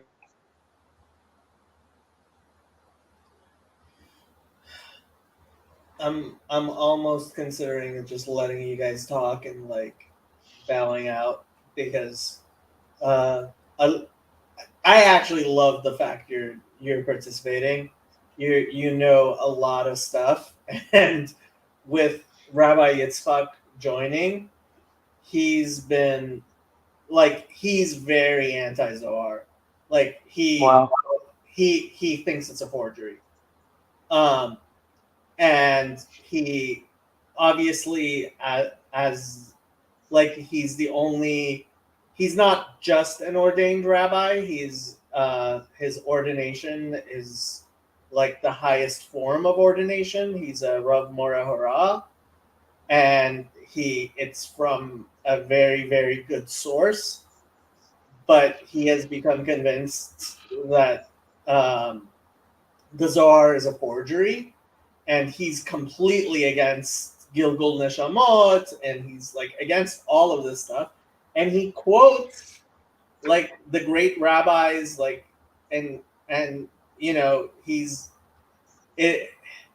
he's almost to the point of being outside of Orthodox Judaism, but he knows enough that he's within, like, and it's Chazi's right. For me, it's been like, I don't know what to do here, right? Because obviously I'm not a very, I'm not an observant Jew. I'm not, I have a lot of weird beliefs myself. So who am I to be like, this guy is on the edge? I'm more on the edge certainly than he is. And like, it was honestly a prayer come true for a rabbi with his level of ordination to like be involved in our community. So I am very glad that he's involved. But at the same time, like, I'm the only one holding the line on the Zohar and the Arizal, because Chazi's Litvish and Yosef, he's somewhat rationalist. So like, the fact that you showed up, it's like, I am so glad you decided to get more involved. But of course, everything is hashgacha pratit, and God knows what He's doing. But like, yeah, it's. I was like, why? Like, out of all the rabbis in the world, like, to show up, the one. There's a few of them. Like, he has what to rely on, and Orthodox Judaism is very whatchamacallit, is very I mean, I don't want to say heterodox, but like, Orthodox Judaism has very wide latitude, and he's still, I mean, from everything I've seen, he's like at the edge of anti-Zohar acceptability. And To me, that's just so like, and I'm a Ger, right? You got to realize I'm a. Oh, let me put it this way: if Rabbi Yitzchak, if he wasn't a rabbi, I would almost be able to dismiss him, because you have to have really broad shoulders and actually know the Torah really well to take the positions that he takes, and he would never be accepted as a ger with the opinions that he has. But like, it doesn't matter, because he's a Jew, and he's a Jew who knows his Torah very, very well, and he quotes sources that, I mean, I can't refute him. So you're saying you believe that there are sources that refute Gilgul Neshimot in the Torah, because the Torah, I mean, to be honest, right? A view of the Torah without Gilgul Neshimot and a view with Gilgul Neshimot are completely two different things. Okay, but you realize that, for example, Rav Sadia, The Rambam doesn't talk about it at all. not Well, just he actually. okay. That's beside. Well, That's That's beside the point. Let's leave that aside. Rav Sadia Gaon, like, is completely dismissive of Gilgul Hashamot, and he's Sadia Gaon. Like, what? By the way, That is true. However, who is it? I'm saying there's a rabbi. I don't remember right now. To interpret the halacha of yibum and chalitza. Right, It's pregnancy. required. Well, I'm saying a woman, her husband died. Right. And the brother marries her. There's an explanation that is sort of needed, and you can answer that through reincarnation. I just don't remember who. I don't remember. Well, the Ramban Nachmanides quotes that. No. in his- Maybe. I don't remember, honestly. I can't remember right now. Nachmanides does. The Zohar quots that. No, Vadai the Zohar quotes that. That I know about. I'm talking about not. I'm talking about not Zohar. That's Chaim. A lot of people quote that exact. Well, levirate marriage would call in English, right? Which is where a man dies not having any children. Correct. All of that is beside the point. Somebody who's somech on Rav Sadia Gaon is somech on Rav Sadia Gaon. And what am I going to say? No, you can't be somech on Rav Sadia Gaon. Who am I to say no? You can't be somech on. I mean, Jacob. This goes back to the tension I mentioned earlier with the rabbi, which is like, right? Is it Moshe de Leon, right? Yeah. Are you bringing in like what's the authenticity right now as a Zohar? And if you ask a question to that, which I know to you that might sound like, well, what on earth are you talking about? Right. To me, it sounds foreign, and I'm a foreigner. I'm a Garrett, right? Because to me, I've seen in the Torah through Gematria, through different secrets, right, that the sages have left to us, that it's impossible to look at the Torah outside of it. Okay. So Rav Yudah Ashkenazi, student of Rav Kook and a teacher, rabbi of Rav Shirky, right, is a big believer of that. The Kabbalah language is the language of the prophets, right? That's how that was their like when we read Kabbalah, that is interpreting what the prophets understood of their interaction with these texts and with the Bible and how they understood these words. Like when it says an ox to the left, it says a donkey to the right. It says an eagle to the center. It says a man. It says all these different things. There'd be no way you could there'd be no way you could possibly understand what this is saying without a system of reception. You're preaching to the choir, as far as I'm concerned. But it'd be impossible. Like the vision of Ezekiel, like if you didn't have Kabbalah, if you didn't have the oral Torah, there'd be no way. Wait, 1 second. Now we're mixing two different things because you have your Dei HaEchalot and you have your Dei HaMerkava, and we are told at some point those things are the same thing or those things mesh together. But there's different levels of, let's say, I understand. Yes, we're very excited about this. I get excited. I'm very excited. I hope I don't anyway. That not at all. The Torah is fantastic. Now, in this weekly portion that we read, Beshalach, right? There's a famous story that we're fighting the Amalekites, right? And Moses steps on the mountain, and Hur and Aaron come and hold his hands up. And it says they did so ad alot hashamesh. And there is an interpretation in Kabbalah, which is Moses is the representative of Israel. Hur, according to the Midrash, was risking his life for the unification of God, and he represents Islam. And Aaron, who is Rodef Shalom ve'ohev Shalom and represents Chesed, is represented by Christianity. These are two pillars that are holding up Israel in a certain sense. And Amalek is there to talk about the doubt. As in, we're always going to have to deal with this triad until Amalek is there. But not everyone goes down that route of interpretation, and not everyone has that in their toolkit. And I wouldn't say that it's a must for someone to understand Judaism to also have that level of interpretation. Meaning to say, I don't discuss that level of interpretation with my mother. Well, that's what it says. You're not supposed to talk about certain things with women. But no, less that she's woman, more about that, like the scaffolding needed to now handle the fact that, the Zohar talks about Christianity is, Islam is din and Christianity is chesed and Israel's Judaism tiferet.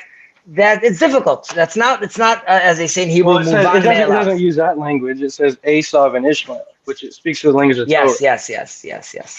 So whenever we speak of Esav and Ishmael, anybody who knows Torah is going to know it's speaking of Christianity and Islam, right? So, but it's actually the other way around, where Esav's Din and Ishmael's Chesed, because Esav came from Yitzhak, which is Gevurah, and Abraham he's Abraham's Chesed. It says Chesed to Abraham, right? And he came, and his son was Ishmael. So we got the other side, right? The left and the right, which is Esav and Ishmael. But I would also say that a part of this tension is that, I mean, you're jumping into this now and like you're loving it, which is fantastic. For most of our history, these, like you mentioned, these were the secrets, and so there is a discussion, which there's a famous discussion in the Gemara about Abaye and Rabbah having discussion. What's a great thing to study in Torah? What's a small thing? A small thing would be the Talmud and the Mishnah, and the great thing would be Maaser Merkava and Maaser Bereshit, right? The stories of and Rav Kook talks about how we have to return back to learning. Now that we're back in Israel, we have to start bringing up these teachings of Sod and make them more readily available. But I would just say, in general, the society is not there yet. The community is not there yet. But how? All right, okay, fair enough. What now? You do believe? I think even Rav Kook even talked about the Messiah's donkey, right? Are you? Chamorosha Mashiach. I mean, again, there's multiple levels of interpretation of what you mean on that. You mean like chamor meaning material stuff? I mean, there's different levels also of that interpretation. Right. But yes. Right. So the secrets of the Torah is what's like. So you understand that there are people who do interpret. You believe. It's actually quite a big belief that the Zohar, specifically the secrets of the Torah, is what's going to redeem Israel. Like through learning the secret of the Torah is how Israel will be redeemed. I believe that. I also believe that the fact that Hasid. We lost Tezzy again. Oh yeah. We lose Tezzy a lot. I was saying that I don't know if that's going to manifest necessarily with everyone reading Kabbalah suddenly. The Hasidic movement and the Chabad movement, we clearly have a lot of these teachings becoming a lot more mainstream. The fact that my son reads like a illustrated version of the Tanya, these are all like elements that, and if you don't have that song, you could let me know, and I could send you. Tanya? My son reads. It's like a comic for Tanya for kids. Oh, I would love. Yeah, like I said, we could link up on a private sector if you guys. Yeah, that'd be awesome. Which reminds me, I'm gonna have to ask you for a second time to send me one of the Unicus shoots. Sure. Because, Yes. Yeah, I'm sorry, but like I really. You don't have to apologize. No problem. Thank you. Saul. Yes. I'm saying you opened up Pandora's box. Yes, and I'm ready to dive deeper. I'm excited. I'm passionate. I have a serious joy for the Torah, and I believe you guys. Where do you do this though? Where do you learn?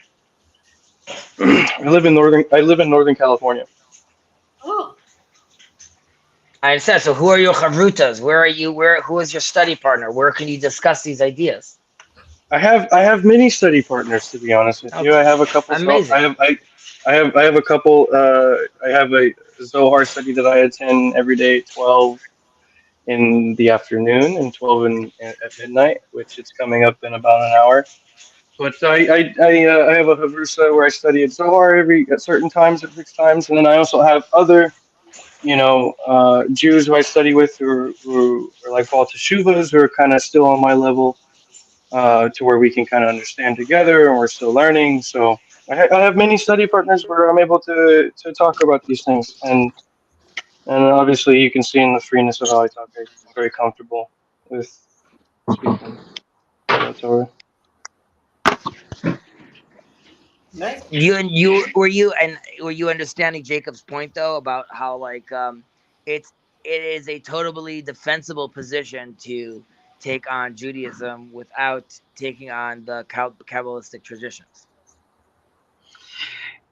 Yes, and I do understand that. Obviously, I've read a lot of Zohar, so there is sections in the Zohar where it talks about where there are people who are ignorant of the Kabbalistic sects of the Zohar, and it says for them in the days of Mashiach there will be no apparent difference. They're going to be studying, Mishnah, what's permissible, what's not permissible, and there will be no apparent difference, right? But for, the people who know the Sod, right, there's going to be a difference in the time of Mashiach. That's what Zohar says. Right, but you're saying like I understand that there's some people that just didn't drink Kool-Aid yet, and one day they will. My point is, I'm saying that Hashem's. There are people who don't accept the Sod of the Torah, right? And in the end, right, there will be no difference. Like they can still study Mishnah and Gemara and Talmud, but in the days of Mashiach, that's what they're going to study. But they're not going to be able to partake of the Sod, of the secrets. Because it's a secret. There are going to be no more converts, right? I think you talked about Jacob earlier. There's not going to be no more converts in the days of Mashiach, right? And which basically says if you don't prepare before Shabbos, you're not going to be able to enter in the Shabbos with what you need to eat while you're in Shabbos on the Sabbath. So, if you don't have the appropriate Torah knowledge before Mashiach comes, you're not going to have it when he comes, right? Jacob, what do you think when you hear this conversation? When you hear someone like Saul speaking what he's speaking, hearing his fluency in this topic, what are your thoughts on this? My thoughts are that when it comes down to it, like, look, there's a reason why I do believe in the letter of the Baal Shem Tov that he did meet with the neshama of Mashiach and Keshayafutzu Ma'anetecha Chutza, so that everyone should be able to do Yehudim, and there's the idea of like Ra Shifcha Bayam, right? And everyone shall know from the least to the greatest. There it is. Yeah, I mean, look, is it a fact? There's going to be a thirst for the knowledge of God, it says. Despite the fact that the Rav Yosef Cairo had a Magid. A Magid? I just reading a whole book about that. By the way, not enough people talk about that. Like, even if you're like a Litvak, at some point you're going to have to deal with the Magid. Yeah, you're going to have to deal with the Magid, and he had a Magid. But at the same time, we know that when he tried to go to the Shiurim of the Arizal, he would fall asleep every single time, despite himself. So, wow. HaKadosh Baruch Hu knows what he's saying. Yeah. Oh, you didn't hear about this? Like several times he tried to go to a class of the Arizal, and at each time during class he fell asleep. Like, what do you do with that? Wow. Wow. And this is Rav Yosef Cairo. He had an effing Magid. Which, by the way, I'm saying, like, his crew talks about, I can't remember how many times they witnessed it, but definitely once or twice they witnessed the Magid as well, and, like, in Sfat, and they all, like, fall down on the floor. The big, again, it's sort of, you can't, it's not really talked about so much, but, like, you gotta contend with that. That's true. Look, when you actually pay attention to what was happening in Sfat, right? Rav Moshe Cordovero, the Arizal, Rav Chaim Vital, Rav Yosef Cairo, and all the boys, the Alshich were all davening together in a minyan. Like, what the spiritual, like, what must have been happening in those minyanim like, They're also all young bucks. except for Rancho Cordero. But like, That's when I mean, people don't realize what was flying in spots at that moment. I mean, people, first of all, Saul, do you know Zevi Slavin and Seekers of Unity? I know of the YouTube channel. Yes. I've watched some of his YouTube channels. Yes. Yeah. He doesn't. I mean, he has a whole series trying to show that with focusing on the jargon that Rambam is using. He has this whole opinion that the Rambam is actually like a Kabbalist light, basically. He's a secret Kabbalist, 100%. Right. And he explains it by saying at the time the terminology used just wasn't available to explain exact the concepts that later on we understand. No, it was available. It was there. I'm with you. I'm just telling you. Oh, okay. Oh, sorry. What the opinion is. However, there is a question that he was asked by a community of Jews. It's a famous scroll. He talks to them about the reincarnation, about Tchiyat HaMeitim. And he tells them over there not to do any equations and not to try to figure out when the end days are coming. However, he does do his own little equation there. He says, don't waste your time with equations, but if equations are needed, he gives his own equation, which comes out to be around, I think it's the date when the Zohar gets discovered basically in Spain. And people say like that's what he was alluding to, which is like that's when it's those those are the first sparks of Mashiach, so to speak, is when the Zohar reappears in our life. Amazing. Thank you for sharing that with me. I'm gonna get that source saved. Amazing. I mean that because are you guys familiar with Rabbi Yosef P. Katila? Never heard of He it. was the rabbi. He was the rabbi of Gikatilla, which is Gikatilla. He was the rabbi of Abraham Abulafia.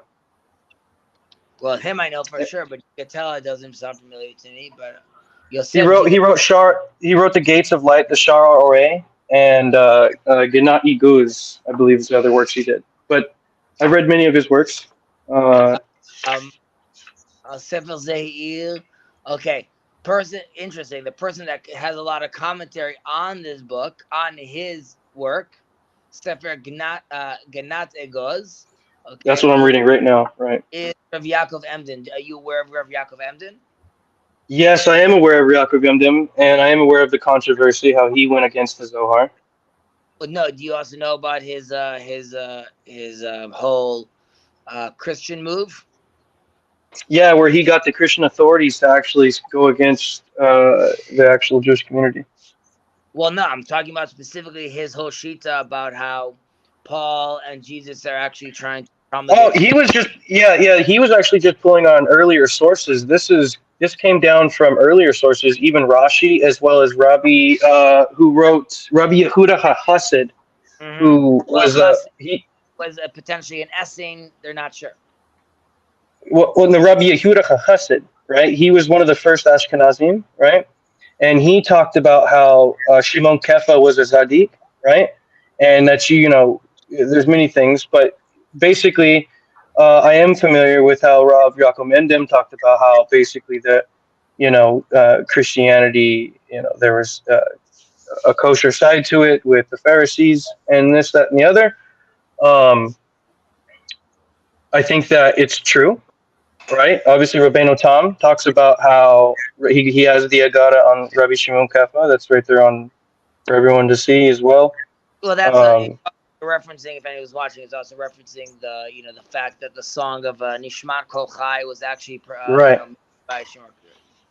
Right. Now this is some pretty interesting implications I would love to talk about it more, but as I started to elaborate on a little bit of some Evangelion things earlier, there's things that are better off probably not shown on the middle of YouTube live, right? But I do believe in that side, right? With exactly what Rav Yaakov is saying about Christianity. Now, do I agree with him over Rabbi Ivanschutz? That's another discussion.